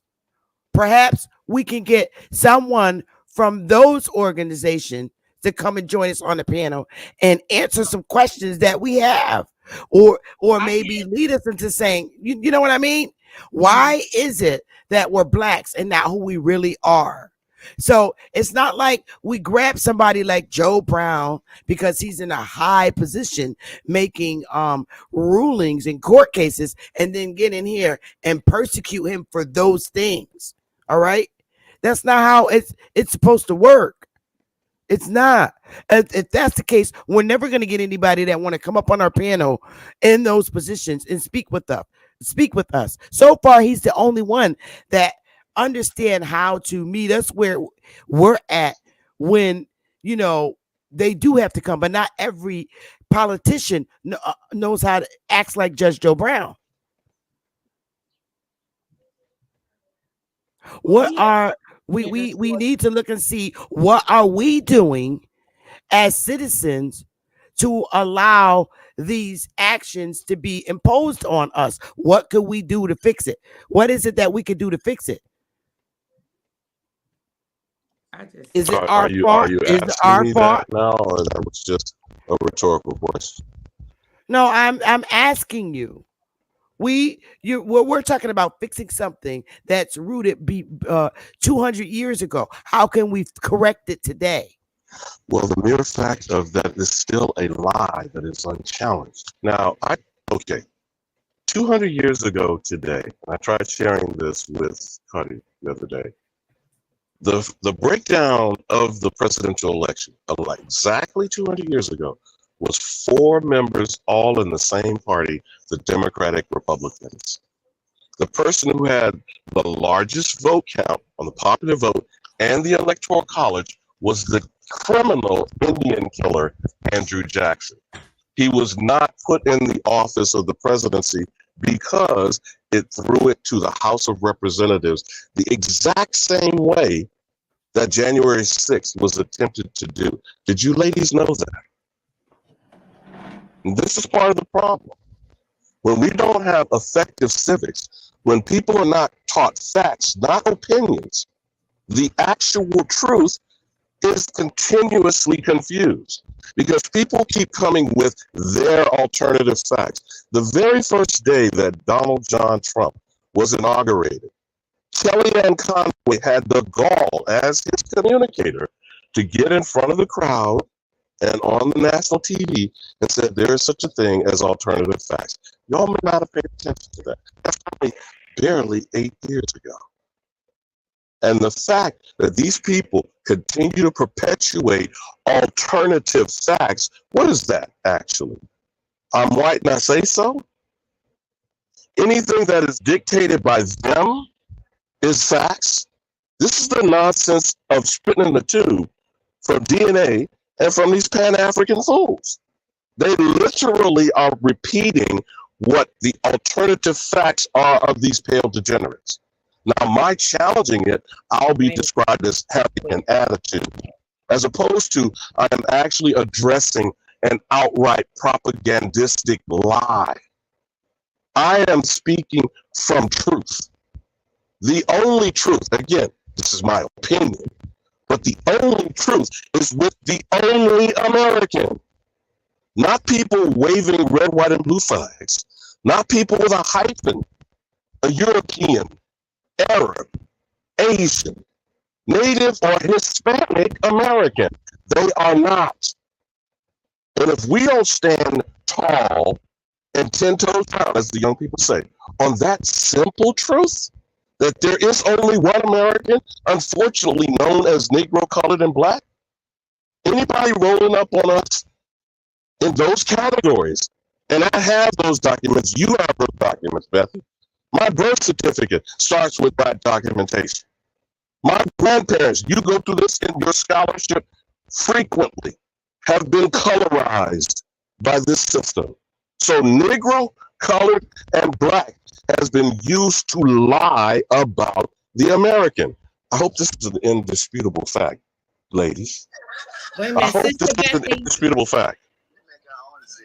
Okay, So if people don't speak from this frame of reference to me, Bethy, they are an outright liar. We can use colorful words like, oh, they're stretching the truth, or they've been misled. And that's what we say to ourselves to try to tolerate people who are lying to us. You understand what I'm saying, Bethy? Oh, nigga, shut up. I'm listening, but I'm gonna respond. I just want to tell Sister Bethy, I have a member of the OES right here on the phone, and he said he'll come on the channel right now. Okay, and that's Okay, so perfectly I'm fine. sending the stream. Give him my link. Share him. Send him to And my he's been a YouTube member channel. for over 30 years. Okay. So when I'm inquiring about the National Association for the Advancement of Colored People, who have a legal defense fund, who states they're not associated with the parent organization, the NAACP, my radar goes up. And who are the colored people they're legally defending? Because they're not defending niggas, Negroes, coloreds, and black people historically under the laws and the white supremacist system that has been. So who is the NAACP defending? Who are they representing? Okay, so here's what I'm going to ask you. Perhaps we need to contact the leaders in the NAACP so they can come and answer those questions for us. I have Mal C call you later. He's the head of the NAACP here. That's I would appreciate, but we're not going to persecute them. We have to learn. We have to learn. Okay, this would be my first time. Are you suggesting that I'm persecuting by inquiring the questions that I'm asking? Well, I can't answer the questions for the NAACP because number one, I'm not a member. Number two, I don't know how they function. Okay, I don't know their goals. I don't know their objectives. So if we can get someone from the NAACP to come on the piano and see what the goals and objectives are, we can get a lot of answers asked. We don't ask these questions. At least I never asked anyone in the NAACP. So these are things that we have to learn, that we've been frustrated over. Our people have not been active with the NAACP. Not, at least not in my generation. But do you know why that is? The frustrations on why they don't participate in that organization? I can speak for myself. I can say that I never asked or had a meeting with anyone at NAACP. Now, you being in the boomer era, you probably have your reasons, but I'm from a whole nother era. There are usually, and not to castigate everyone, Sister Freedom, in my interactions with this particular chapter has been backstabbing, undermining house Negro mentality. Now, I won't go into any details. One of them is the queen that's being laid to rest. Okay. You do know Miss Virginia, who's also a Jamaican, I'm talking about Sheila Jackson Lee, represents the 18th Congressional District, which is Texas Southern University's home district. Was represented by Barbara Jordan and Mickey Leland. And I'm just pointing this out, particularly for those who know what I'm talking about here. Okay, so then guess what? My point is, but let me land on this here, because my point is that's how these people get themselves elevated through the Christian pulpit. There were former judges, I won't drop his name because he's currently elected in office. And there were actual past people like John Lewis or Elijah Cummings. You know what I'm saying when I drop these particular names, sister. That they elevate themselves out of the Christian community through the church pulpit And when they get in those offices 20, 30, 40 years, why are you dismayed with their irrespectable, or I would say at best, piss poor representation of their community? Okay, so let me ask you this, because you're not far in age up from the people you just named. You are a baby boomer, I get that, but you're not far in age. In your time, have you had a chance to sit down with them and ask them questions so that you could feed those answers to us? A number of times, and they all behave in the same type of disdain as this person y'all were trying to keep propping up as a representation of government, law, and governance. And this is our problem.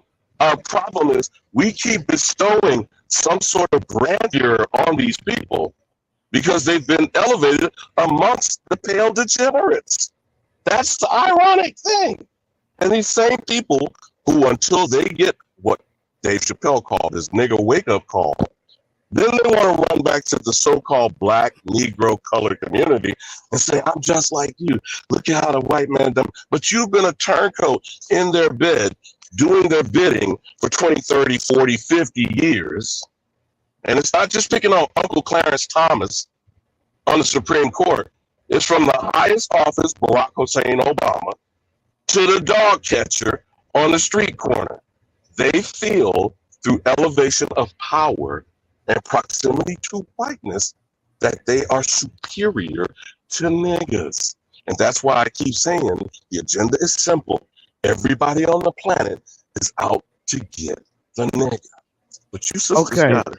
Okay, so I'm going to say this.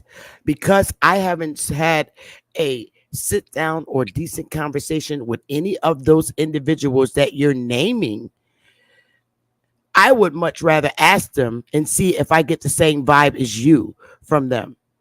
Okay? I don't know what you went through with them, but I haven't gone through that. I haven't had a chance or the opportunity to sit down and have a professional conversation with these people. So I'm not going to go based off what you say about them. Everybody has their own experiences, and I have not experienced that from these individuals. When you looked at the Indian Civil Rights Act of 1968, which keeps being told to us as just generic civil rights, what jumped out at you? First of all, that it's an act of Congress specific to Indian civil rights. How did that strike you? When the first thing that came to my mind was the march with Martin Luther King for the civil rights. That's the first thought that came in my head. But again, you're asking me about policies from prior to my birth. Before I was even they were born. specific All right? to Indians, not Negroes, not colored, not black people, correct? And there are no acts of Congress to address Negro, coloreds, and blacks. Correct. That's my whole point about any discussion by a lawyer or a judge. If it doesn't start there, they're gaslighting you. That's our point. So let me say this. All right. Now, here is a nice, intelligent gentleman who is a boomer who is sharing this information with people like myself and everybody else listening. We know that the act doesn't apply to Negroes, coloreds, blacks, So on that note, knowing who we are we not teaching our people to correct their race identities so that we as a people can begin to those laws can apply to us. They apply to us. They don't apply to us because we're under our wrong racial identification. We found that to be a problem, and we're doing things civilly in our community to correct the issue. So now we know we now have laws that apply to us, and we are in our correct status. We now deal with it on the next professional level. Now I've corrected my race identity according to the law, the Constitution, or whatever policy was made in the past. I've corrected an issue that my parents suffered for not having their race corrected. So now we correct them today and we fix the problems. You're telling us what you're talking about, fixing a problem that stemmed from how many years ago? And we're just learning because we've been indoctrinated and blind. We're just learning to correct it. So we're doing the right steps. But we don't have to be no wild, crazy, arrogant niggas to get the issue fixed. We're trying to fix it. It didn't happen to us overnight. It's been going on for years and years without our knowledge. So now we're taking and making the necessary and basic steps and taking the right steps to get it corrected. I'm sorry, but I wasn't alive when Uncle Joe was hung and burned out of his house. But the stories were passed down. All right. My family was burned out of their home farm in South Carolina in 1929. I don't even think that I was sperm in my dad's loins. So we're fixing these things. And guess what? Martin Luther King was in the same position that we're in. He was born when 1920 something. And a lot of the killings and things happened prior to his birth. But when he grew up, went to college, and understood, he came and said, whoa, we're being exiled in our own land because it hit him. So we're going through the same thing he went through when he found out the truth. Hi, I see you back there. Hello. The Congressional Black Caucasians will be ineffective. The United Negro hang on one College second, Fund. I think I might have Sister Freedom's friend here. Is that you? It fell off. I think it fell. Was that him? Yeah, I believe that was him. Yep. Yeah, is his name John Jones? Yeah, no, that's the title. You know, that's Don G. Jones. Remember Don G. Jones, the writer? He just uses that. It'll probably click back in. He was Is that him though? That's him, yes. That you called on the phone, your guest? Yeah. Mm-hmm. Okay. I wanted to make sure. Yeah, his thing froze. I think he might be in a bad connection. Brother Tony, we can't hear you. He's not even up here. He's got to connect his mic and camera again. But the Congressional Black Caucasians are ineffective. The United Negro College Fund are indoctrinating and embedding a future generation of young people before they can get their heads on straight.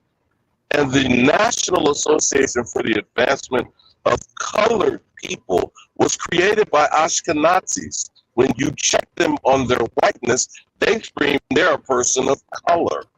So if we can't realize how we're being deceived and deluded, so therefore led by the nose, like the ring in a bull, then we can't move forward. We can't progress. We're on a treadmill to nowhere. Okay, so it's really that simple. Okay, have you ever heard of the term, even the elect will be fooled? Do you not think that they could be fooled too? Right, that's what I was saying. Now you're talking about the elite as the elect you used in the scripture on.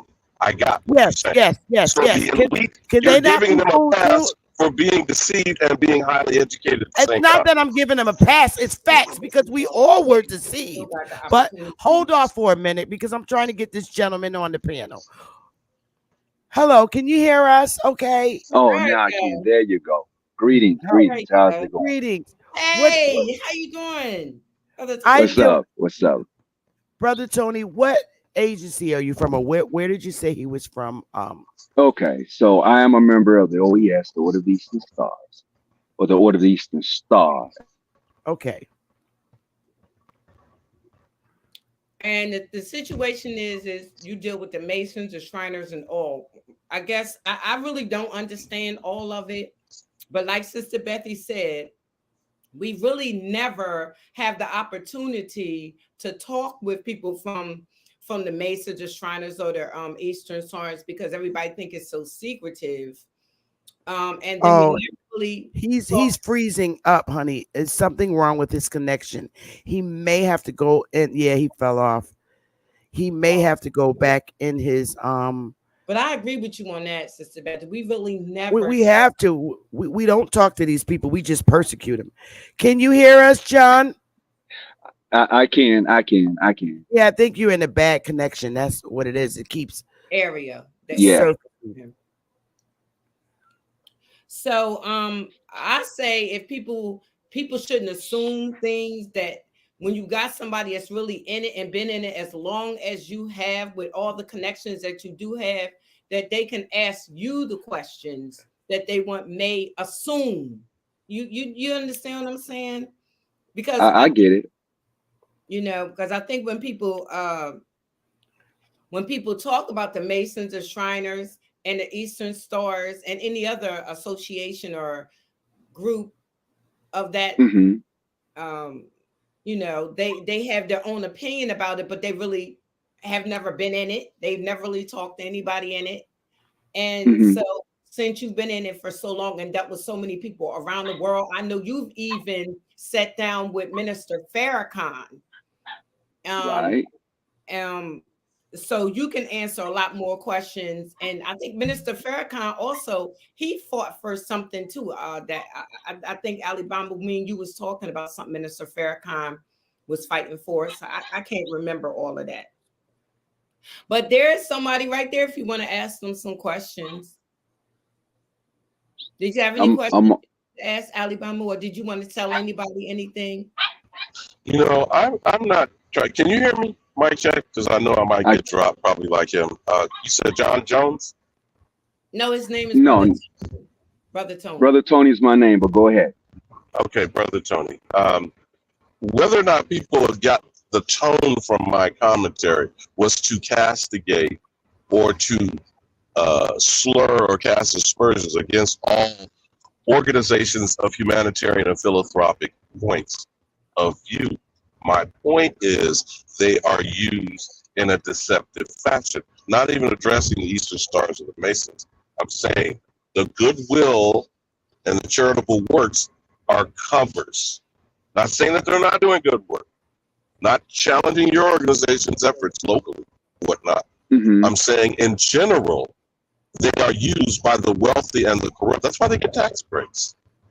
Specifically to the Eastern Stars in your organization, why do people act in a certain way that seems to be secretive when the good work should be advertised for the community to embrace you more? And I don't know what your circumstance is for your particular chapter, but in general, the Masons and the Eastern Stars and the Shriners, why does that come across as a secretive entity amongst the Negro, Black, or colored community?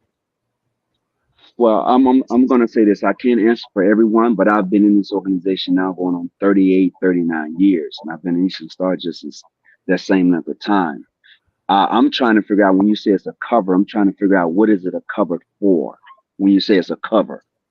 Well, I pointed out an example for these sisters about the Clinton Global Initiative and how they have manipulated. Your microphone is breaking up. Can you get in the area where I told you I'm driving, so mic check. Okay. Can you hear me, Brother Tony?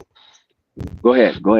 I'm tracking. Try to provide an example of the Clinton Global Initiative as a non-governmental organization that has pimped Haiti for more than 30 years, since the Clintons were in office. They have claimed to have used charitable outreach and have not helped a single Haitian. Some would even argue they trafficked children, but I won't go down that rabbit hole. I'm just saying as an example, Brother Tony, do you get my point?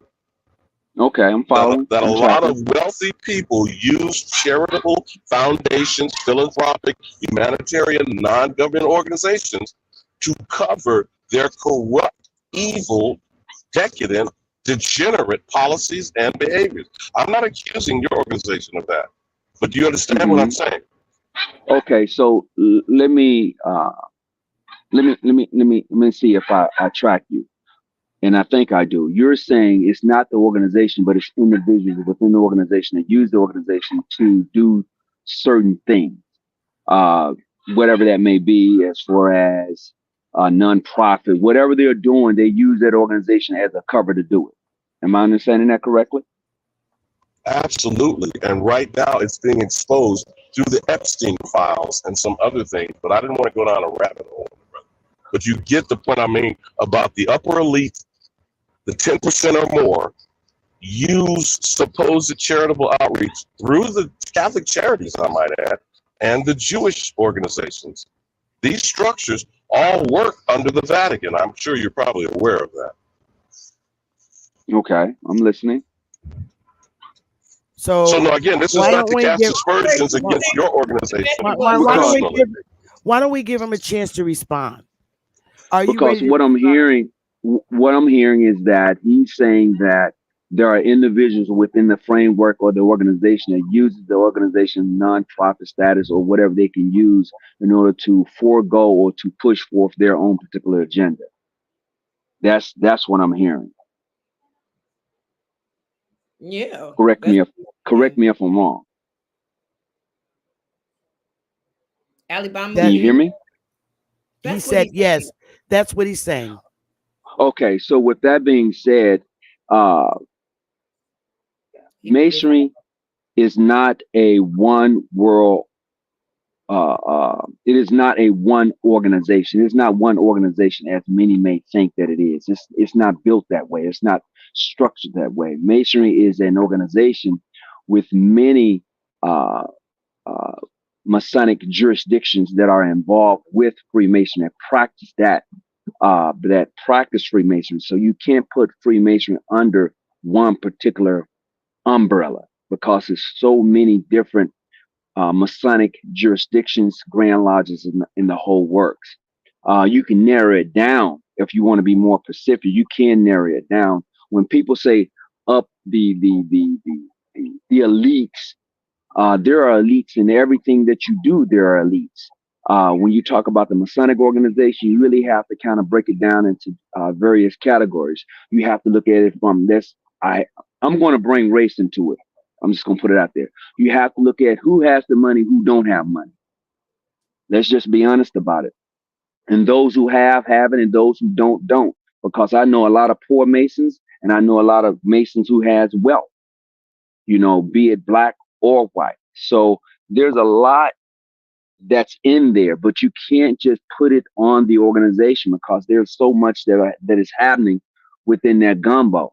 That's the simplest way I can put it. But if you want to talk about Masonry as trying to work within the community, for which they do, the scholarships for which they do, the feeding the homeless and all, they do these things publicly so people can see. Now, when you're talking about secretive and things like that, yeah, there are certain things we say we would not do. There are things that we say we would do for each other that we wouldn't do for other people. That's amongst the brotherhood. That's amongst the sisterhood. And like with any other organization that has oath and obligation that you take amongst its members, that is for its members. If you're not a member, this doesn't concern you. It's not about you if you're not a member. But if you are, then those things that I said I would do and wouldn't do, I would do them for you and so forth and so on. But other than that, we are about assisting and aiding those who are in need, be it a sister or a brother, be it whomever. We do those things. And I'm willing to answer any question you have.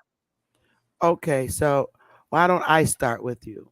Because Alabama fell off. He is driving, so he probably got in an area where it knocked him off the panel. So let me start with you. Okay. In YouTube world, we have many content creators in our community, and they're teaching our true history. Okay.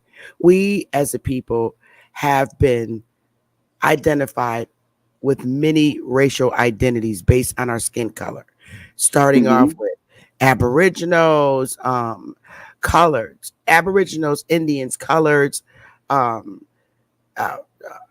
African American, colored, Negro, Black, all these different. We're the only race on the planet of people with that many, with at least 9 different racial identities throughout history. And we found out through our grannies, a lot of us across these 50 states, through our grannies and grandpas, when the movie Roots came out, who we truly are as a people, and it's been hidden. And there's a history behind it. When we watched the movie Roots, that was society's way of inserting African American into our lives. And our grannies told us across, everybody has the same story. You're not African, you're Indian. And we then learned that, okay, we're not African, but we left it there. She clarified and corrected that. They clarified it when that movie came out. So moving forward to maybe 10 or 15 years ago, we have a lot of YouTube content creators that teach about our history and teach us that we were indeed the Indians here on mainland North America. Okay, we have Indians in other areas of America, which is North, Central, South America, including Canada. Okay, but as far as the mainland, which we call where the United States sit, mainland, we were the Indians here when they came, when the Europeans came here. We were already here. Okay, and I know you've heard Isaiah Thomas say that we were here, you know, on his segment. So we're going back and getting a lot of government documents and things of that nature that they have on our history as a people. And we couldn't understand what we're learning and understanding why we have so many racial identifications. And we learned from our grannies that we were not allowed to say that who we were, or else we'll get hung. And I believe strongly that it has something to do with the Constitution. It does have a lot to do with the Constitution, because the United States Constitution only identifies one race of people in a descriptive manner. Indians not taxed. So we know that to be us. So now fast forward today, a lot of our people here in YouTube community are finding out that they've had land and that it was illegally taken, either by whatever means, burnout or forced out. And we become these immigrants here in the North. And because we fled, or else we would die or be hung, they deemed our lands abandoned lands. When in fact, we really didn't abandon them. We were either fraudulently taxed out because we didn't have a fiat system prior to European, whatever. So we have a lot of people in our community. Some are radical about this. Some are trying to handle it in a professional manner. Like if I have 500 acres out there and I know it belongs to my family, I'm going to go for it, try and go for it. But I would want to do it the most civil way possible. Some others do it, have their other means of ways of getting land back. But anyway, moving forward, a lot of us are learning that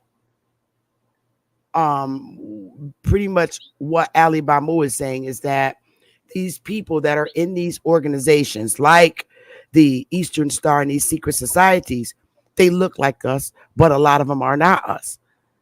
A lot of them are really of African descent, whereas we're not.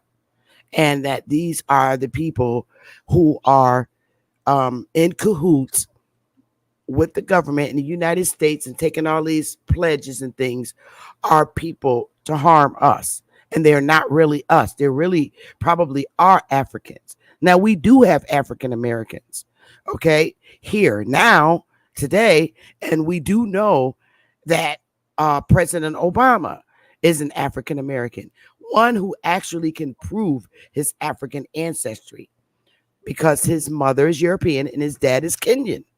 But we are particularly different. We cannot prove that. And there is no lie that records burned, that our records got burned, which is a story they tell us. Because number one, when the colonies were established, we weren't part of the United States.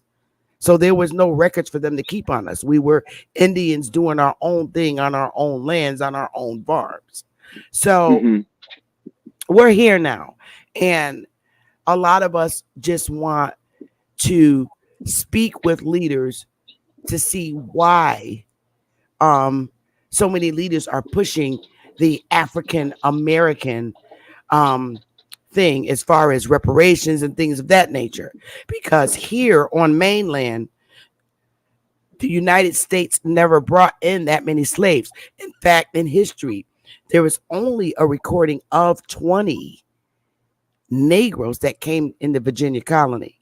But we were everywhere else on the land under our chiefs. So this is where we are with history, and we're trying to get, you know, politicians in here so we can speak to them, not persecute them, but talk to them about this troubling thing. And may she rest in peace. Sheila Jackson Lee was pushing for the H.R. Committee to do a study on slavery. But the fact is, the United States, as we say, did not and really enslave Africans. It was more so in the British colonies, which are the Caribbeans, that the predominant amount of slaves from Africa went, meaning Brazil, Portugal, bringing them. The most of them went to Brazil. If they did bring in these millions of slaves, and they're stating that a couple of million went to the Caribbean island, predominantly in Jamaica. And when you look up Jamaicans' records, they literally do record Africans being there as slaves. But here in the United States, we don't have that history. None of us. I certainly can't, because I know that my family didn't come from Africa. There's we, in our culture, we always talk about things at dinner tables. There would have been a mentioning, you know, in conversation from granny, grandpa, who's born in the 30s and in the late 1800s, saying, oh, well, Aunt Betty Sue, she came in on a ship from Kenya. None of that conversations ever took place in our homes. And our culture is that of Indian culture. It is our culture. We don't have the same culture as Africans. It's very different. We don't eat the same foods, and we are not the same people. Now, this is no hate or anything against Africans. They have their own country and their own culture, and we have ours. Everything as a people that we do as a people is mimicked from us, and it goes around the world, no matter what country it is. You have hip hop and everything started here in Americas, and it's mimicked. Our culture is mimicked around the world. We got Chinese hip hop people, and they're not even here. They're in China, but they're mimicking our culture, and our culture is Indian culture. So that's where we are today, trying to correct our history and be acknowledged for who we really are. And the fact that we no longer have to hide behind who we truly are in America. Whereas in our ancestors' days, they were silenced from identifying who they were. So that's where we are today. You got it. But I just wanted to give you a small synopsis. But you got it. Thank you.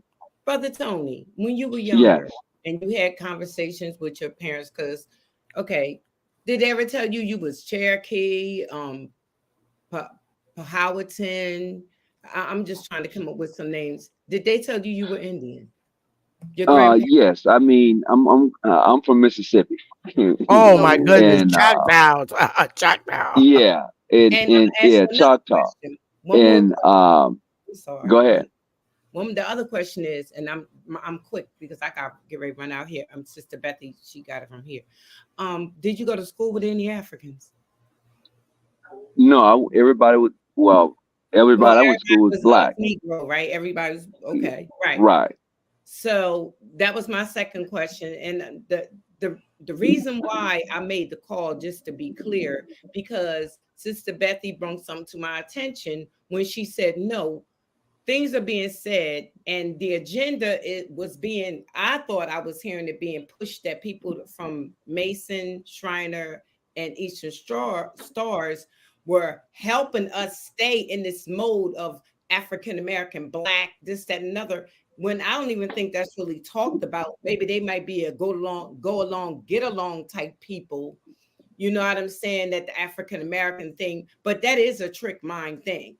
And I like when Sister Bethy just said, when the movie Roots came out, that was extra trick mind.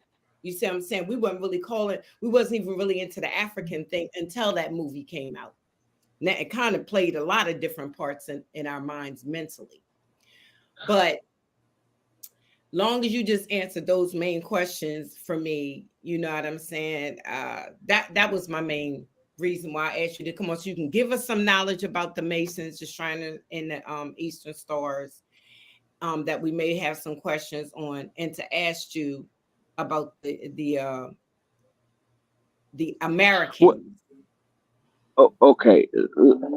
There are two separate. Okay, so I'm gonna divide it this way. When I think of Freemasonry, I don't look at it from the totality of one organization. Being a Mason, I look at it from the totality of a variety of organizations. And let's be honest about it. Those white Masons,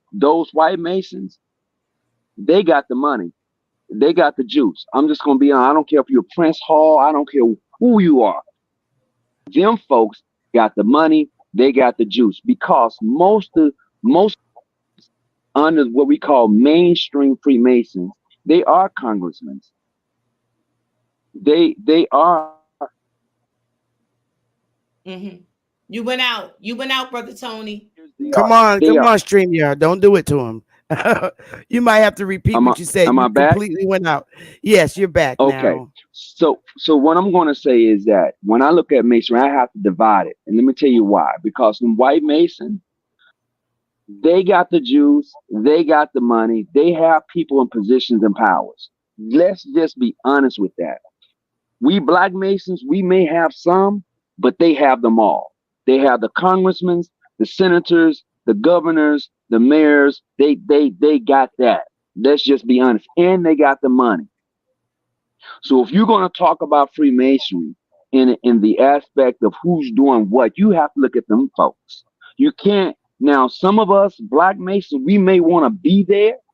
We may want to try to sit at the table and think and do all, but we ain't at the table with them unless you got the money to be at the table. And very few of us have the money to be at that table. I'm just putting it out there because it's true. Some of us want to say, well, I can go to this white lodge. Yeah, you can. You can go visit. You can go sit. But they ain't coming to your house, sitting down eating at your table, and you ain't going to theirs. It ain't that type of relationship. Okay? And that's the truth. I don't care what Black Masons be talking about. Yeah, I can go over here and I can. Man, look, them people ain't coming to your house. They ain't sitting at your table. That's a whole nother group over there. And they're doing some other stuff over there. They got the Shriners Hospital. Black people don't have the Shriners Hospital. Okay? They got these places, as the brother was saying, they got those entities set up to do. They got their own nursing home for their own people. Black Masons don't have that. Let's just keep it real. Let's just be honest with ourselves. Now, we may want to implement that. We may want to mimic that, but no, we don't. We can't do that only because we're too busy. Shit, you got to do some other stuff. Fighting against each other. Fighting. Yes, and we have to do it ourselves. And when I was talking to Brother Farrakhan, I was at his house at his table along with some of the other brothers of the craft, and he was saying the same thing. He was like, brothers, you guys are good Masons, but the shit they do over there, you ain't doing. And he was right, because they got the money, they got the juice, they got it. Okay, they got that old money, and when they get ready to do some shit, they do it. They ain't got to ask you. And that's the truth. I understand. As a Mason, I understand when people say, oh, well, the Masons are behind this and Masons are behind that, because there are a lot of Masons who are senators, congressmen, and they're there. And I can understand why they say that. I get that. Black Masons are not there. Some of us may think we're there, but we ain't there. We ain't there. We ain't there. And that's the God honest truth. You have to be able to separate that. That's a fact. And I don't care whether you're Prince Hall, Modern Free, International, or John G. I don't care. We ain't at that table. We may know the signs, we may know the lingo, we know all of that, but we're not at that table. And that's a different table. And I can have that discussion with any Mason, anybody at any time. Well, let me ask you a question, Brother John. All right. With all your intel concerning this Masonry group, Freemason, or what have you, would you say it originated with the white people who got all the money, or no? It didn't originate with them. Oh yeah, give me a little breakdown about that then. It's quite intriguing. Okay, so let's be honest. It didn't originate with them. It originated with, huh? Could you give me 30 seconds so I can take a ladies' break? I don't want to miss none of this. Please. Go ahead. All right. I'm sorry, y'all. How is Minister Farrakhan doing health-wise? Is he okay? I haven't been keeping up with him. It's Sister Freedom talking. Can you hear me? Oh, can you hear me? Am I still here? Yes. Because I know. Okay, so I just. No. Okay, so health-wise, he's doing okay. I mean, you got to realize the man is now closer to, I think he's like 90 or 89, somewhere up in there. He's of age now. And of course, he's slowed down, but his mind is still right. He still has that fire. And I was speaking to one of the other ministers the other day, and they gave me a brief update in regards to his health. They say he's fine, he's healthy, he's doing his thing, but no, he's not out touring like he once was, whether it was 10 years ago or even 5 years ago. He's of age now, but he's still alert, oriented. He walks around, gets around. He may need a little extra assistance, but no, he's still there. He's still Farrakhan. He's still fiery. Trust that.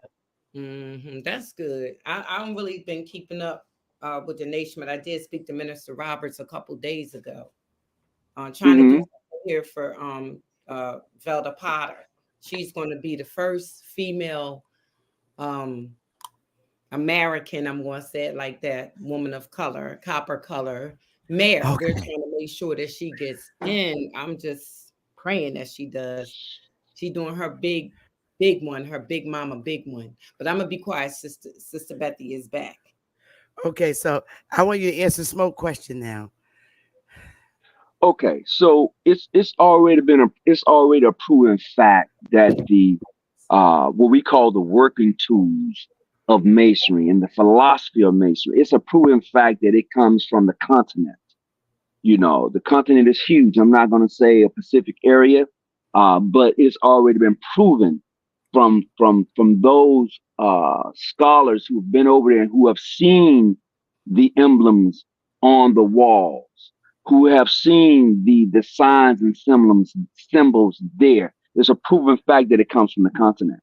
That's not even debatable to me anymore. I mean, I used to debate it a lot, but since I've talked with somebody like Professor Smalls and Professor Kemba, and I listen to Professor Clark and others who have really laid the foundation out there to say, look, this has been you all the time.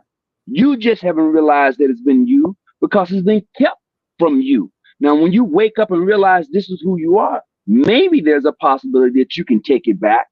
But as long as somebody said that they need you or you need them in order to recognize who you are, you'll never be able to take it over. And that's where we're at in Freemasonry. If you really want to know the factual about it, Freemasonry has this thing that is called recognition. I recognize you as a Mason. And a lot of our brothers of the craft desire to have that recognition from what we call mainstream lodges, white grand lodges, white Masons. We desire that attention. That's why we can't get our act together, is because we want someone else to say who we are. I want to say a word, but I'll be disrespectful if I say it. Forget that.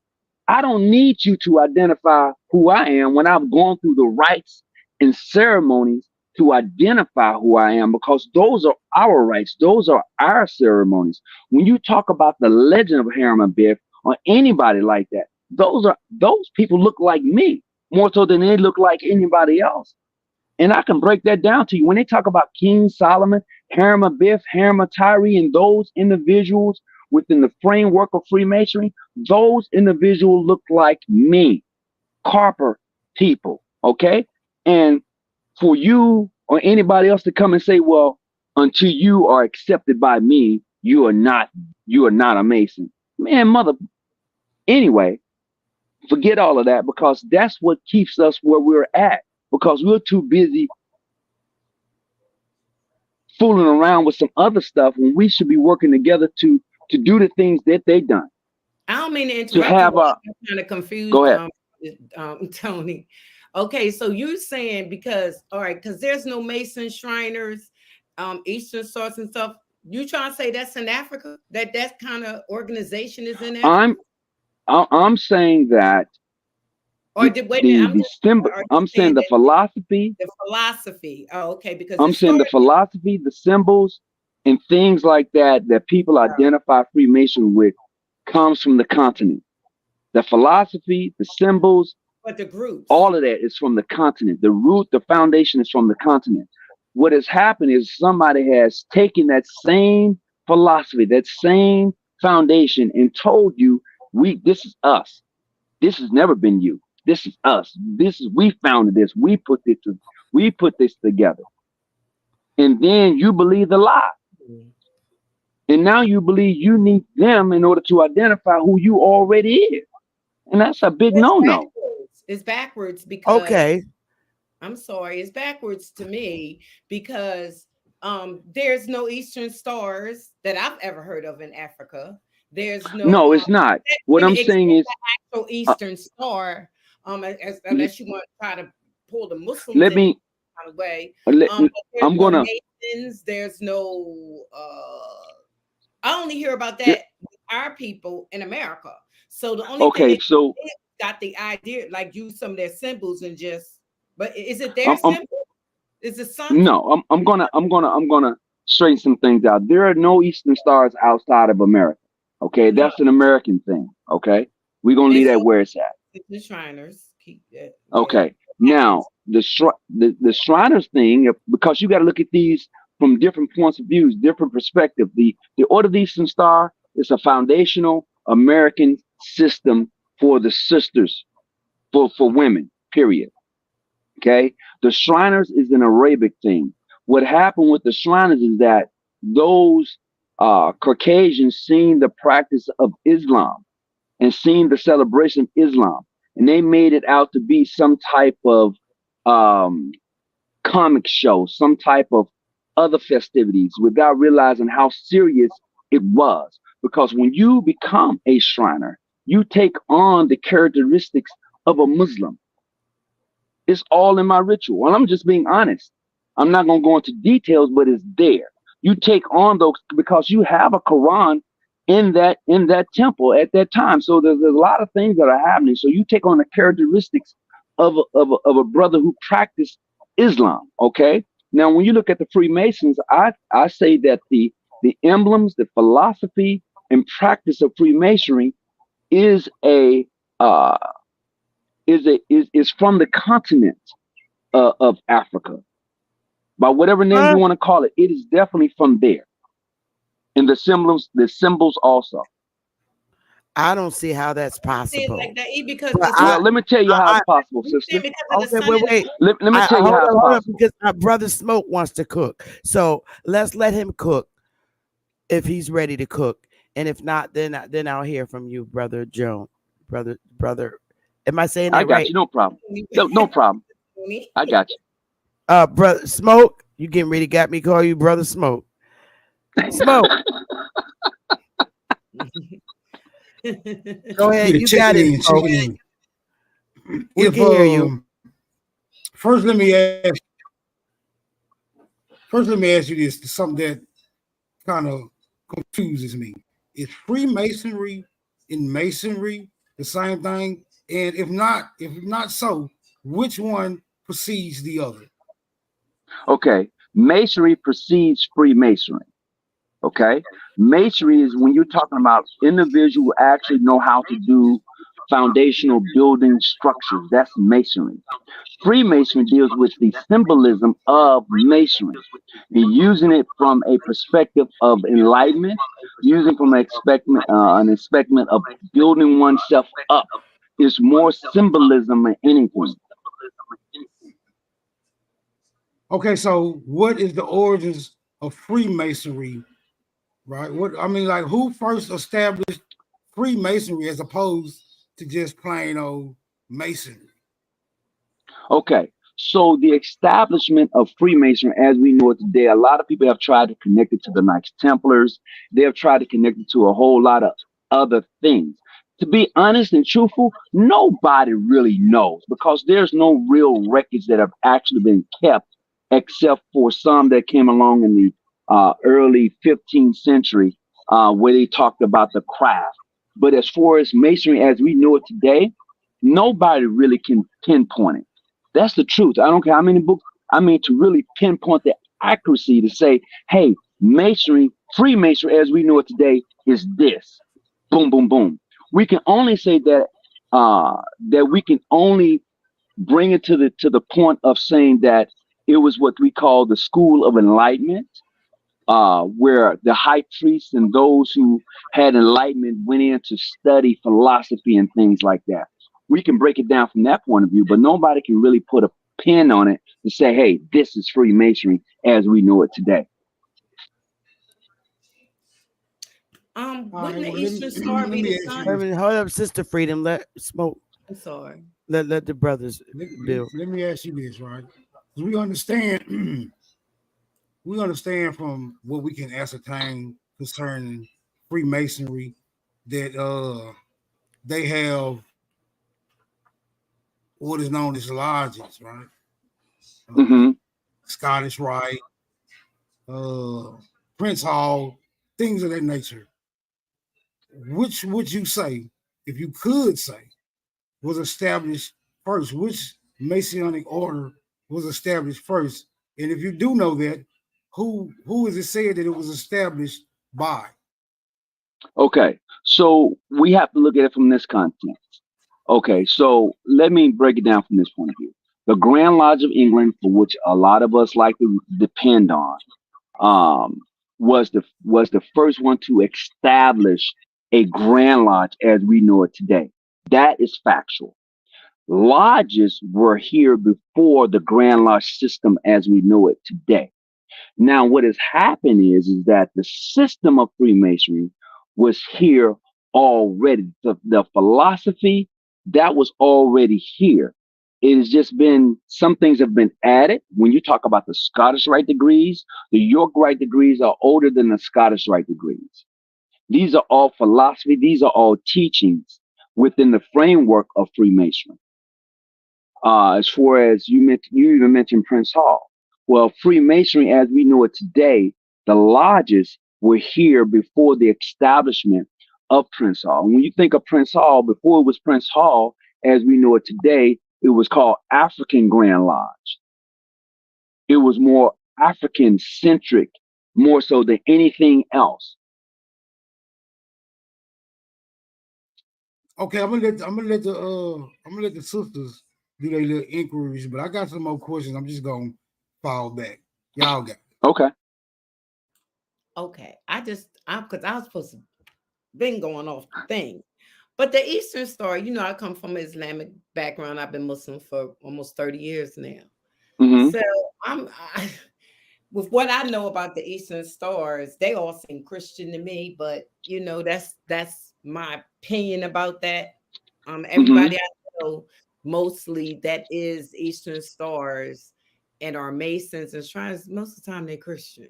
So I don't know where the Muslim thing came in on that, but I do know because they use the moon and the star as a symbol that you're more so Egypt type thing. But my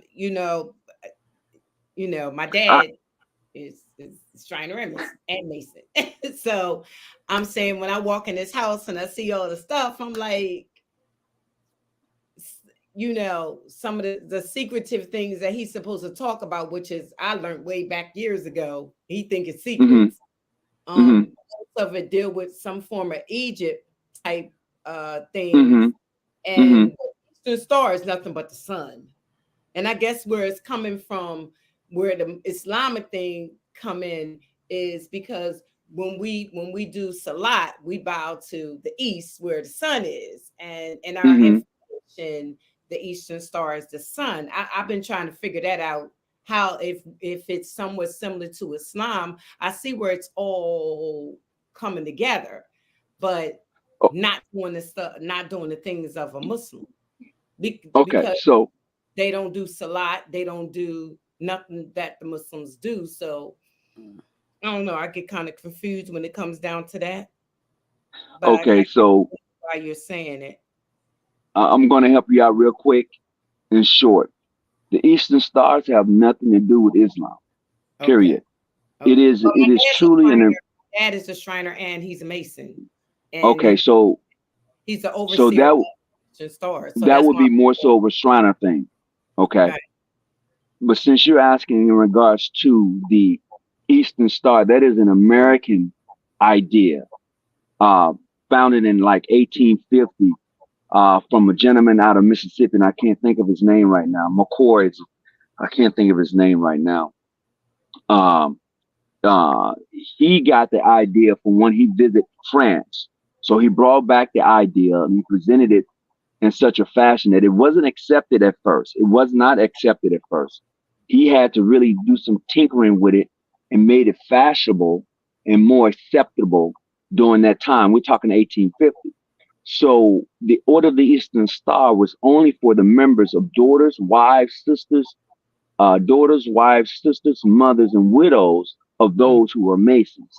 So you couldn't be an Eastern Star at one time unless your dad, your uncle, your brother was a Mason. Okay? So it has no direct connection to Islam. However, if a sister who practiced Islam wants to be a member of the Order of the Eastern Star, she has to look within Islam and find those 5 herons that represent her womanhood, which is being a mother, a daughter, a wife, a sister, and a widow. When she finds those 5 herons, which are in the Quran, then she would take upon those 5 herons as her,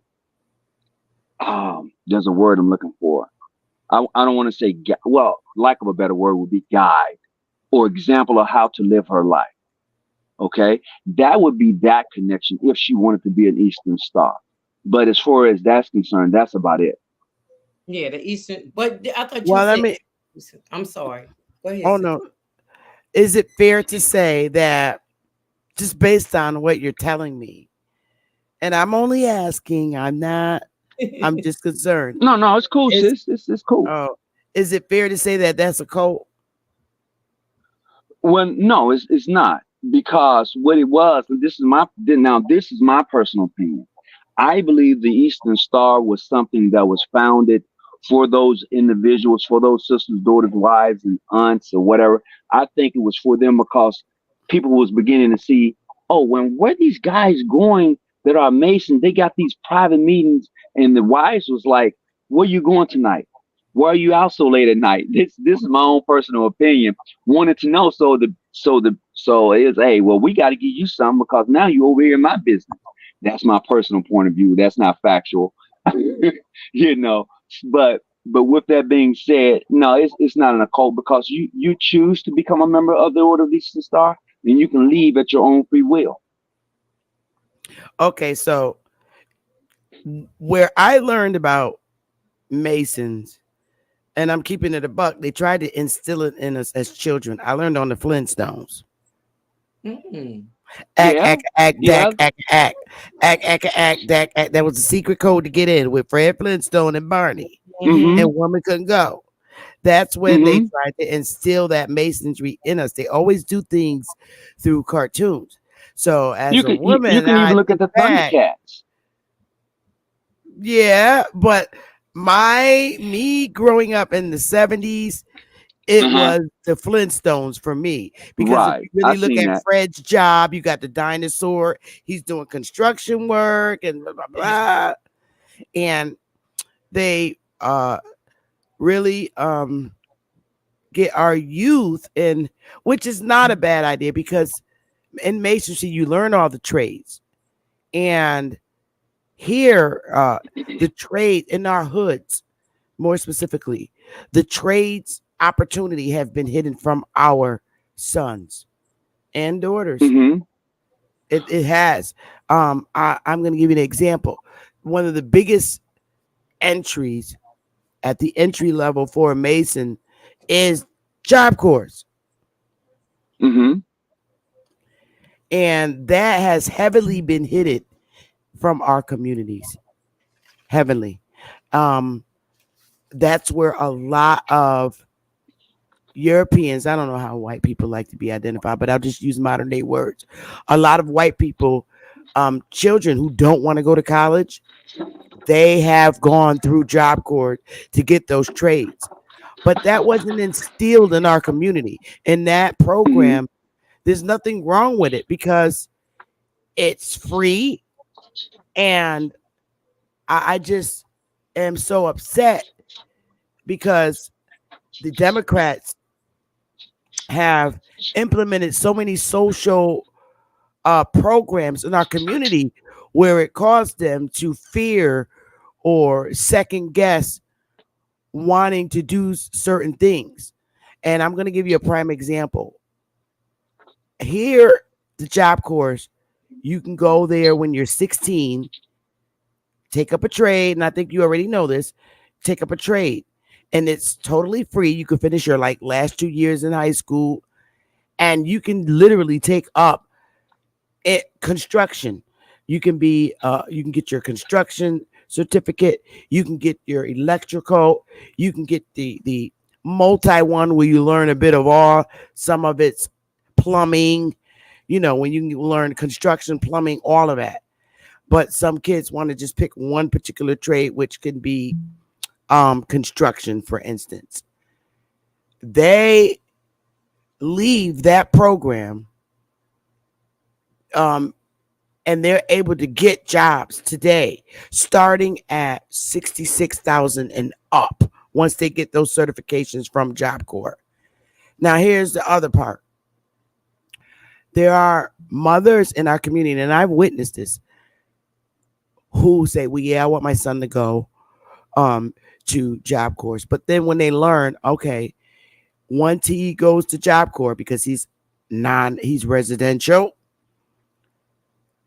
the mother no longer can get the food stamps. And I'm like, I can't believe this shit. She stopped her son from being able to go in a promising career because the state was going to cut her food stamps, because when they do, they're, on campus, it's a federal program and they can grow from that. They could go to the Army because then, they're already trained now how to build structures. Like if there's a catastrophe in another country and men are needed to go in other countries to help fix up structures like they do today, it all starts there. So I guess I was just so upset because the mother was like, no, they're going to cut my food stamp. I'm saying, but guess what? Your kid's not going to be on the street. He's a youth at risk. He's not going to be selling drugs. We're catching him before the streets really hit him. And he takes a really great interest in selling drugs, whereas he can be helped because dad's not there to help him. This is great for him. Why on earth would you do that? Say, because you want to save your couple of $100 food stamps? That's insane to me. To me, that's insane. So, I mean, these programs are out here, and a lot of the mothers are not allowing their children to take advantage of these programs. So what say you to that? Because this is how you begin to this is our opportunity to rebuild our communities and come out with, our youth that don't want to go to college. So what do y'all say to that? He fell off accidentally. Yeah, he should get the key. He can come back on. Why is that? I don't understand that. What are your thoughts about that, Smoke?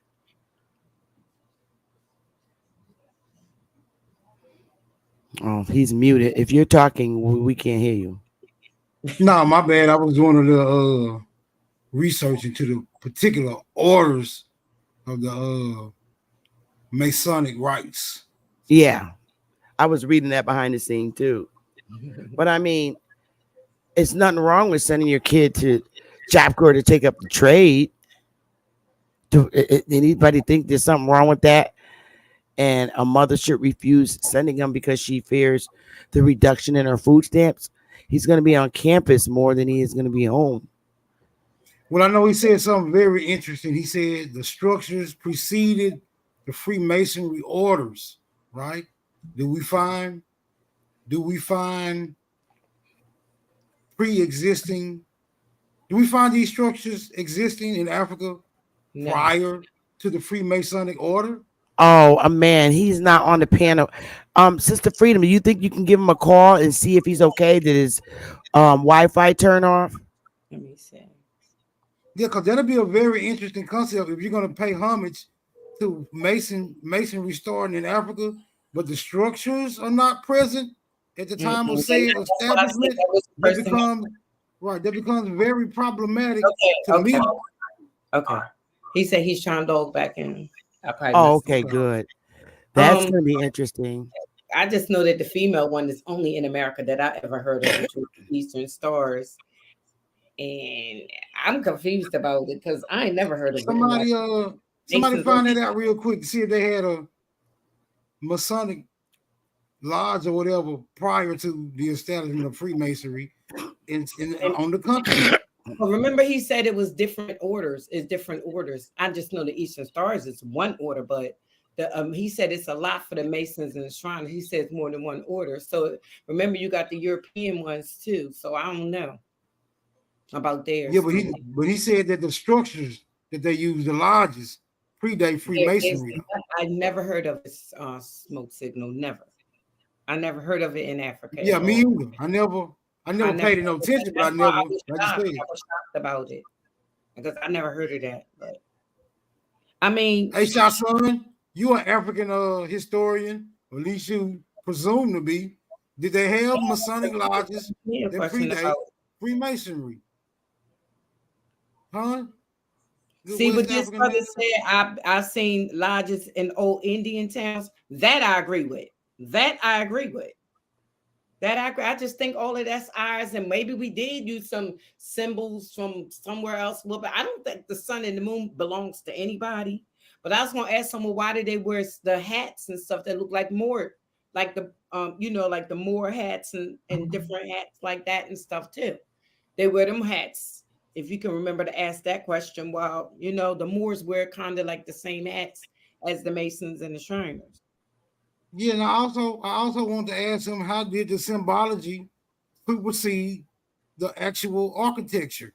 People forget that we went from over here to over there too. They forget that. I would love to see what he says about that. Well, how did the symbology supersede? Thank you, Belicio. It is. It's a lodge. That's why I said in every part of the United States. He not there. I'm sorry. Smoke signal. I apologize. I'm going to get off. I keep talking. I'm looking at the Masonic hats, and that's look like that look like a Moor hat. Yeah, that's what I'm talking about. And they got different colors. The higher up you get, it get darker and things like that. But that's not what the females. I love how the female thing is. I just don't like that you got to wear white all the time. But I know what white represents. But. Hawk School would be able to tell us about this.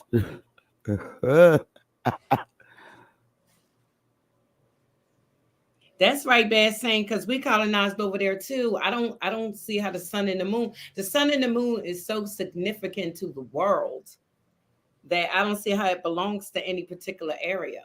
But if you're saying sun and the moon, didn't our ancestors really everything was natural? So wouldn't the Right. sun and the moon be natural? So Thank you. That's that what that would make sense. yes. You know what I mean? That's what I was saying. I was confused about that. This And is I've always interesting. about it. I mean, I got a if the book. organization didn't get put together and tell us over here with the mindset of the American Indian over here, the copper color American Indian over here, then how are we giving? That's why I'm keep telling you we can never be proud of ourselves unless we add Africa somehow in it. Even though we started the organizations over here, I don't get it. They just use. I got a book. I got a book on Indian masonry, but I don't know if I'm gonna be able to find it. That's just so tucked away in my archives. I don't even know where I put it. I was trying to find that junk. I remember seeing those rings on man's fingers when I was younger. That G, I never knew what it was. I was a little girl, but I would always see those rings. And I see a lot of those rings on pastors' fingers. Oh, my family pretty much was Masons and Shriners and Eastern Stars on the Quarrel side. So that's your family too. Statues try to say that it didn't start here, but the gentleman that was on the panel said that it's indigenous to the Americas. Oh boy! Oh God! If it didn't start here, where the hell did it start?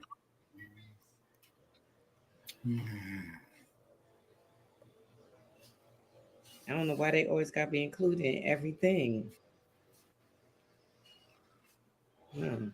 That's just saying our Masonic organizations actually built shit. Prince Hall's is foreign agents. Okay, there's Mike. Okay, here he comes. There you go. All right, Smokey's all yours. Hey, greetings. Greetings. He's all yours, Smoke. Okay, yeah. My next question would be if the Freemason order is paying homage to Africa as its place of origin, do we have lodges predating the Freemasonic order already being erected in Africa anywhere? Yes, the Grand Lodge of Lux. The Grand Lodge of Luxor. Okay, the Grand Lodge of Lux. I'm gonna look into that one. Would that be the oldest? Right. Would that be That the would oldest? be the oldest. Yes. Okay. But the Grand Lodge of Lux actually dealt in philosophy and in what I would call the School of Enlightenment. But yes, the Grand Lodge of Lux. Would that be Luxembourg?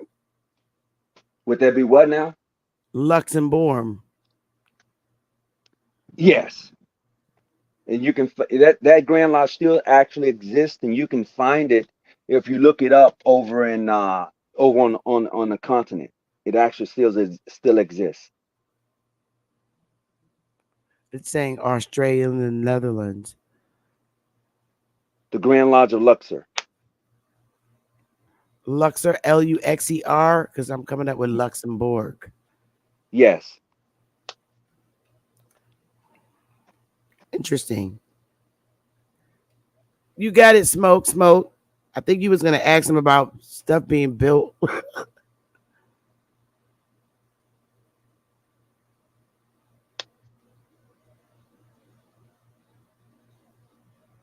Can you hear me? I can hear you. I'm waiting on Smoke. He's muted. I don't think he knows he's muted. Oh, okay. No, he kind of stumped me with the Lodge of Lux. I never heard of that one. I'm going to have to look into that. Dude. Luxor. Right. Are you using this one? I heard of Luxor. I'm just not familiar with how it ties all into the Masonic Saying it's a order. large ancient Egyptian temple complex. And so my next question was gonna be through some whispers or some light chatterings, it's being said that the Freemasonic order is a gateway, for individuals to ascend to higher organizations such as Skull and Bones, Rosicrucians, things of that nature. Is there any validity to that?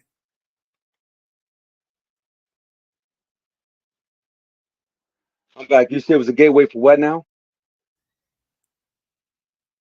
Other organizations such as Skull and Bones, Rosicrucians, things of that nature. Is there any validity to that? I will agree. It was that. Yeah, Freemasonry is that gateway for those other organizations. Is Freemasonry responsible to any degree for any offshoots such as splinter groups? You repeat that again for me? I say, is Freemasonry responsible for any offshoots such as splinter groups who may have their origins in Freemasonry, but are now entirely separate? I'm missing some of the question because I'm having an issue with my phone. So give me a second, and I'm gonna log back in on another device because I'm having some issues. But I like that last question. But give me just a second, okay? Is that all right? I see you. Take your time. Okay.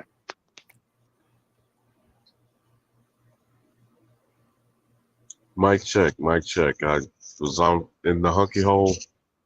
No, I didn't put you in the bag. You fell off. Yes, ma'am.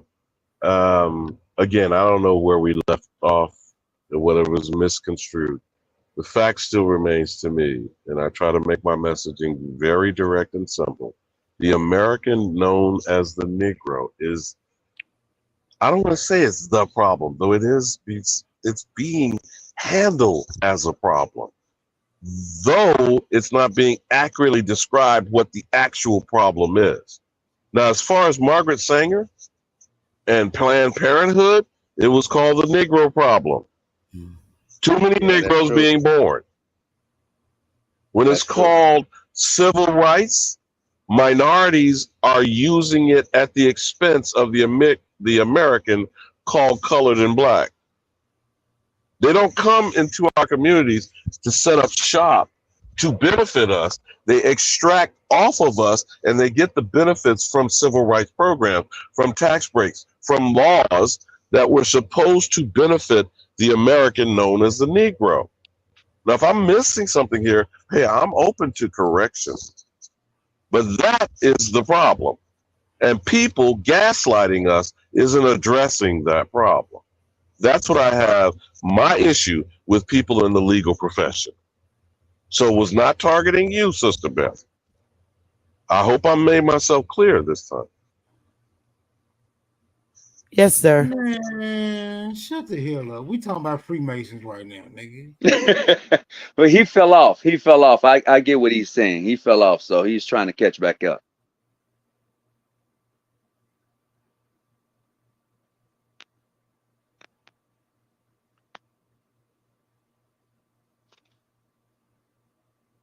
Y'all got it.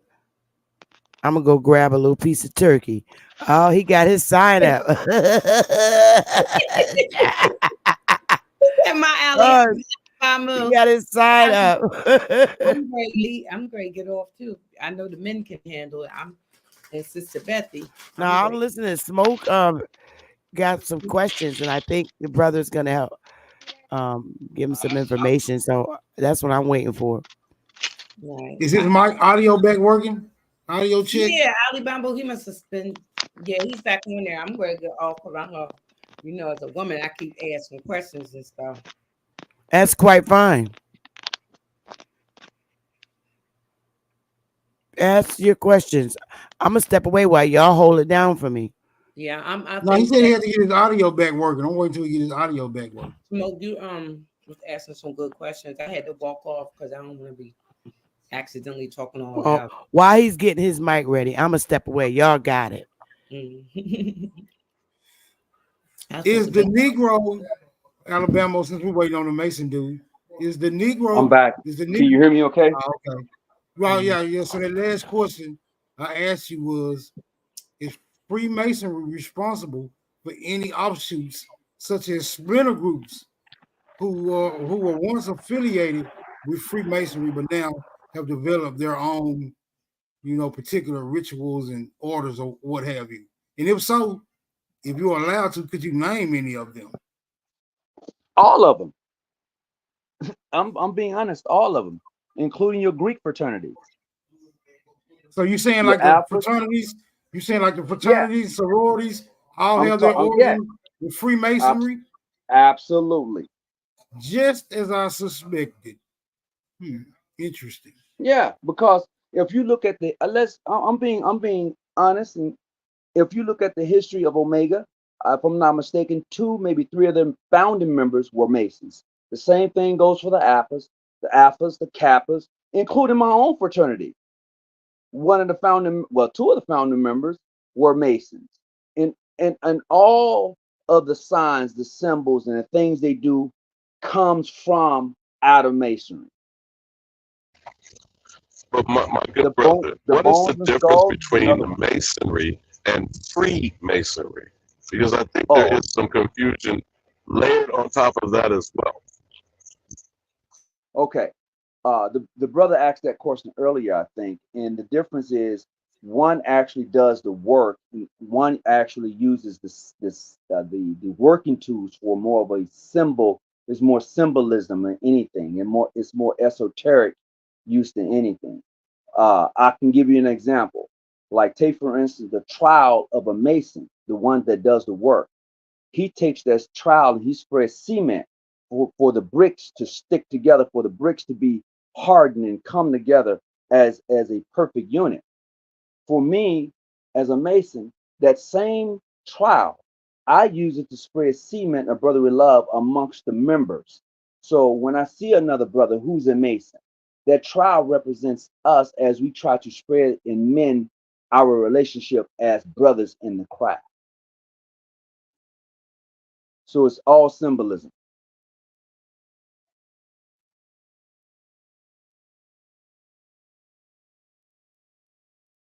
Did I lose anybody? Hello? No, I'm relating to what you're saying, my good brother. The symbolism is lost on the masses when they are dumbed down through indoctrination and curriculum. So again, as the question I asked you earlier, was not causing or casting aspersions to your organization or to you personally. The secrecy that is perpetuated prevents the community of the average people who are misinformed and poorly educated of the benefits of your organization if you don't engage them and you keep using the secrecy, or I should say the lack of transparency, of engaging the community. What say you about that? Well, I would say that a lot of our Masonic organizations, only on the African American side, we are engaged in the community. We are definitely engaged.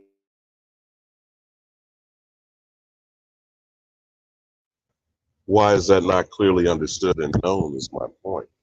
And I'm not talking about like advertising and marketing. I'm saying the people themselves actually know that you're engaged with their interests in the community. Okay, I'm gonna use myself specifically for that to answer that. I'm into politics. I ran for city council. I go to the different community meetings, city meetings, and all that stuff. And what I try to do is the information that I have or gather from there, I bring it back to those who don't attend those meetings, who are really not interested. So I try to get that information out to them. Now, as far as enlightening them on the symbolism of Freemasonry, that is something they have to come and get themselves. They have to come to the door of Freemasonry. We are not going to come to them and say, oh, would you like to be a Mason? Because it's not for everybody. Everybody's not going to be acceptable or accept what I'm trying to convey. They're not. So it is up to that individual or that sister who wants to be an Eastern Star to say, I'm interested in that. I would like to know more about it. I would like to be a part of that. Now, I brother got a Tony, question I for can you. appreciate I can I got a question appreciate for that, you. but hold on, I Jeremiah. got a Hold no. on, Hey, Jeremiah. Alabama, I'm trying to I get was straight to the not point. through. I was not through. I'm So if you would be so kind, my good young brother, please hold it just for a moment. Hold it. Now, brother Tony, as in Yes. answering the issue of transparency, the point I was getting to was about power, domination, and control. Again, not to suggest you personally are Right. doing that, I I but I, these I get power that. structures that are controlling people through ignorance purposefully, how do you suggest that's going to be addressed if people are not being empowered through the truth, actual knowledge? For example, being called Negro, Black, and Colored, as opposed to being an American Indian. What do you think about that?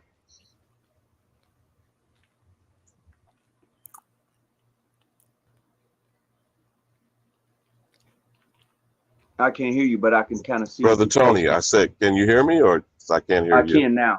I can now. I said the misguiding, misleading behaviors of people who have categorized us as Black, colored, Negro, as opposed to the American Indian, is power, control, and domination. Many of these organizations are participating in that. How do you suggest it be addressed? I suggest this. For those of us who are African Americans, Negroes, whatever you want, however you want to plaster that, I would suggest to us that when people are interested in the craft, this is where you're going to find that out at. For me, because as I said before, when I go to talking, everybody's not going to want to listen to what I have to say. Just like everybody's not going to want to listen to what you have to say. Although you may have the truth, you may have, hey, bro, man, fuck that shit. You've heard that, you've heard it, just as I've heard it. So we have to do our part by starting with those who are young, who are interested in wanting to know, and that's what I do. If I find a young guy, he say, "Oh, you a Mason?" I say, "Yeah." I actually said, "What do you want to know?" And when he goes to ask me the questions, I give him the answer. I don't say, "Well, nah, man, I can't talk to you. I can't tell you." I'm not that guy. And that's what I try to teach the members who are in my lodge, in my circle, in my grand lodge. If a person approaches you and they're interested and they want to ask you, give it to them. Don't say you can't tell them. And I've heard that a lot. Even when I first became a member, I would hear people say, I can't talk about it. Well, why you can't talk about it? Why you can't talk about it? Why you can't talk about something that can enlighten someone else to be a better person or help them to come up?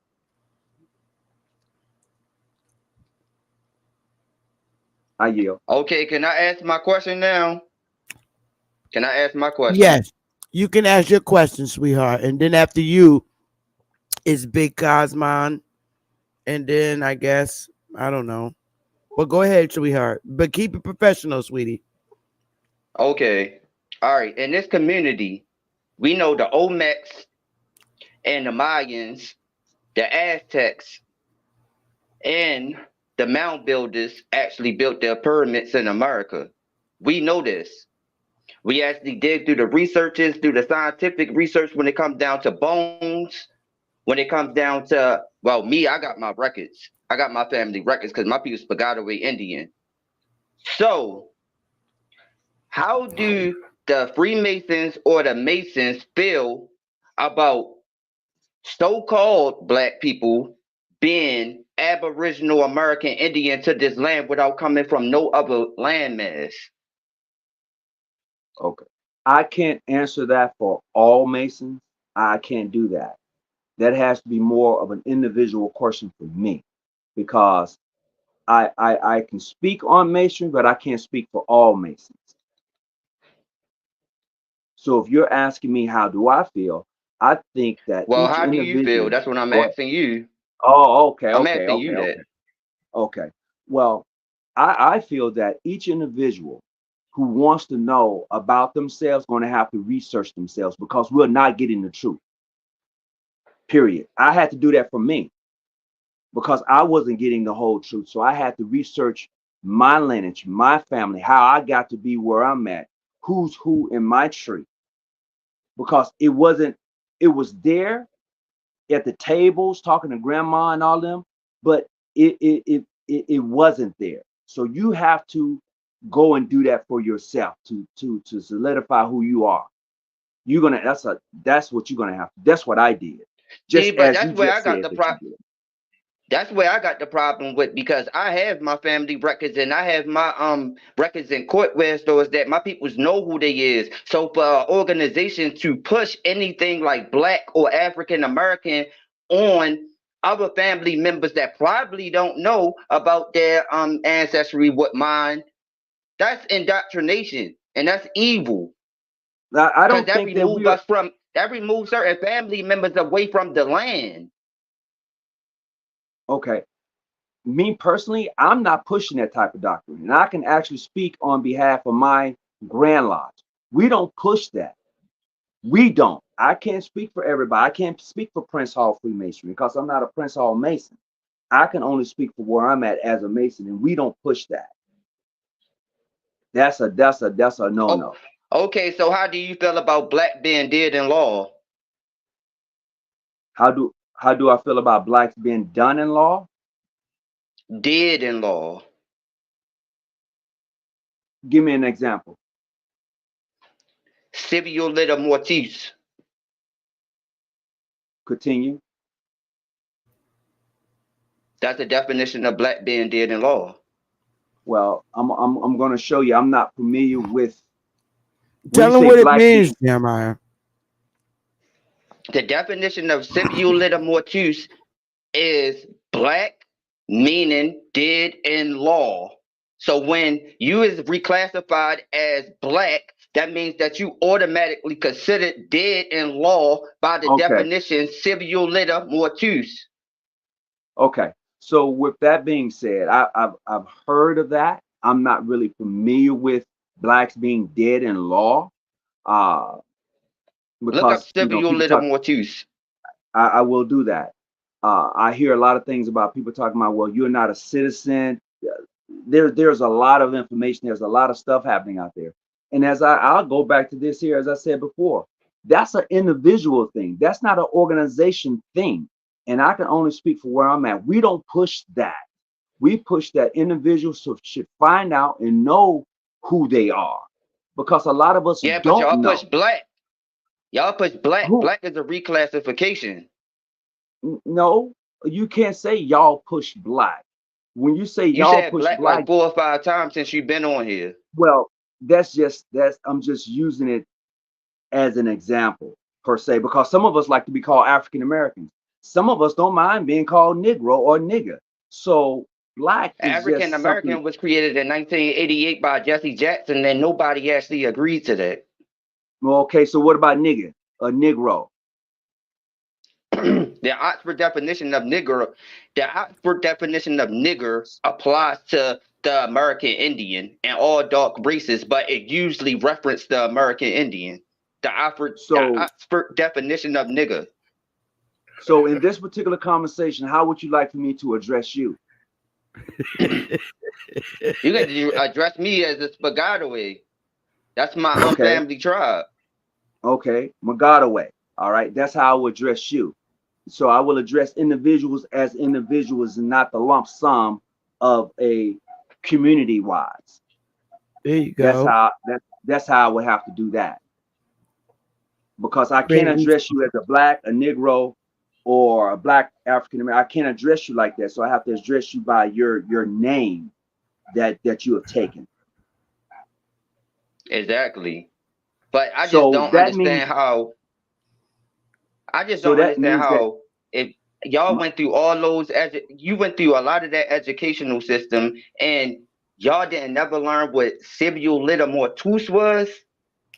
It's not an Black men and dead in law. Well, because they're not lawyers. All of them are not lawyers. You got to remember that too, Jeremiah. If you're in those lodges, that don't mean that you're a lawyer. It doesn't. You're right. It doesn't mean that you're a lawyer. It doesn't mean you're a doctor. It doesn't mean that you're a barber. It doesn't mean any of that, because it's a collective thing. Like, I'm gonna use my lodge for an example. Within my lodge, we have people in the healthcare system. We have a doctor. We don't have a police officer, nor do we have a lawyer in our lodge, but we have people that work in the community, common average job, warehouse workers, doctors, few nurses, car mechanics. In some lodges, Masonically speaking, you may have congressmen, lawyers, doctors, governors, and mayors.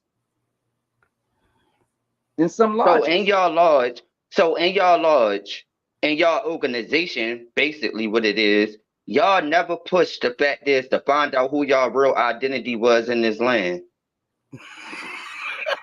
In my lodge, we have and we do. I can't speak for everybody else. I can't speak for all Masons. I can only. So what did you find out about yourself? So what did you find out about yourself? When I found out about myself is when being from Mississippi, and then I went and I started doing research on my family name and how that all transpired. Who was who are these people, when they was born, when they was buried, the whole thing. A lot of obituaries, my family owned land. I went through that whole thing, and then I discovered, okay, so this is how we got to be where we're at. This is who we are. So that's how I discovered for myself. And what is that? What is that? You never explained. What is that? You just talked in a whole circle. You ain't never No, say I who think is you that? probably, Who Jeremy, did you find out? You missed the earlier part of his response. So relax, sweetie. He did say he was Choctaw. I think you probably missed that. He said, because I just heard the African paradigm that he actually said something about the hieroglyphs that they actually did research on and found that it was from a different continent. No, but that doesn't have nothing to the fact that he knows internally who he is. He did say that he's Choctaw. Okay, sweetheart. So he's Indian. He's from here. But let's relax. Well, let's relax, Pumpkin, because I'm not removing you from the panel. I don't do that to you. I love you. All right, I just wanted to clear that. Oh, I ain't got nothing else to say. If he say that, if he believe that and say that, brother Jones. What should I say? What did I say, brother Tony? It's brother Tony, brother Jones. Brother Tony. I'm okay with Jeremiah is the YouTube Morris Day, so we're gonna give him a little break for a minute. And let you build with Big Cosmon. As a matter of fact, he's welcome to come on. If he hits me up, we can continue this conversation on my channel on another day, another time. I love to have him on, and we can build on it. It's what it is. I like what he's asking. Yeah, Jeremiah is the man. We just gotta calm him down sometimes, but y'all can finish talking. Let me let you vibe with Big Cosmon. I don't know if Smoke got any more questions, but go ahead, Cosmon. Peace, Chief Thunder. Love, light, balance to you. Love, light to Sister Freedom. Smoke Signal. My OG, Big Alabama. Shout out my little brother Jeremiah Myers. You did what I'm talking about. And shout out to you, brother. What is your name again? Brother Tony. Brother Tony. You got, I noticed right off tops, you got John G. Jones Research Lodge, right? Why is your mic messed up? Cosmon, fix your mic. It's messed up. It's like crumbly and making noises. All right. Do I sound a little better? Yeah, are you in a bad area? Yeah, I am. Oh, okay. Well, I guess we'll have to do. Can you hear him? Okay, brother Tony. I can. Okay, y'all got it. Okay, I'll try to be quick. I noticed he had John G. Jones. Happens to be my grandfather's name, John A. Jones. I'd like to thank you even coming up here and taking the questions. You seem to be honest and coming forth right and. A lot of Masons don't ever even come in the hood and speak or tell us anything. So I like to thank you for just revealing anything, right? But you're welcome. Quick question: what lodge are you in, and what Grand Lodge are you under? Okay, I'm in Hosea Lodge number 7. It's spelled with an H, not a J. And I'm part of John G. Jones Grand Lodge of California, Ancient, Free, and Accepted Masons. The reason we say ancient, free, and accepted Mason because we believe in the ancient customs of Freemasonry and in its practices. So I've been a Mason now going on over 35 years. I've been around for a while. Wow. Cool. Thank you. I like to talk about, you brought up timeline. You brought up a timeline. You said the oldest temple in the world, or so to your belief, is the Temple of Luxor as the oldest Masonic temple, right? Well, history goes us to show that was built by Ramesses III circa 1400 BC. So my question would be, how does Masonry reckon with the fact that we see Masonry and its science of building buildings and men in America almost 2,000 years earlier, right? Already rocking and rolling in America before the very first Grand Luxor Temple was built. How does Masonry, deal or rationalize that fact? Okay, I'm not speaking for all Masons. I would say this: some can't deal with it because they have not yet identified to themselves where Masonry has come from for themselves. So a lot of people like to revert back to the Grand Lodge of England. Oh, the Grand Lodge of England is the oldest. I don't do that. So when you asking that question, man, that's a broad question, because a lot of them have yet to even accept the mere fact that the continent had anything to do with Masonry. A lot of them refuse. I'm talking about a lot of Black people. A lot of Black Masons refuse to even believe that the continent itself had anything to do with Freemasonry. But I know, based upon those who have actually gone over there, who have actually seen the emblems, as I said before, and the symbolism already there, knows of the philosophy and brought it back here and talked about it. And still a lot of us won't even accept it. A lot of Black Masons won't accept it. So that question right there, brother, that's going shit. That's one that's going to have to be answered by those who truly are seeking to be enlightened in regards to Freemasonry. Okay, so because it got a little confusing right there when you were saying the continent.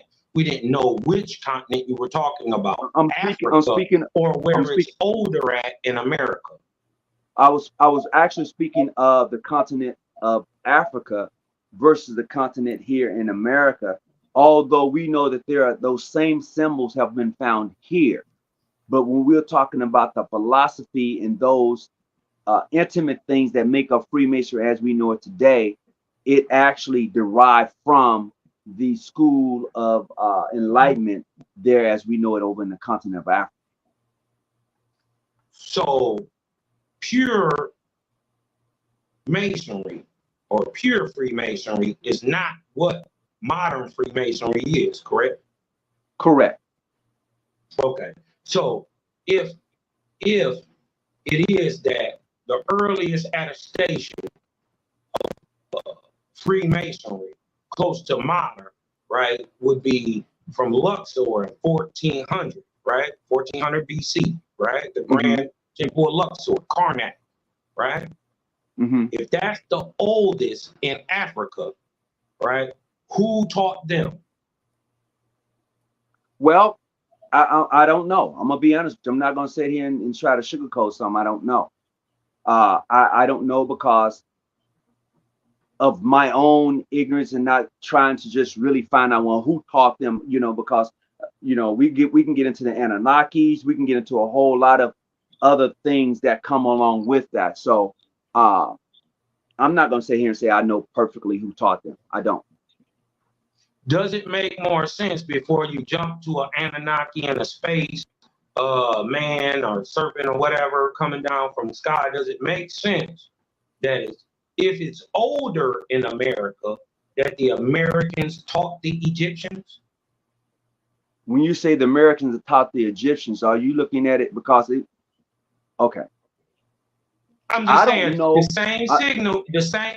What I'm asking is the same symbology, the same rites and orders we see over there in Temple of Luxor, Karnak time, coming on down to Plato, Socrates, Pythagorean, all the the disciplines. We see them in America, except they're older, right? So my question still stands. Who does it make more sense that a regular man taught other men this science more than you can say that? I can see that. I can say I can see that from that point of view. Yes. Okay. My third question would be, what exactly does a Mason do? Okay. So what a Mason's supposed to do. Let's say that. Let's say what a Mason's Can I get both? Can I get both answers? What a Mason's supposed to tell me what he's supposed to do, and now tell me what he's doing. I'm gonna tell you what. Okay, so I'm gonna answer both. So what a Mason's supposed to do is actually become enlightened. He's supposed to be a person who has good rapport, and a upstanding citizen or person within his family structure. He's supposed to be one who wants to enlighten others. That's what he's supposed to be about in his life journey, is teaching, is saying, okay, I have this information that will help benefit you along this way in life. Allow me to instruct you. He's supposed to be about that business. A lot of us say Masonry is supposed to help a good man become a better man, but that's not true. We're actually supposed to teach that Mason how to be a builder amongst other men. That's the true essence of being a Mason. Okay, so what does the Mason actually do today? Now, the Mason actually do today, they do a lot of fundraising. They scholarships. They try to be more in the community. They try to be more community oriented. That's what they try to do. Some are very successful at it, and some are not. You know, so that's where they're at today. They don't teach like I would like to teach, like what I do in my lodge. A lot of Masons don't do that. What I do in my lodge is we try to break down the symbolism, what it means, how you can use it to better your life. All of that, that's what we do here. A lot of lodges don't do that. They're more geared towards, okay, so we got a dinner coming up on May 5th. We got to sell these tickets and we got to do this. And that's okay. That's really okay. But you have to be able to take that what we call enlightenment or knowledge about the craft and be able to present it to those who may be interested in becoming a Mason. And I could tell you this, it ain't for everybody. It is not for everybody. Wait a minute. Wait. You said, you just a second ago, you said to be an enlightened person, to do good, to have these rights and morals. You dig what I'm talking about? That is, in a nutshell, a Mason. Correct. Why wouldn't every person want to be a Mason if that's what one is? What are we missing that would make a person with any common logical sense not want to be a Mason? Because everybody don't want to do good. Only goodness is what a Mason is supposed to be. What everybody not want to be? Because everybody don't want to do good, bro. Everybody don't want to be good at two shoes. Everybody don't want to see you come up. Everybody don't want to see you be successful. Everybody don't have your best interests. Brother Tony, can I Cosmon, if you mind if I ask him something here about being loose with the term community. And again, this is not, I don't ever come across like I'm being antagonistic or I'm attacking Tony. When these groups, these organizations lead a specious agenda of claiming they're in the benefit of the community that's been called Negro, I mean specifically that, not colored and black, the so-called Negro community. And I like to frame it this way, Brother Tony. Dr. Carter G. Woodson calls it the miseducation of the Negro for a reason. That book is the basis of a curriculum, and I argue a Negro is a concoction. You feel me, Brother Tony? Go ahead. So by definition, a Negro is misinformed and miseducated. Now, I don't know if you've read the book. I'm paraphrasing. I have it. I have The it. I've read catchphrase it. was, the Negro finds no real entrance to whatever the establishment is, a business, etc. He will form one for his own special purpose. Now, I'm underscoring that to speak to a mentality. You feel me, Brother Tony? Go ahead. A mentality of subservience. Okay. Hey, Alabama, because you leading right into my next question, OG. Well, before let me I'm gonna hand the baton to you, my brother, because again, there's a point to why I'm raising this about the use of the term community. When you continue to perpetuate a subservient behavior amongst the people, I say it this way, Tony, the American known as the Negro. You got it, Cosmo. Okay, so he kind of led in. He did what I'm talking about. He put me on the pedestal. He threw me in the alley-oop. So my next question is, let me dump this. How does a Mason, right, directly impact his personal community? By being involved and taking that same. Oh man, just when you there he goes. Myself, for example. There he goes. Okay. You went out for a minute, Brother Tony. Okay, can you hear me? Yes, we can hear you now. Okay. Like, I'm gonna use myself for an example. I'm in the community. I'm a Freemason. There are people who do not go to these community meetings and don't realize exactly what's happening around them. So I take that same information I got because I went, and I come back and I'll give it to those who live around me within a 10, 15 miles radius, wherever they're at, and say, look, this is what's about to take place. You see that building over there? It's condemned. They finna tear it down and put some apartments there. Did you know? No, I didn't know that, bruh. But you hang out there every day. Every day you over there hanging out. So when I bring you this information, and then you look at me, man, they coming in taking over. I tried to tell you, brother, come down to the, voice your opinion, get involved, stay connected, run for office. Stop talking about it. If you don't like the way the police beating your ass, become a police officer. If you don't like the way the city councilman is doing things, become the city councilman. Get involved. Stop sitting on the sideline waiting on somebody to do something for you. Ain't nobody coming to save you.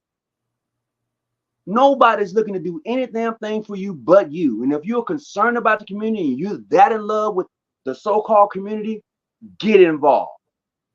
And trust me, you ain't gonna come out clean as you went in. You can go in clean, but you ain't coming out clean. That's the issue. So as a Mason, right, an oath is taken, right? And you are to stand on that oath irregardless of, or for instance, let's say you become governor, right? You are a Mason before you're the governor, correct? Okay, but I'm a man before I become a Mason. Well, correct. Okay. Right? So your manhood would hold you to your moral standard, correct? Correct. Embraced by Masonry, correct?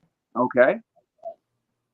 But we know politics is corrupt, and power is corrupting, and absolute power corrupts. Absolutely corrupt. So with that understanding, what stops a Mason from, and if Masons are these people, and for the most part we see they are in these political positions. What you see is white Masons. See the system not running right, right? The system is not running right, or actually the system is running perfectly. It's perfectly corrupt.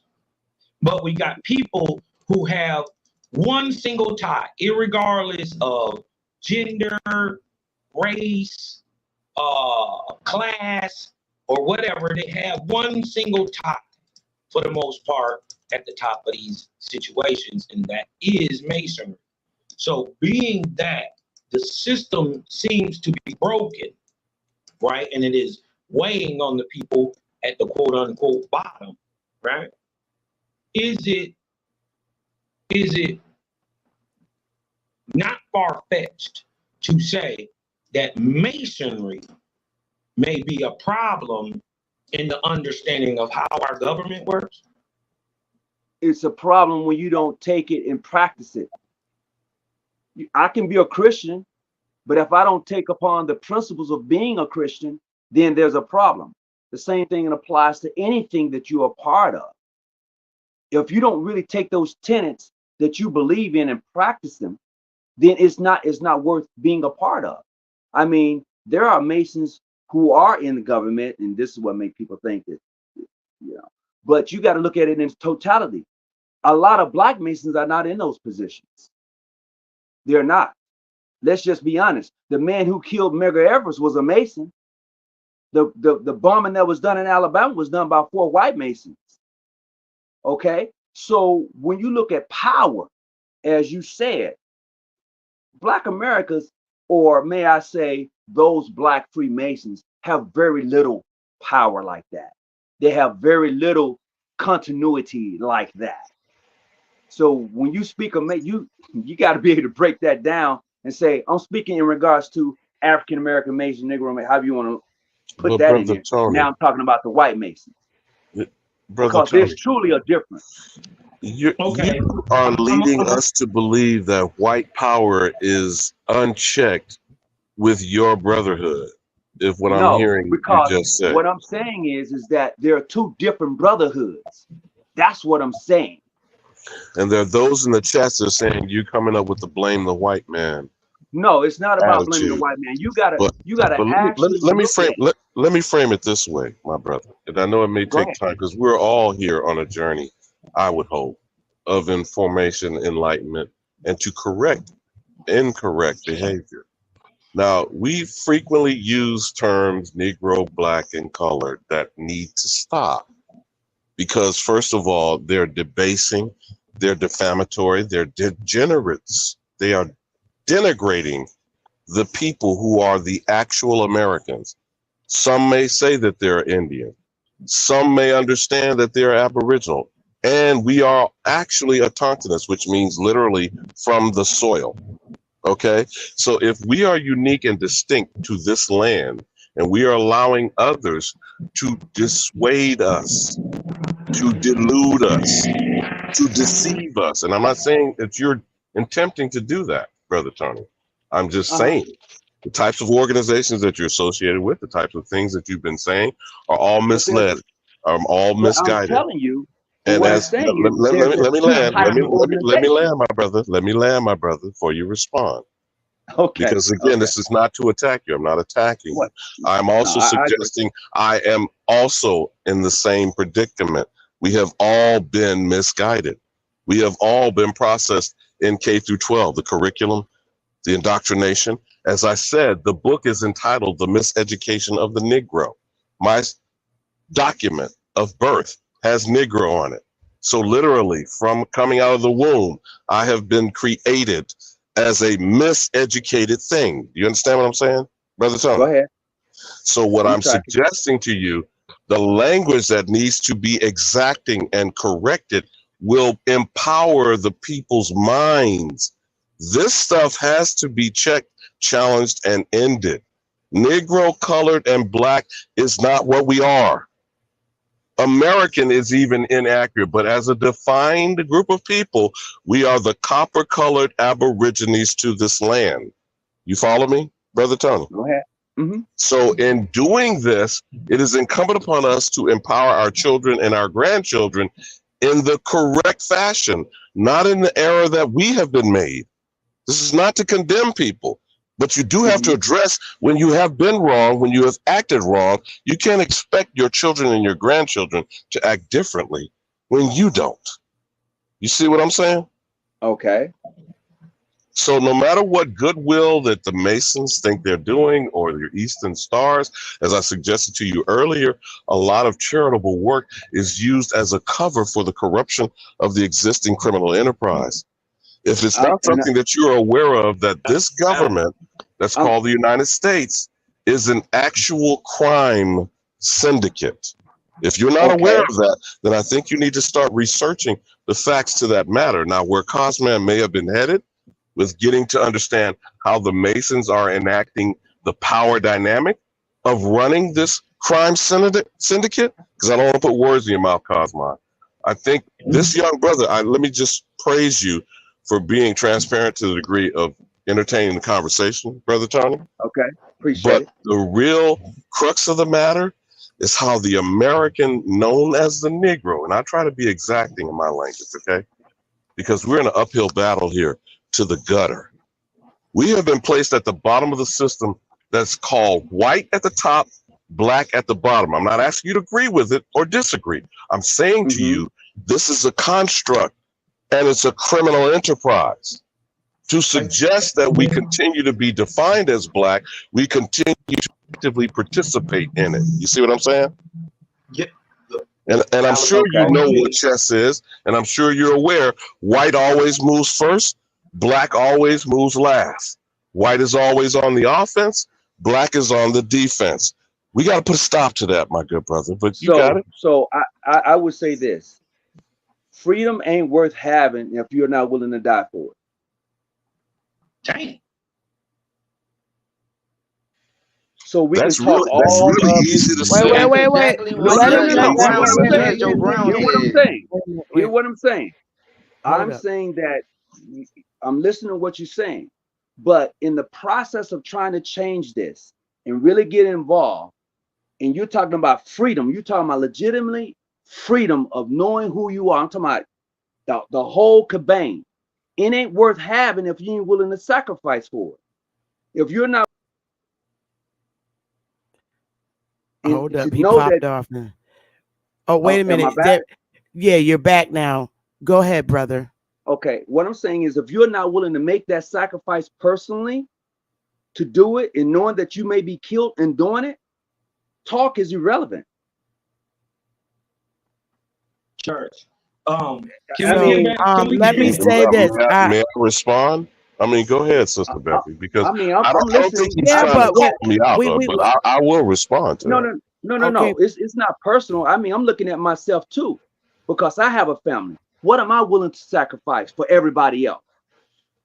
What am I willing to sacrifice for your kids and you? What am I willing to give up? Because I'm going to have to give up some. If I'm being honest with me, if I'm going to step out and say, this system is corrupt, and here's what I'm willing to do to prove it. Here's what I'm willing to sacrifice. That's what it boils down to. The game, remember the same thing. The Mason, what am I willing to do to take the system down? Since we all know it's a corrupt system, what are we willing to do? Are we willing to storm the Capitol? Because those folks was willing to do it. Well, who's willing to call the meeting? Let's remember though, storming the castle didn't work. Right? Well, hey, look at what it's doing now. It didn't work, but damn it, look at the results. That's all you want. You want the results. I get it. Yeah, but that's a big contradiction, though. Yo, Cosmo, hold on. That's a big contradiction because my peoples got their right classification. They actually still got the land that they inherited from my ancestors. So, what is you talking about? You don't got to sell out to actually have that. I'm not saying sell out. I'm saying what are you willing to sacrifice? I'm saying what are you willing to sacrifice? My family has land. So if somebody comes and tries to take the land, what am I willing to sacrifice to keep the land? You gotta fix your mic, Jeremy. Go ahead, brother Tony. No, I'm saying what am I willing to sacrifice? My family has land. So if somebody says, you guys got to give up this land, you got to move, we taking the land. What am I willing to sacrifice to keep the land? What am I willing to do? What you mean? What are you willing to sacrifice? If that's your people's land and it was inherited into your family, that land is supposed to be a part of your soul naturally, spiritually, and physically. So at the same time, you got to be willing to die for it. What a lot of us wasn't. What a lot of us left. A lot of us said, "Fuck it, I ain't dying for that. I'm gonna leave. Come on, family, let's get up in the middle of the night and go." and lead it. I'm talking about now. I'm talking about now. Even, You talking even about now. your peoples that's Even there now. now. Even now, some of That's us when have your done it. peoples come together as a collective. If that happened, your peoples need to come to a collective and defend their land, and not be weak, and not be sellout. I'm saying even now, there are some of us who have done the very same thing that I said that our ancestors have done. Even today, there are some of us in these sundown towns that have land, and we're like, I'm not putting up with this shit. My life is more important than this land. Fuck it, I'm gone. And just leave it. Even today. And we Brother talk about Tony, a free country. that is a Hold choice. up, wait a minute, hold up. Y'all got to come to some order. The man is still talking. No, I respect the brother who wants to come up, who's talking now. I'll yield. Brother Tony, that is correct. Those are choices that you're describing. At the end of the day, the white domestic terrorism, and I'm certain you are familiar, at least were taught infrequently, the Red Summer of 1919, right? Go ahead, I'm listening. So you're aware of that historical fact, right? Correct. And the targeting of the American known as the Negro, that's why I'm being very exact in how I'm describing who I'm talking about, not what people call niggas or coloreds or black folk. I got They've been called all those told me things. that before. But they are the true Americans being lied on, maligned, called out of their names, misclassified. These are all tactics and policies to remove us from the land. Are we on the same page? Go ahead, I'm listening. This is Yes, part sir. of what Jeremiah keeps going back and forth with you about. I don't think he's taking it personal, directing it at you. I'm just trying to. No, it's good. I'm I don't trying think to any of illuminate us. this. I'm trying to illuminate this to get you to understand.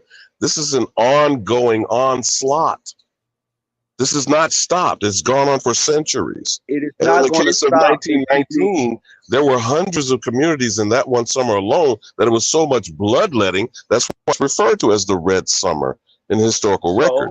Now, the most famous, hold on a second, brother. Listen to me clearly. Go ahead. Greenwood, Archer, and Pine. You're familiar with the Gap Band, right? Mm-hmm. That is the acronym, Greenwood, Archer, and Pine. They are directly from the Tulsa Race Massacre, okay? Dropping a bomb on me, and they've joked about it. They claim they didn't make the song that way intentionally, originally, but it speaks to what was done in Tulsa, okay? Mm-hmm. Are you aware of the recent ruling of the Supreme Court turning away the survivors of that race massacre? Yes, I am. Now, part of it, the people are misled to understand, they used the nuisance law, which was proven to have been broken. But the reason the Oklahoma Supreme Court did not rule in their favor, and this is their own words, Brother Tony, that it would open the floodgates for litigation against state and non-state actors. How do you respond to that? Once again,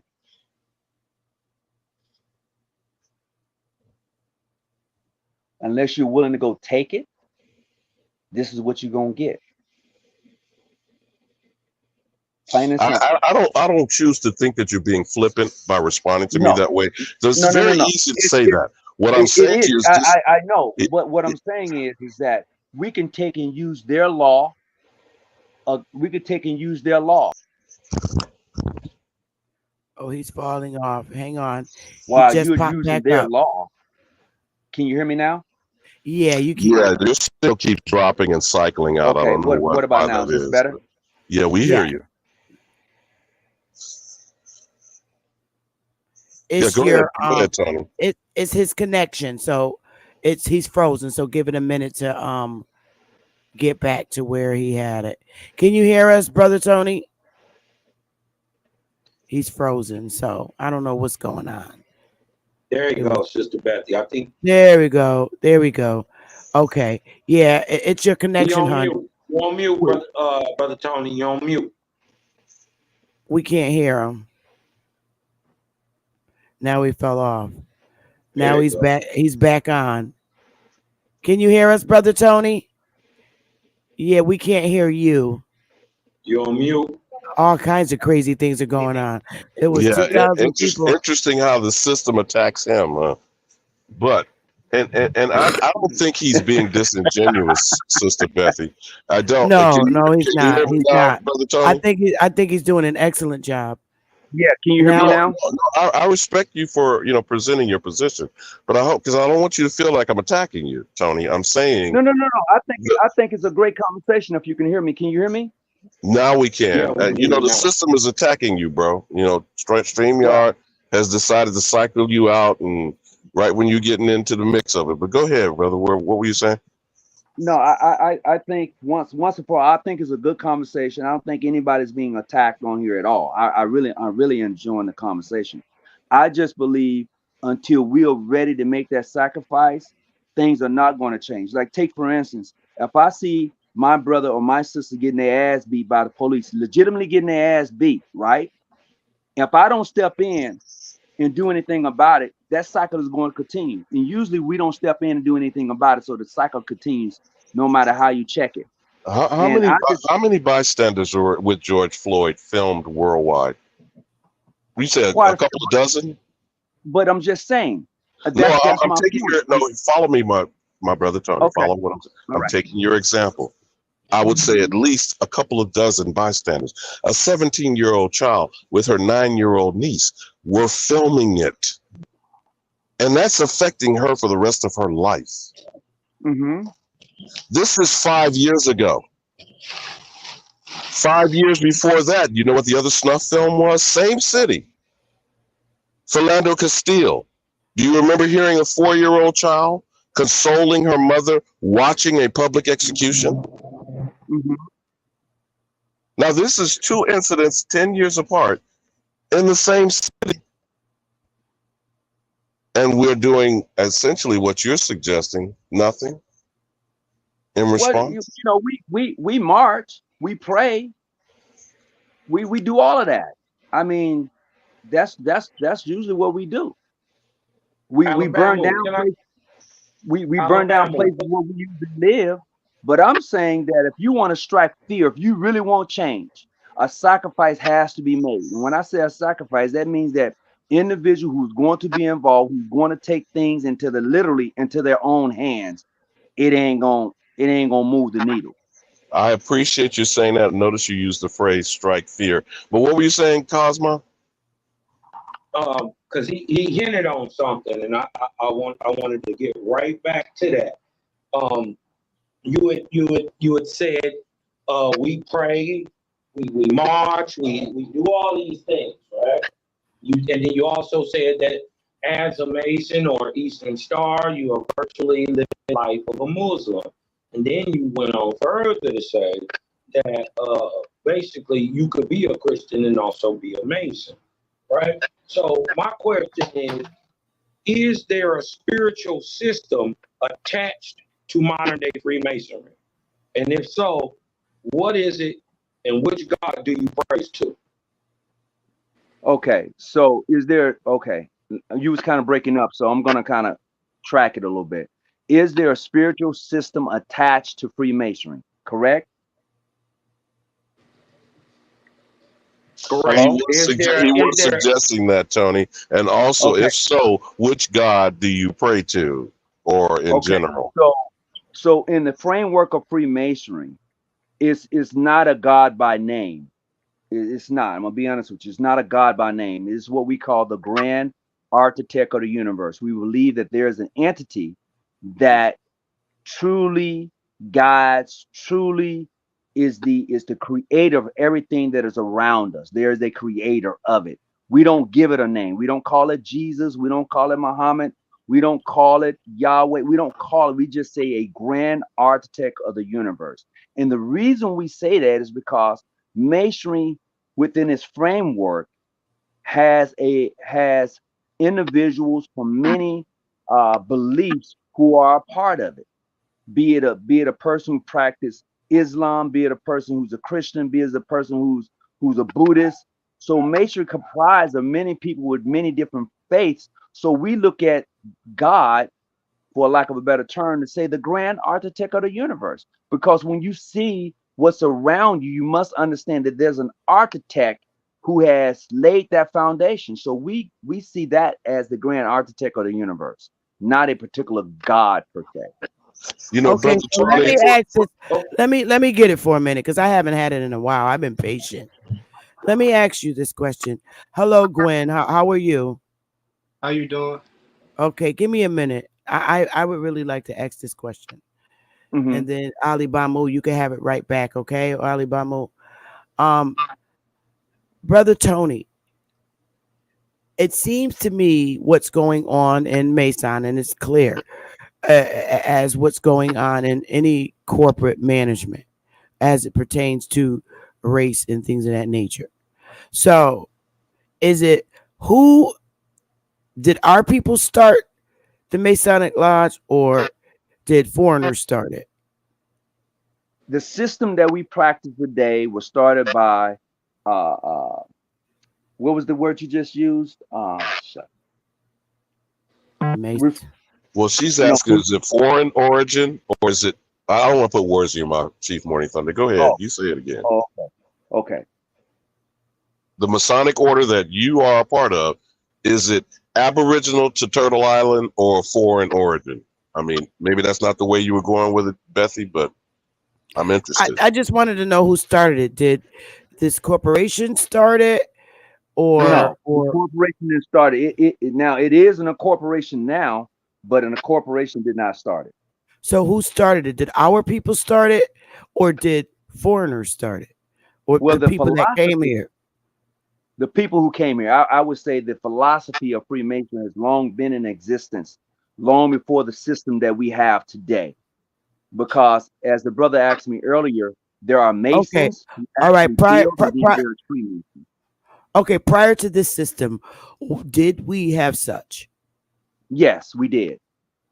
Okay. So on that note, it seems like it could have been invaded. I'm just going to say that based on your response. So do you think that at this point, some brothers like yourself should start our own Masonic lodges? Therefore, we don't feel different. We don't feel different in them. Absolutely. And is it possible if we started, are they in all the 50 states? And if so, if not, has anyone considered starting it so that when our people do become part of the lodge, they don't feel like they're treated differently or are on different levels? No. As a matter of fact, we do have our own Masonic system. We do. And that's why I was trying to differentiate between when I say white Masons and black Masons, because there's truly a difference. And I'll say this: when you're trying to emulate someone, you take on their ideologies and customs. Yeah, you do. And a lot of our brothers try to emulate what I would consider mainstream Freemasonry. They do. But then again, there are some of our Masonic Grand Lodges that do not. They want to maintain their own sovereignty, and they want to bring in those individuals who are African Americans, for lack of a better word, who want to understand who we are in this dynamic, in this life that we're living. And this is where we're at. So, Brother Tony, can I reiterate this tack for a moment when I asked you earlier? The difference from being a Mason and a Freemason. I'm going to use this example. A Mason builds things, actually puts brick and mortar to the ground. Something comes from it, a building, a structure, etc. We have mound builders, and we have evidence of civilization from Masonic effort. Stay with me for a moment here, brother. Freemasonry is the symbolism that I'm hearing you saying, which is controlling people's mentality. The symbolism of doing the things that you've claimed and said so far and shared today. The behaviors of people are being controlled by symbolism and belief systems, but they're not actually doing constructive, physical, tangible things. Do you feel what I'm saying? I mean, I want to lay that out first. And I understand what you're saying, but the only thing that we differ in, I don't say controlling, because in order for one to become a Freemason, you have to already live that life. And when I say live that life, you already have to be one who has a job, one who's already involved with your family, involved with the community. You're already involved. What No, we you're do, missing where I'm going, Tony. I get you're dealing now on an individual basis. I get you on that, and I'm not disrespecting you in that regard. I'm I'm probably saying how Masonic things and free Masonic things have evolved over time with the symbolism aspect you pointed out. Whereas Masonry is still a trade today. Correct. Building something with concrete blocks and bricks. We have mound building civilizations. If you're not familiar with the Choctaw, not the Choctaw. I know some people say Choctaw. That's not its correct Aboriginal name. The Choctaw went from the tip of Chile to China. Are you familiar with that? No, I'm not, but go ahead. There is a bricklaying culture on a mountain face that's in Bolivia today. Okay. Today. So I'm using this to show you examples of where there's evidence of masonry, there's evidence of us, people who are referred to as Negroid, in features, in existence. You feel me? Now, these pale degenerates, which is what I'm going to call them, have co-opted it through symbolism, calling it Freemasonry. Are you following me now, Brother Tony? Okay. And this aspect is where power, dynamic control, and domination enters in. But if Cosmon, if you were headed a different way, I just wanted to kind of bring that clarity of it, maybe, if you get what I'm saying, Brother Tony. And wherever Cosmon was headed, you know, you got it, brother. No. You got it. I think you. Go ahead, Sister Beth. All I'm saying is, all right, we understand the ancient days of Masonry. What could we do as a community to reestablish our former ones? But Sister Bethy, what I'm suggesting is building bricks like we did as mound builders. That's fine. All good. Structures in place. That would be skill sets. Carpentry, plumbing, electrician. We know those things. Alibama, please let me vibe with this brother for a minute. All I'm saying is, and I understand we need to get back to building, but we have to get our people from what Brother Tony is saying back involved and wanting to do those things. Right? So I think all this is on our end, that we should reestablish our former Mason Lodge, including the women's establishing theirs and the men.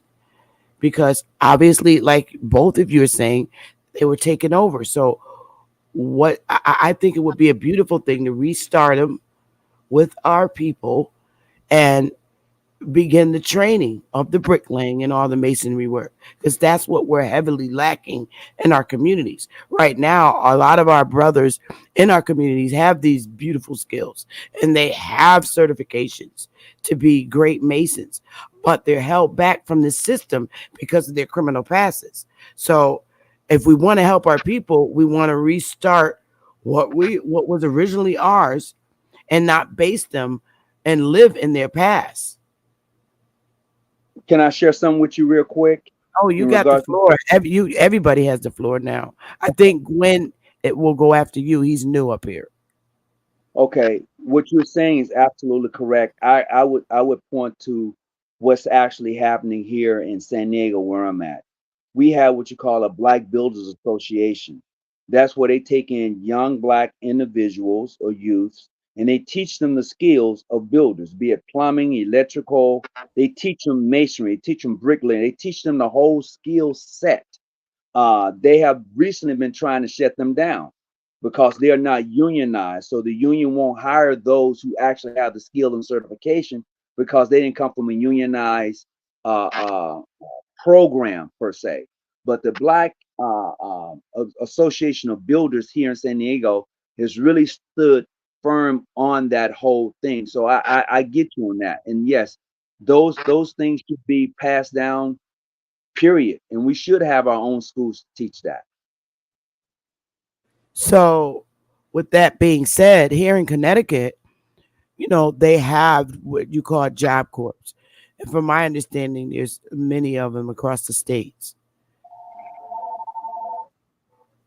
Now, in Connecticut, now I don't know how this is across the states as far as it pertains job corps, but you have to be between the ages of 16 and 24. And you cannot have a criminal background. So that's right there alone. It's hell. It could be somebody that was selling weed or crack 30 goddamn years, weed or crack, and they probably did time at age 18 and got out when they were 19, and now they don't qualify for that program. So what we need is to create our own, maybe you can call it Mason or whatever, where they're not discriminated in that manner, because this system discriminates against them. They hold their criminal past against them. Now, I understand if it's like people that are rape, things of that more dangerous things, but I don't think that. I just strongly believe that if you have that skill and you have the ability to train our men, we can support each other and open up facilities for that. So, hey, Sister Bethy, he just said it again. The key word. They keep on pushing black. Right, but his laws. If his laws don't understand that black is dead in the eyes of the law, it becomes a problem. But if we create our own, we don't have to call it black or refer to ourselves as black. We can refer to ourselves as who we are if you create your own. Now, because he's a member of this lodge, I don't think that because he has an oath, he can't leave that lodge. But we as a people can start our own and begin to heal ourselves by referring to ourselves as those Indians. We can't keep leaving it on society. That's not part of us to handle our problem. What say you, Brother Jones?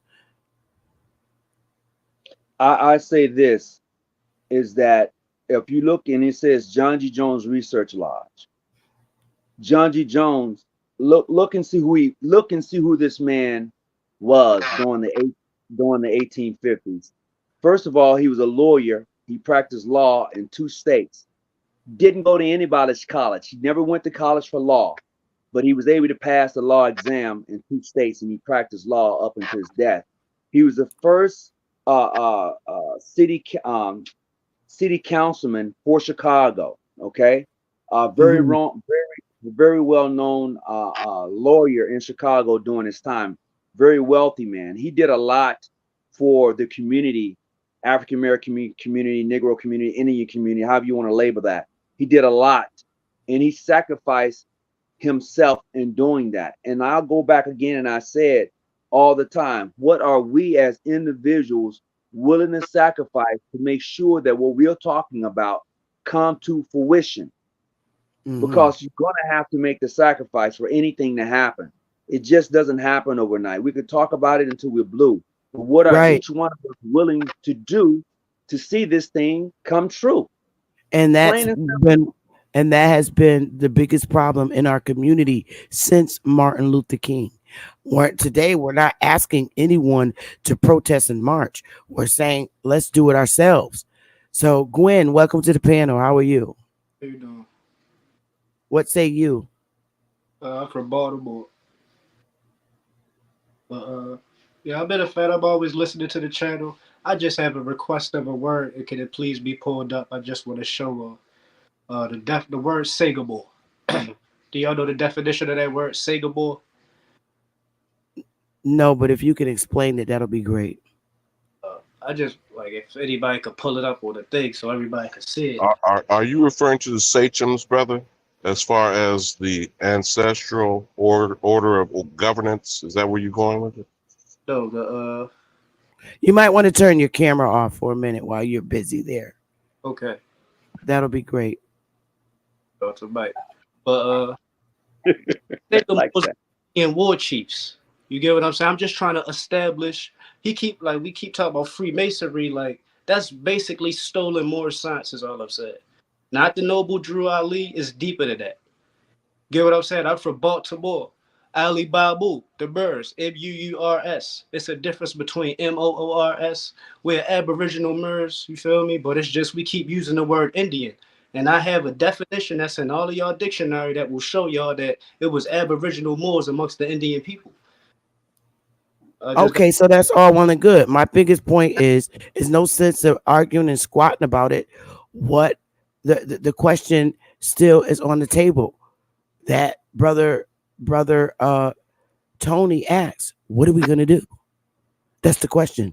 The hell with society, and don't talk about this pull away and more word paperwork and all that shit. I'm not talking about question that. What are we gonna do to rectify the problem? Do you have an answer? Gotta do your genealogy. You gotta know your 6th, 7th, 8th grandfather. I'm first cousin 7 times removed without going through slavery. Okay, no, that's not what I'm talking about. We're talking about Mason laundry. We already know about what to do as it pertains to correcting our race identity.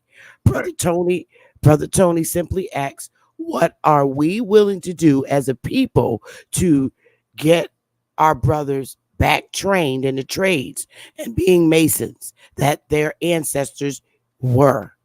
That's the question. What are we willing to do? Why do we want to be Masons? Oh, okay. Well, builders, trades. I'm talking trades and skill. But why wouldn't you? Like the brother name, Ali Babu. Like everything, I agree with everything he said. It's just that we using the word masonry instead of the right word. That's all I think. Okay. All right. I understand that too. So, for instance, let me give you an example. You went and you learned, and I'm just throwing this out there, that you have 300 acres in Alabama and it's just there. And you've got it. It's yours now. Right. Can you build a home by yourself on that land?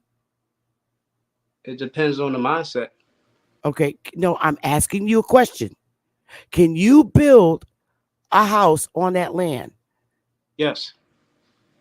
You could put the electrical in and all of that all by yourself. Everything. Oh, no. Okay. So that's the problem. Trades. We're asking our men to get back the trade experience that our ancestors had so we can do that. We're not doing that in our communities. We're not being a part of that in our communities. Our ancestors used to be builders and mortars and all of these things. So that's what we need. I understand. So that's what we're talking about. And we're not redirecting the conversation to all this other extra stuff because I actually don't want to hear it. I'm talking about what Brother Tony said. What are we going to do to fix the problem? Okay, it's like have like a common culture or history first. If we all got different ideas of history, nothing's going to be done. You feel? I think that's the first thing. But there's a lot of us in YouTube and now everywhere that understand who they are. The others will come later. There's enough of us now to get shit popping. And I'm using a curse word today. There's enough of us to get shit popping now and not worry about everything else. There's enough of us that are electricians, that are carpentry men, that are construction men that can do these things. Are you ready? Yeah, we just got to put our money together. If everybody put up $200 a month and it's 2,000 people, you get what I'm saying? Like right now I work at a little BS bakery, but I'm watching every Philippine that work there. All of them got cars because every week it probably be 10 of them like, hey, we're going to get you a car this week. We're going to get you a car this week. You get what I'm saying? So it has to be like a gathered conscience. I get what you're saying, but it's just very hard for, you feel me, melanated people to just establish one idea. Like it has to be a leader of it, and everybody want to be the leader. So can I speak my real quick? question. Oh yes, you got it, brother Tony. Okay, so I'm gonna share this with you. There are many of us who are out doing things that you wouldn't believe, such as the family that brought, I think they brought like 60 acres of land in Atlanta, and then they had homes actually built on the land by Black contractors. Okay, so there are many families like that that are doing those things, sister. And that's just to add to what you were saying. What are we willing to do? A lot of us are doing things and not saying what we are doing because we know that when we get out and we go to talking about what we're doing, there are people that comes along and try to defray and destroy the work that we're trying to do.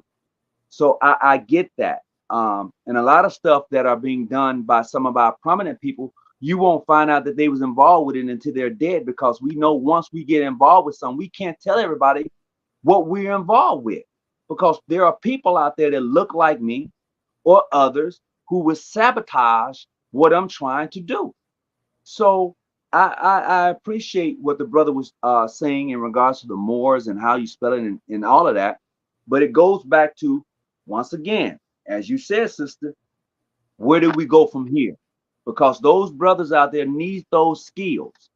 If we're going to move forward, we need those skills. We need those skills as individuals who can lay concrete, who can do the electrical, who can do the plumbing. And they're there. We just can't tell everybody what we're trying to do on this site. I can see that from that point of view, because there were people out there that were trying to sabotage. Right. And our biggest, yeah, in a minute. And our biggest problem in YouTube is holding these kind of meetings on YouTube Live so that all the culprits taking notes can come and sabotage it. They, you know, we just want to hold these meetings and blur out what's in our brains on YouTube, all our plans, all our goals, and everything. But I don't know if this is for show. You begin to learn who's really want to do something when it's time to go in the meeting room.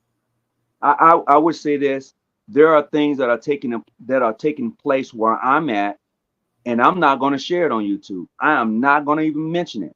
But I know it's for the benefit of those that are around me, and I'm only speaking for those that are around me. It's not for everybody.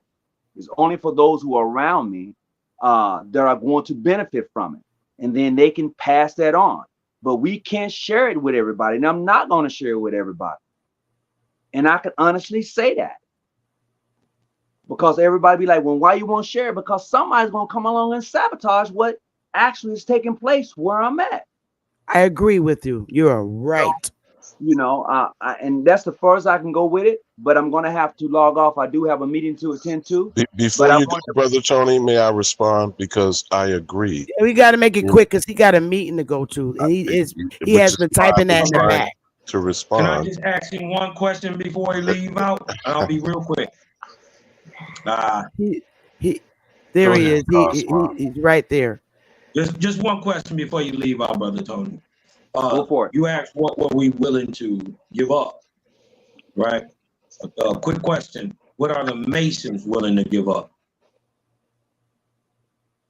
And what aren't they willing to give up in this overall ideal that they're trying to and he's cycling out into, and actually what I was going to suggest, Sister Beth, if he circles back in, I was just going to point out the example of the coalition of 100 black men. I missed this question. This question. He wants to know, what are the Masons willing to give up?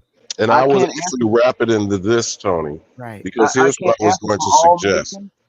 I can't answer for all Masons. I can only answer for myself.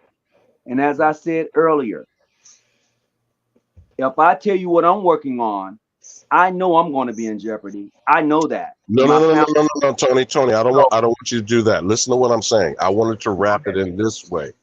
No. I was answering my brother's last question. No, I got you on that, because I don't think you have to give up anything. But listen to what I'm saying, though. The coalition of 100 black men, the National Council of Negro Women. If someone such as yourself and your organization that you represent would change their mentality, Brother Tony, Change their mentality. And I'll land on this. Yes, We Code. You familiar with that? Van Jones. You heard about Yes, We Code? Yeah. Jeff Bezos allegedly has gifted him $150 million. You ain't heard a word from him, right? Right. Now, Yes, We Code was supposed to put in all 50 states at least one operational behavior to get our young people coding. That's real. That's tangible. In addition, my brother's keeper. I know you're familiar with that, right?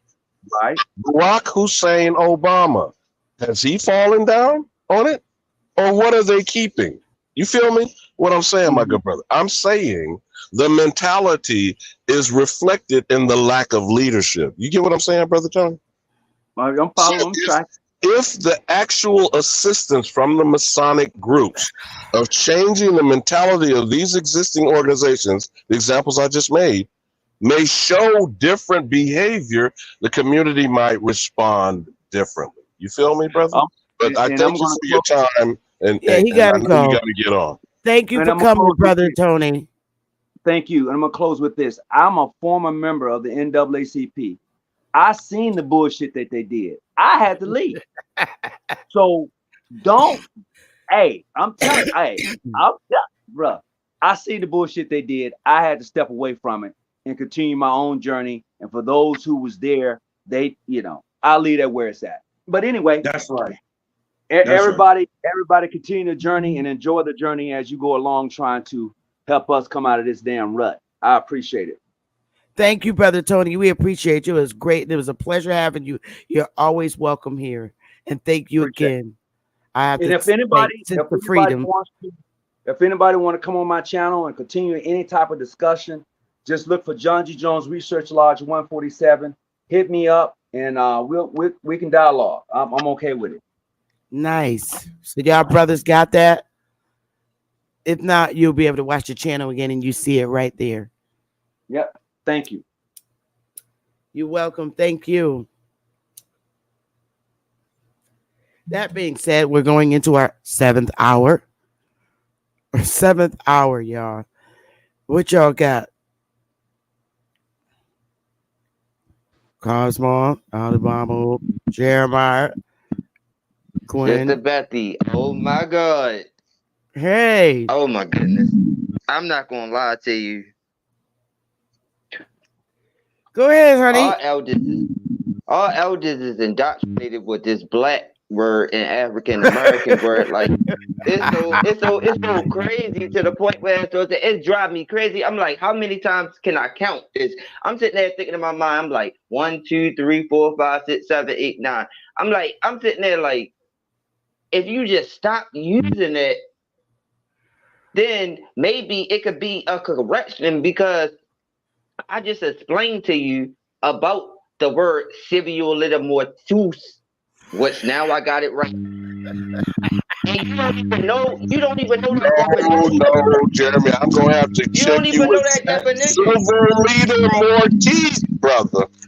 You need more teeth. No, but something's wrong with your mic. Something's wrong with your mic, Jeremy. Hey, Sister Betty, thank you for having me up. If y'all got out of that was he was saying black. Listen, he was dropping some gems in there, and there was a lot that he didn't say. Right. It's a lot that he didn't say. You gotta let people talk, because usually they're telling themselves. Right? And then in the end of the day, remember, when you asking them point blank questions, they don't know. Right? That goes to show that this ain't the guy you really need to get the information from. Right? So I thank the brother for even coming through, I think he was being honest. Yes, right? I do too. I think he was being honest, because when I asked him questions I knew he wouldn't have the answers to, he admitted that he didn't know. Right? So I think that's a good question and answer right there. Shout out Sister Betty. You dig what I'm saying? Shout out Sister Betty for bringing the bug on, man. Shout out my big bro, Absolutely. Alabama, man. Absolutely, Hey, Alabama, Primo. man, you can't keep frying these boys like that. You gotta let up on them sometimes. Oh, you can't just keep punching. Yeah, You know what I'm because talking it's about? You not gotta their finesse fault. them sometimes. Right. They're not in YouTube like we are, you know, with our history. So we got to give them a chance. I mean, like Dane said, everybody has different alarm clocks. But the one thing that man said was he's Choctaw. So that's a start, man. That's And a start. We have a just to Masonic, understand that right? there's a different type of dichotomy, you know what I mean, and the way you gotta act. You did what I'm saying. He clearly admitted that it's an issue if it is that at the top of the people who run in the current government, many of them have the same Masonic oath, right? That the government isn't running properly. He admitted that. So, and then he admitted that what a Mason's supposed to do and what he's currently doing ain't the same thing.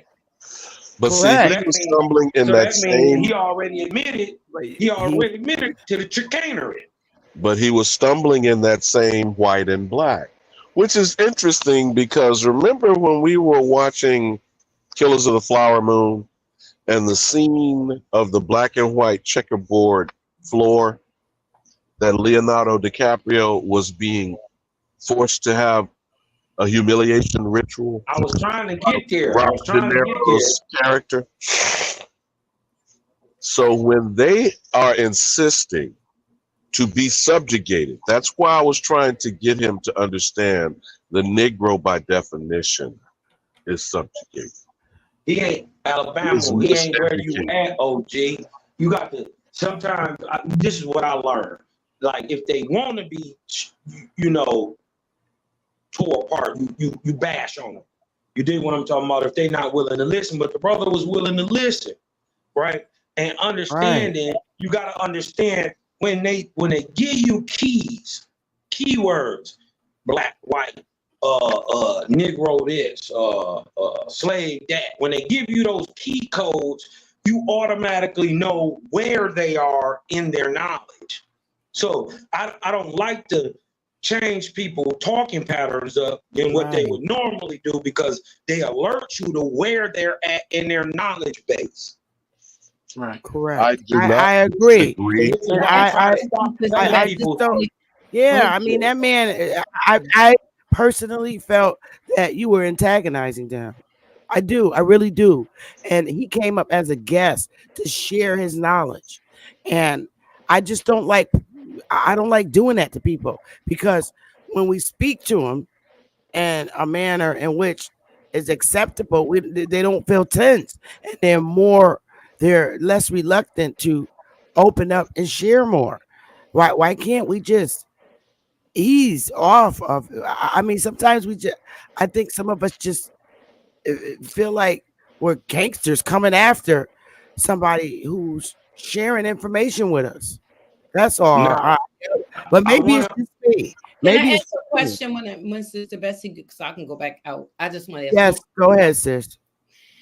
Okay, I hear a lot of, and please do not take this wrong, Jeremiah, Ali Babu, anybody who doesn't agree with the question I'm going to ask.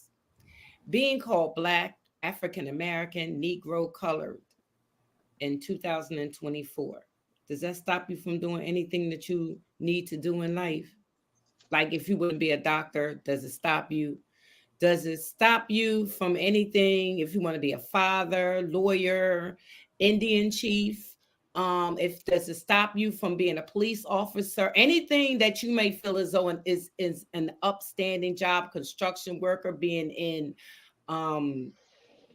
anything? I just want to know, does it stop? If the simple question you're asking, if it stops someone, it does not.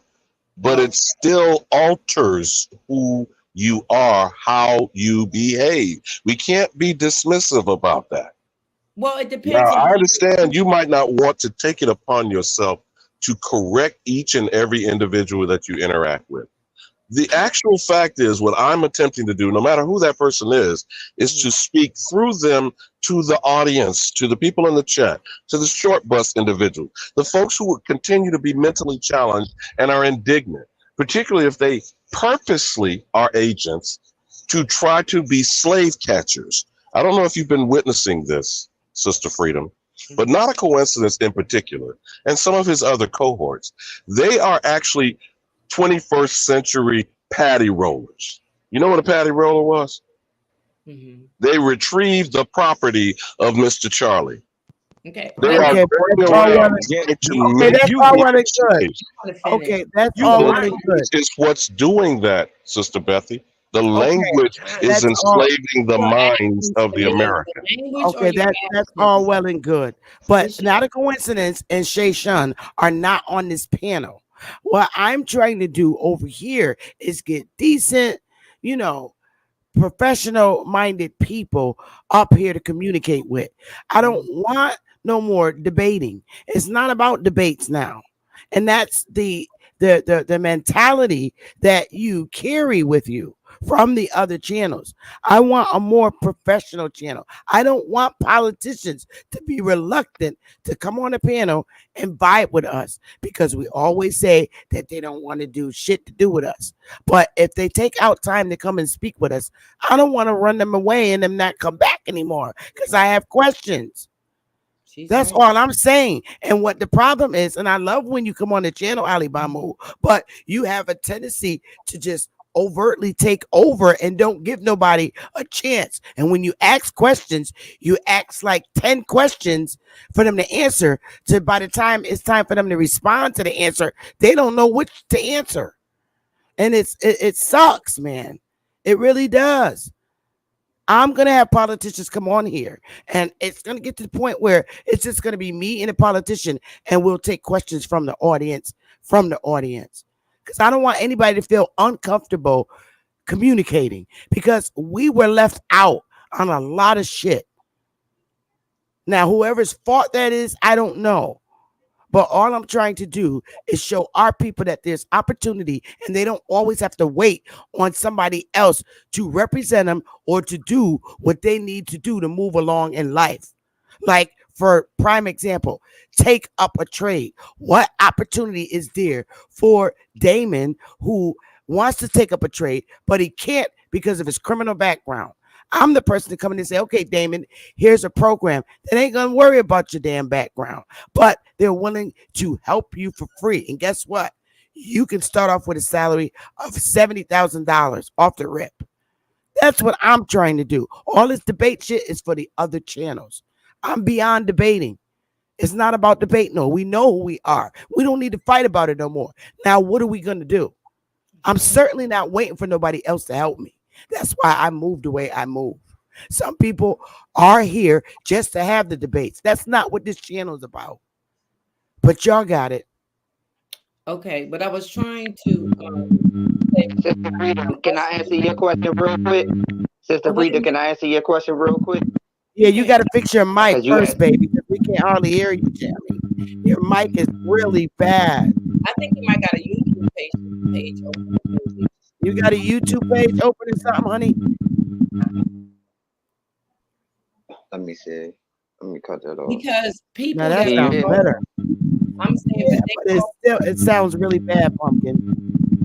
Sweetie, it sounds bad. Fix it. Go ahead, Sister Freedom. And I appreciate you. And I could turn my camera on. I really appreciate your recommendation. I do. And I just want to thank you from my heart, sister, for sharing that, brother. It's a breath of fresh air to be over here. It's a breath of fresh air, and I appreciate information, and that is so true.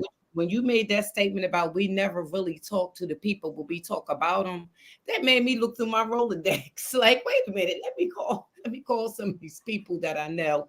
And I affiliate myself with a lot of people because of my personality. And I put a lot of events together here in Wilmington. That's the reason why I know so many people. And because I am a former singer with the Philly International Records, that I know people that are somewhat they would call stars or whatever. But the reason why I said what I said, Jeremiah, was because it's a lot of people that's called Black, colored, Negro, nigger, African American, and they are millionaires. So to me, it's how the term can be used as Black and what you say deaf, depending on, I guess, how you act.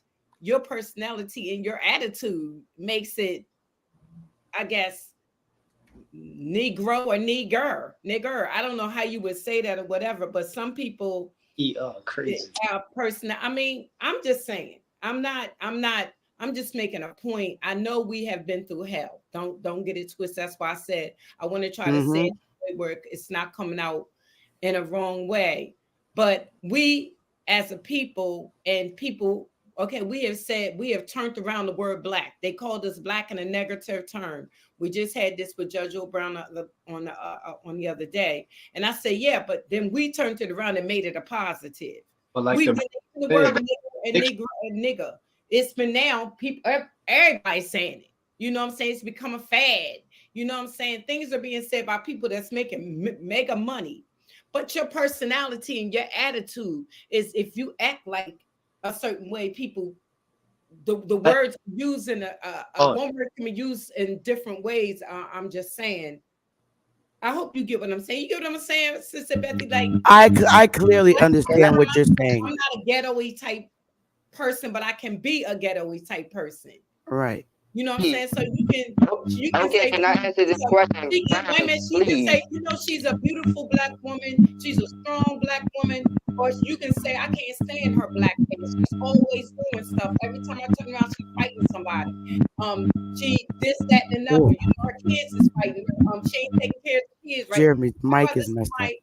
I'd rather somebody see me in a type, if they're gonna call me Black, say I'm Black and I'm proud. They're gonna call me and they're gonna see me in a, you know, in a high up way, not in a downgraded way. You know what I'm saying? I don't carry myself like that. And I believe that through my ghetto-ness in my life, it caused me to be a different type of person. So when somebody see me now, it's Sister Freedom. And that word and that Sister Freedom, Big Mama, it stands for so much. It says I'm Black and I'm proud. It says I'm Negro and I'm proud, if you're gonna call me that. It says, you know, everything by being called Sister Freedom, everything and anything you could have called me, my American status of being an Indian, all of that, it's all in Sister Freedom to me. I carry myself. I wear dresses. I mean, I can wear my pants, but I wear long dresses, and I'm in community. I started an organization called Daughters of the Womb.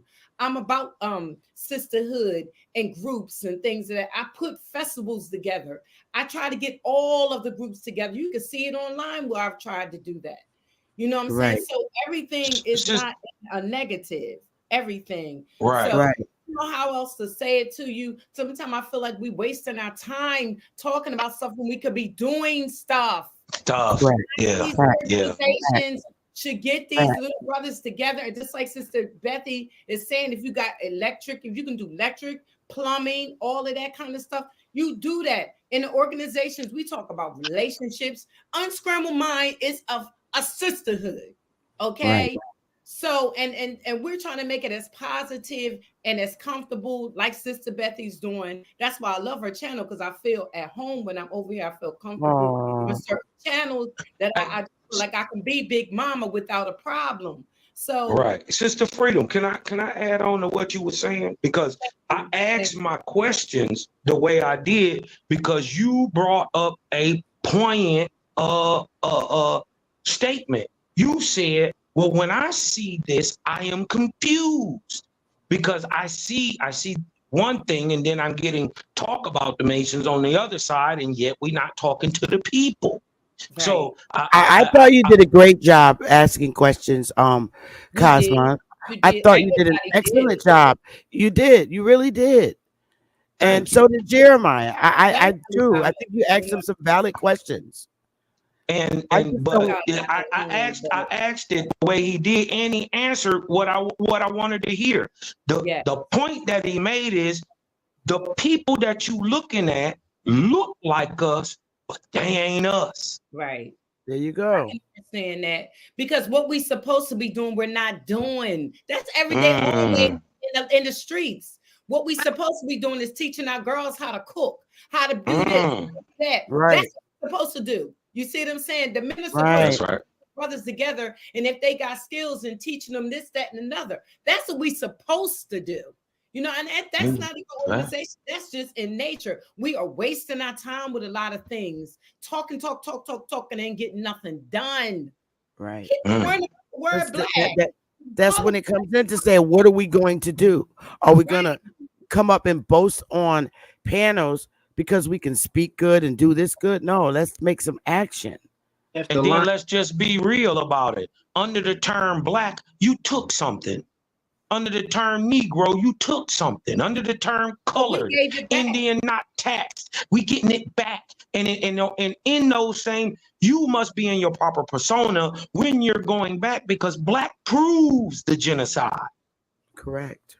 Color proves the genocide. So who is anybody to tell? This is why I always cut into people. I don't think people really as much Indian as they claim to really be.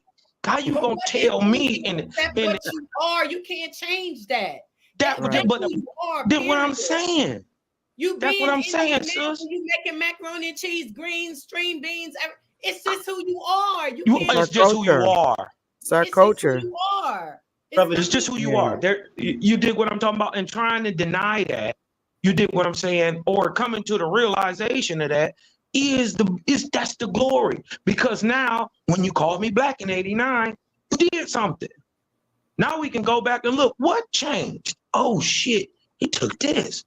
Oh damn, what happened during Indian civil rights? Well, why ain't y'all never taught that? What happened after that? Damn, my homes broke up. At the same time, WIC came out, Because see, a lot of people don't remember. They're not old enough to remember that your daddy couldn't be in the house. Yeah. When them people came, you're still doing that?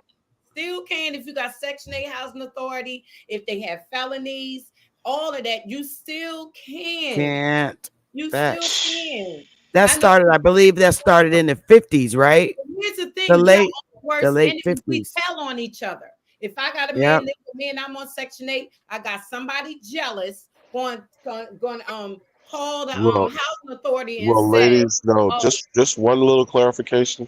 It's called welfare to work under the Clinton administration, but y'all cook on it. Okay, but I'm just trying to let my brother know that you still can. You still can. We still are the same Indians. Nothing ain't the same. That's why I say it's up to us. We gotta teach our children. It says somewhere in Islam, you gotta take care of your home, your own, because see that's what you got. Everybody not trying to hear what we gotta say. You can believe that. Right. And because black has come a word that we use often, you can't blame that man for saying it because he keep using it. He's been using it for so many years. No. You understand? It's not. It just rolled out. He shouldn't use it. Like no, like the No, brother. maybe he shouldn't. He's not. It's not something that he's been practicing. I still say it. I still say it, and I'm chief. Look, I still say it, and I'm chief of the White Nation. I accidentally, unconsciously, still say it. So please stop. And that's so unimportant right now. No, but I'm saying. Listen, somebody can say Jesus to you. Hey, Sister Freedom. I'm just going to end it on this. I'm just going to say this. This all I'm gonna say. Like Kendrick Lamar said, sometimes you gotta pop out and show niggas. That's it. That's all I got to say. Somebody a nigga, you was getting punched in your mouth. See, you say them words that is offensive to my age. But sometimes you gotta pop out and show niggas. Explain to niggas who the fuck you really is. It's very disrespectful. Just like you saying black. And you use a nigga, and to me, from where I come from, it's a very derogatory term. It is. It's not good to me. It's a nasty word. It's disrespectful to say it in front of anybody that's at certain ages. I'm just trying. But it only applies to the American Indian to this land. It don't apply to no other. It don't apply to no other dark skinned race. Your age, when we're older than you, right? So our age bracket was different than your age bracket. These girls don't even cook these days. We cook. They don't. We cook. We the type of women that make sure the bath water's ready when the man come home and the dinner already done for him. That's the age bracket we in. These That's girls the era today, we came out to of. do it for them. That was that was in the boomer Said it generation. earlier, it's a Sister difference. Betty. It Sister Betty, stopped can in I the ask you a X question? generation. Huh? The kids Can I weren't ask you a even question, out in Sister the room Betty? when Daddy Of came course. home.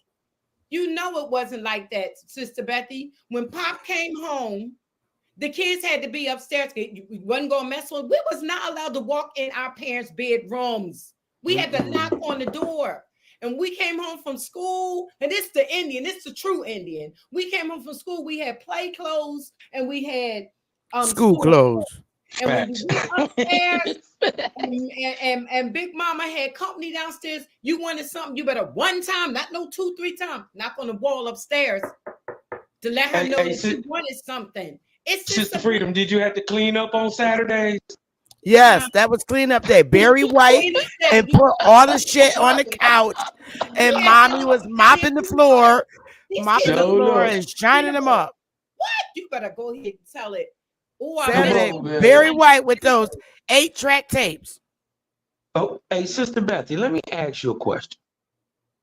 Was anybody called a Negro before the American Indian? I don't think so. They said something about some tribe was No, called. I don't no, know. but what that comes from is because the Spanish spoke Spanish. So when they seen the negros, so it means black in Spanish. That's Cosmo. There you go. Is that Cosmo? He fell. I'm just a bill. There we go. Okay, there we go. Old. When the Spanish came over here, that was the negros. They seen blacks. That's so we say it in English now. It's still the same. United States. No, just what I'm said it in asking is, English. before they seen an American, right? Before they seen a copper-colored Aboriginal, did they call anybody else in the world Negro? Maybe Not they're to- dark-skinned people on no, their name because it's not- a Spanish word, and you know Spanish people like Puerto Ricans. In Puerto Rico, yeah, dark, real because they dark. got them that look like us. Where it's got real dark people. India, real dark. Oh, And like the Caribbean islands and South America, yes. South America, Did the yes. Spanish call Africans Negroes before No. they ever seen No, an never, American Indian? never, Not never, that I know of. Not that never, never. When Africans came over here, they were who they were. They were either No. Kenyan. I'm saying the Spanish seen the African before they seen us. Correct? I don't think so. I think they went into. I would think they went into West Africa before they ever came here. No, because West Africa was established way later as a colony.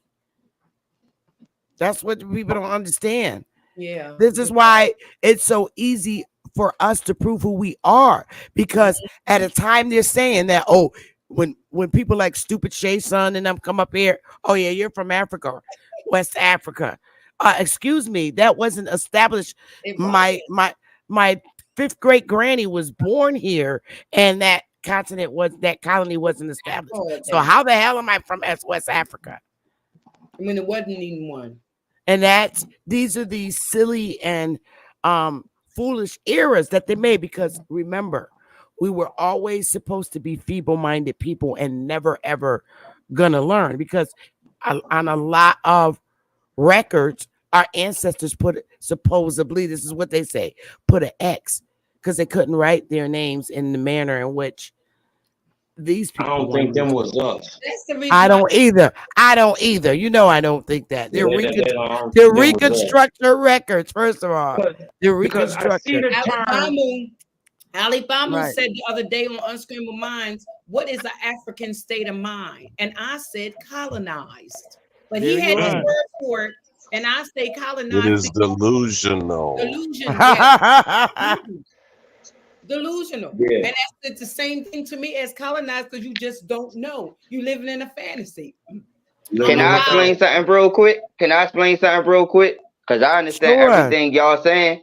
I understand everything y'all saying. So hold on, before you go, I just want to get that, make sure I got the right answer. What y'all saying is they didn't call nobody else a Negro before they called the American Negro. So Negro de Guinea didn't come before Negro de Chad. Hold up, Cosmo. There are African Negroes and there are American Negroes. Now, the Portuguese had control over Africa through. I never heard of an African Negro. When? This is Negro de Guinea. Negro de Guinea. The Americas were Negro de Terra. Now, all you have to do is look at the two maps, the two hemispheres of the doctrine of discovery. But go ahead, Cosmo, if you're clicking on it. Yeah, I was just. Hold up. No, because I was about to say something. Look. Go ahead, baby. My people ain't never say nothing about no Negro, Guinea, no Negro, the Terra, whatever you want to call them. They ain't never say nothing about none of that. Right. My people my grandmother said, because my grandmother gave me that chain that had the what's that Indian Scotch thing called? That feather chain. My grandmother said, out of your lifetime, a lot of people gonna call you a lot of different things. Understand, in your heritage, your people just forgot away Indian. And don't never let nobody take that away from you. Don't make me call my mom on this phone because she. There you go. I can call my mother. Let me get this part straight. Because would you fella realize that word Indian? Do you think that the Indians put that name on them? No. No. So that's my point. My parents. Oh, go ahead, baby. Are you in fact a Negro because somebody called you one? Definition. Every word we are using is a foreign definition. The least inaccurate is the American, based on 26 tribal languages, and in the American version of English, the copper-colored aborigines of this land. It is the least inaccurate foreign definition, but y'all got it. So basically, my point is this: we are not, in fact, Negroes. We were just called Negroes. Correct? Fact. Okay. All right. Because Cosmo, you was around when me and Sister Freedom. I mean, I was a little girl in the 70s, but Jeremy is right. My family never said, "Come here, Negro." They never. We were never. It was he's right on us that was disrespectful. In the 70s, certificates. In the 70s, if you said black, those were fighting words. Yes.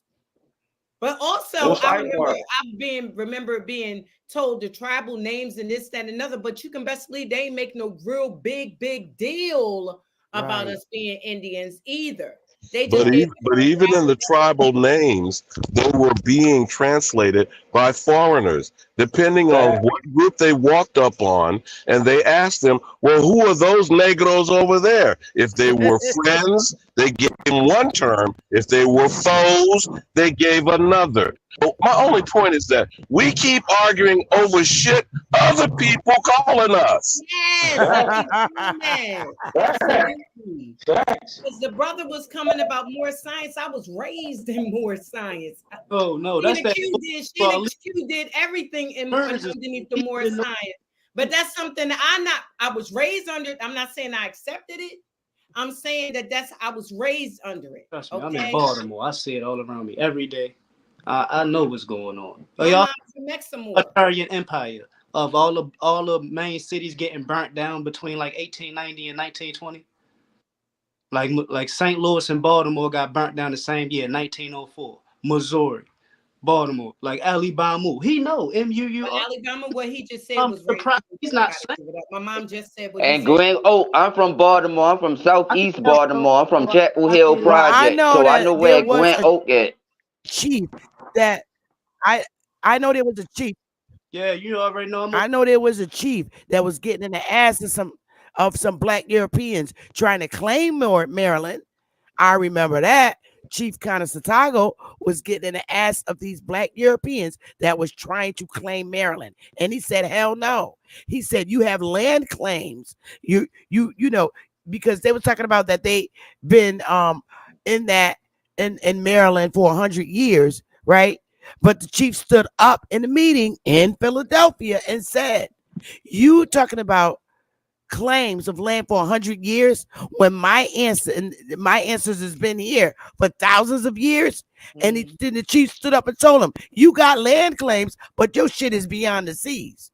And that was it. I'll never forget that, ever. Chief Conestoga told their asses. And the people he was talking to was black Europeans. So I don't know. And this is in Maryland. I don't think that we all y'all got it. Huh? Sister Becky, thank you for allowing me on. Shout out to the shout out to my homeboy Alabama. You dig what I'm talking about? Peace, Sister Freedom. Peace out there, everybody, man. Love, peace, life, Cosmon. Thank you for coming on, Cosmon. It has been a pleasure. Thank you. I'm about to get out of here too. I'm going on my 8th hour. I am not smoke signal, y'all. Yeah, I'm getting off of here. Let me say this before you leave, Sister Bethy, before people in Baltimore get it confused. Lord Baltimore real name is Cecil Calvert. His name is not Lord Baltimore. So Baltimore was a nickname that they gave him. See, so they can't keep on attaching the more to Baltimore because that is a nickname. Bro, his real name is Cecil Calvert. Bro, I ain't gonna lie, bro. It's more. I remember that. He was a teacher, right? Was he? No, wasn't he a school teacher? His people's is from Maryland. Like Maryland, that's one of his family members. And Arundel County, that's one of his people's. All those counties that's in Baltimore is related to him. Oh, okay. Bro, they not aboriginal to Maryland. They came from England. I just think they was black. You feel me? They whitewashed all the faces. They was black Europeans. Well, on that note, my great grandmother is from Montgomery County. She from the tribe Bagada. And before her great grandmother came from Virginia. And my people still got the land in Montgomery County and in Virginia. My uncle is from Norfolk, Virginia, my Uncle Don. Because my Uncle Don was in the military and he became a judge. That's what I was telling Judge Joe Brown. So my uncle felt disrespectful. That's why when that dude brought up the fact is, like, if we gonna have to sacrifice anything, my uncle got military experience, so he not gonna let nobody just walk up on his land and attack all people. Like, that's not gonna happen. All right. Like, you know how we say we Indians, right, and all that? We gotta know the exact name. Like, I know not that we got, like, your phone's breaking up bad, Glenn. We gonna have to know the exact name so we can take this to the court of law. Like Ali Bamu was saying, we basically in language. We keep saying words that's basically in prison, and y'all saying, so what? How we ever gonna elevate? And you can't keep saying but it's not about the words, because my words is in court right now. My words is in court. My words in court because I got my family documentation because I'm trying to get back my daughter. So I already proved that my people just forgot away. That's the tribe. But your words are a complaint. So it is about your words. And if they're not accurately, just like you said, sister, with Tulsa, that was not an accurate complaint filed, right? Right, Sister Beth? I'm not letting nobody use no black term over me in court. Do you not know I speak for myself if the lawyer don't understand what I'm saying? But Jeremiah, okay, the main important thing that, because you always bring it up about your girls, right? If somebody says you're African American, right, or if they say they black, and the main thing is they not gonna say that to me. They probably say that to somebody else because I'm gonna correct them automatically. Okay, you're gonna correct them in a very pleasant way, right? I don't even know how you're gonna handle that. I don't even check. Don't nobody even do that with me because automatically I'm a different looking type of dude anyway. I'm a different type of looking dude any type of way. So don't nobody automatically do that to me.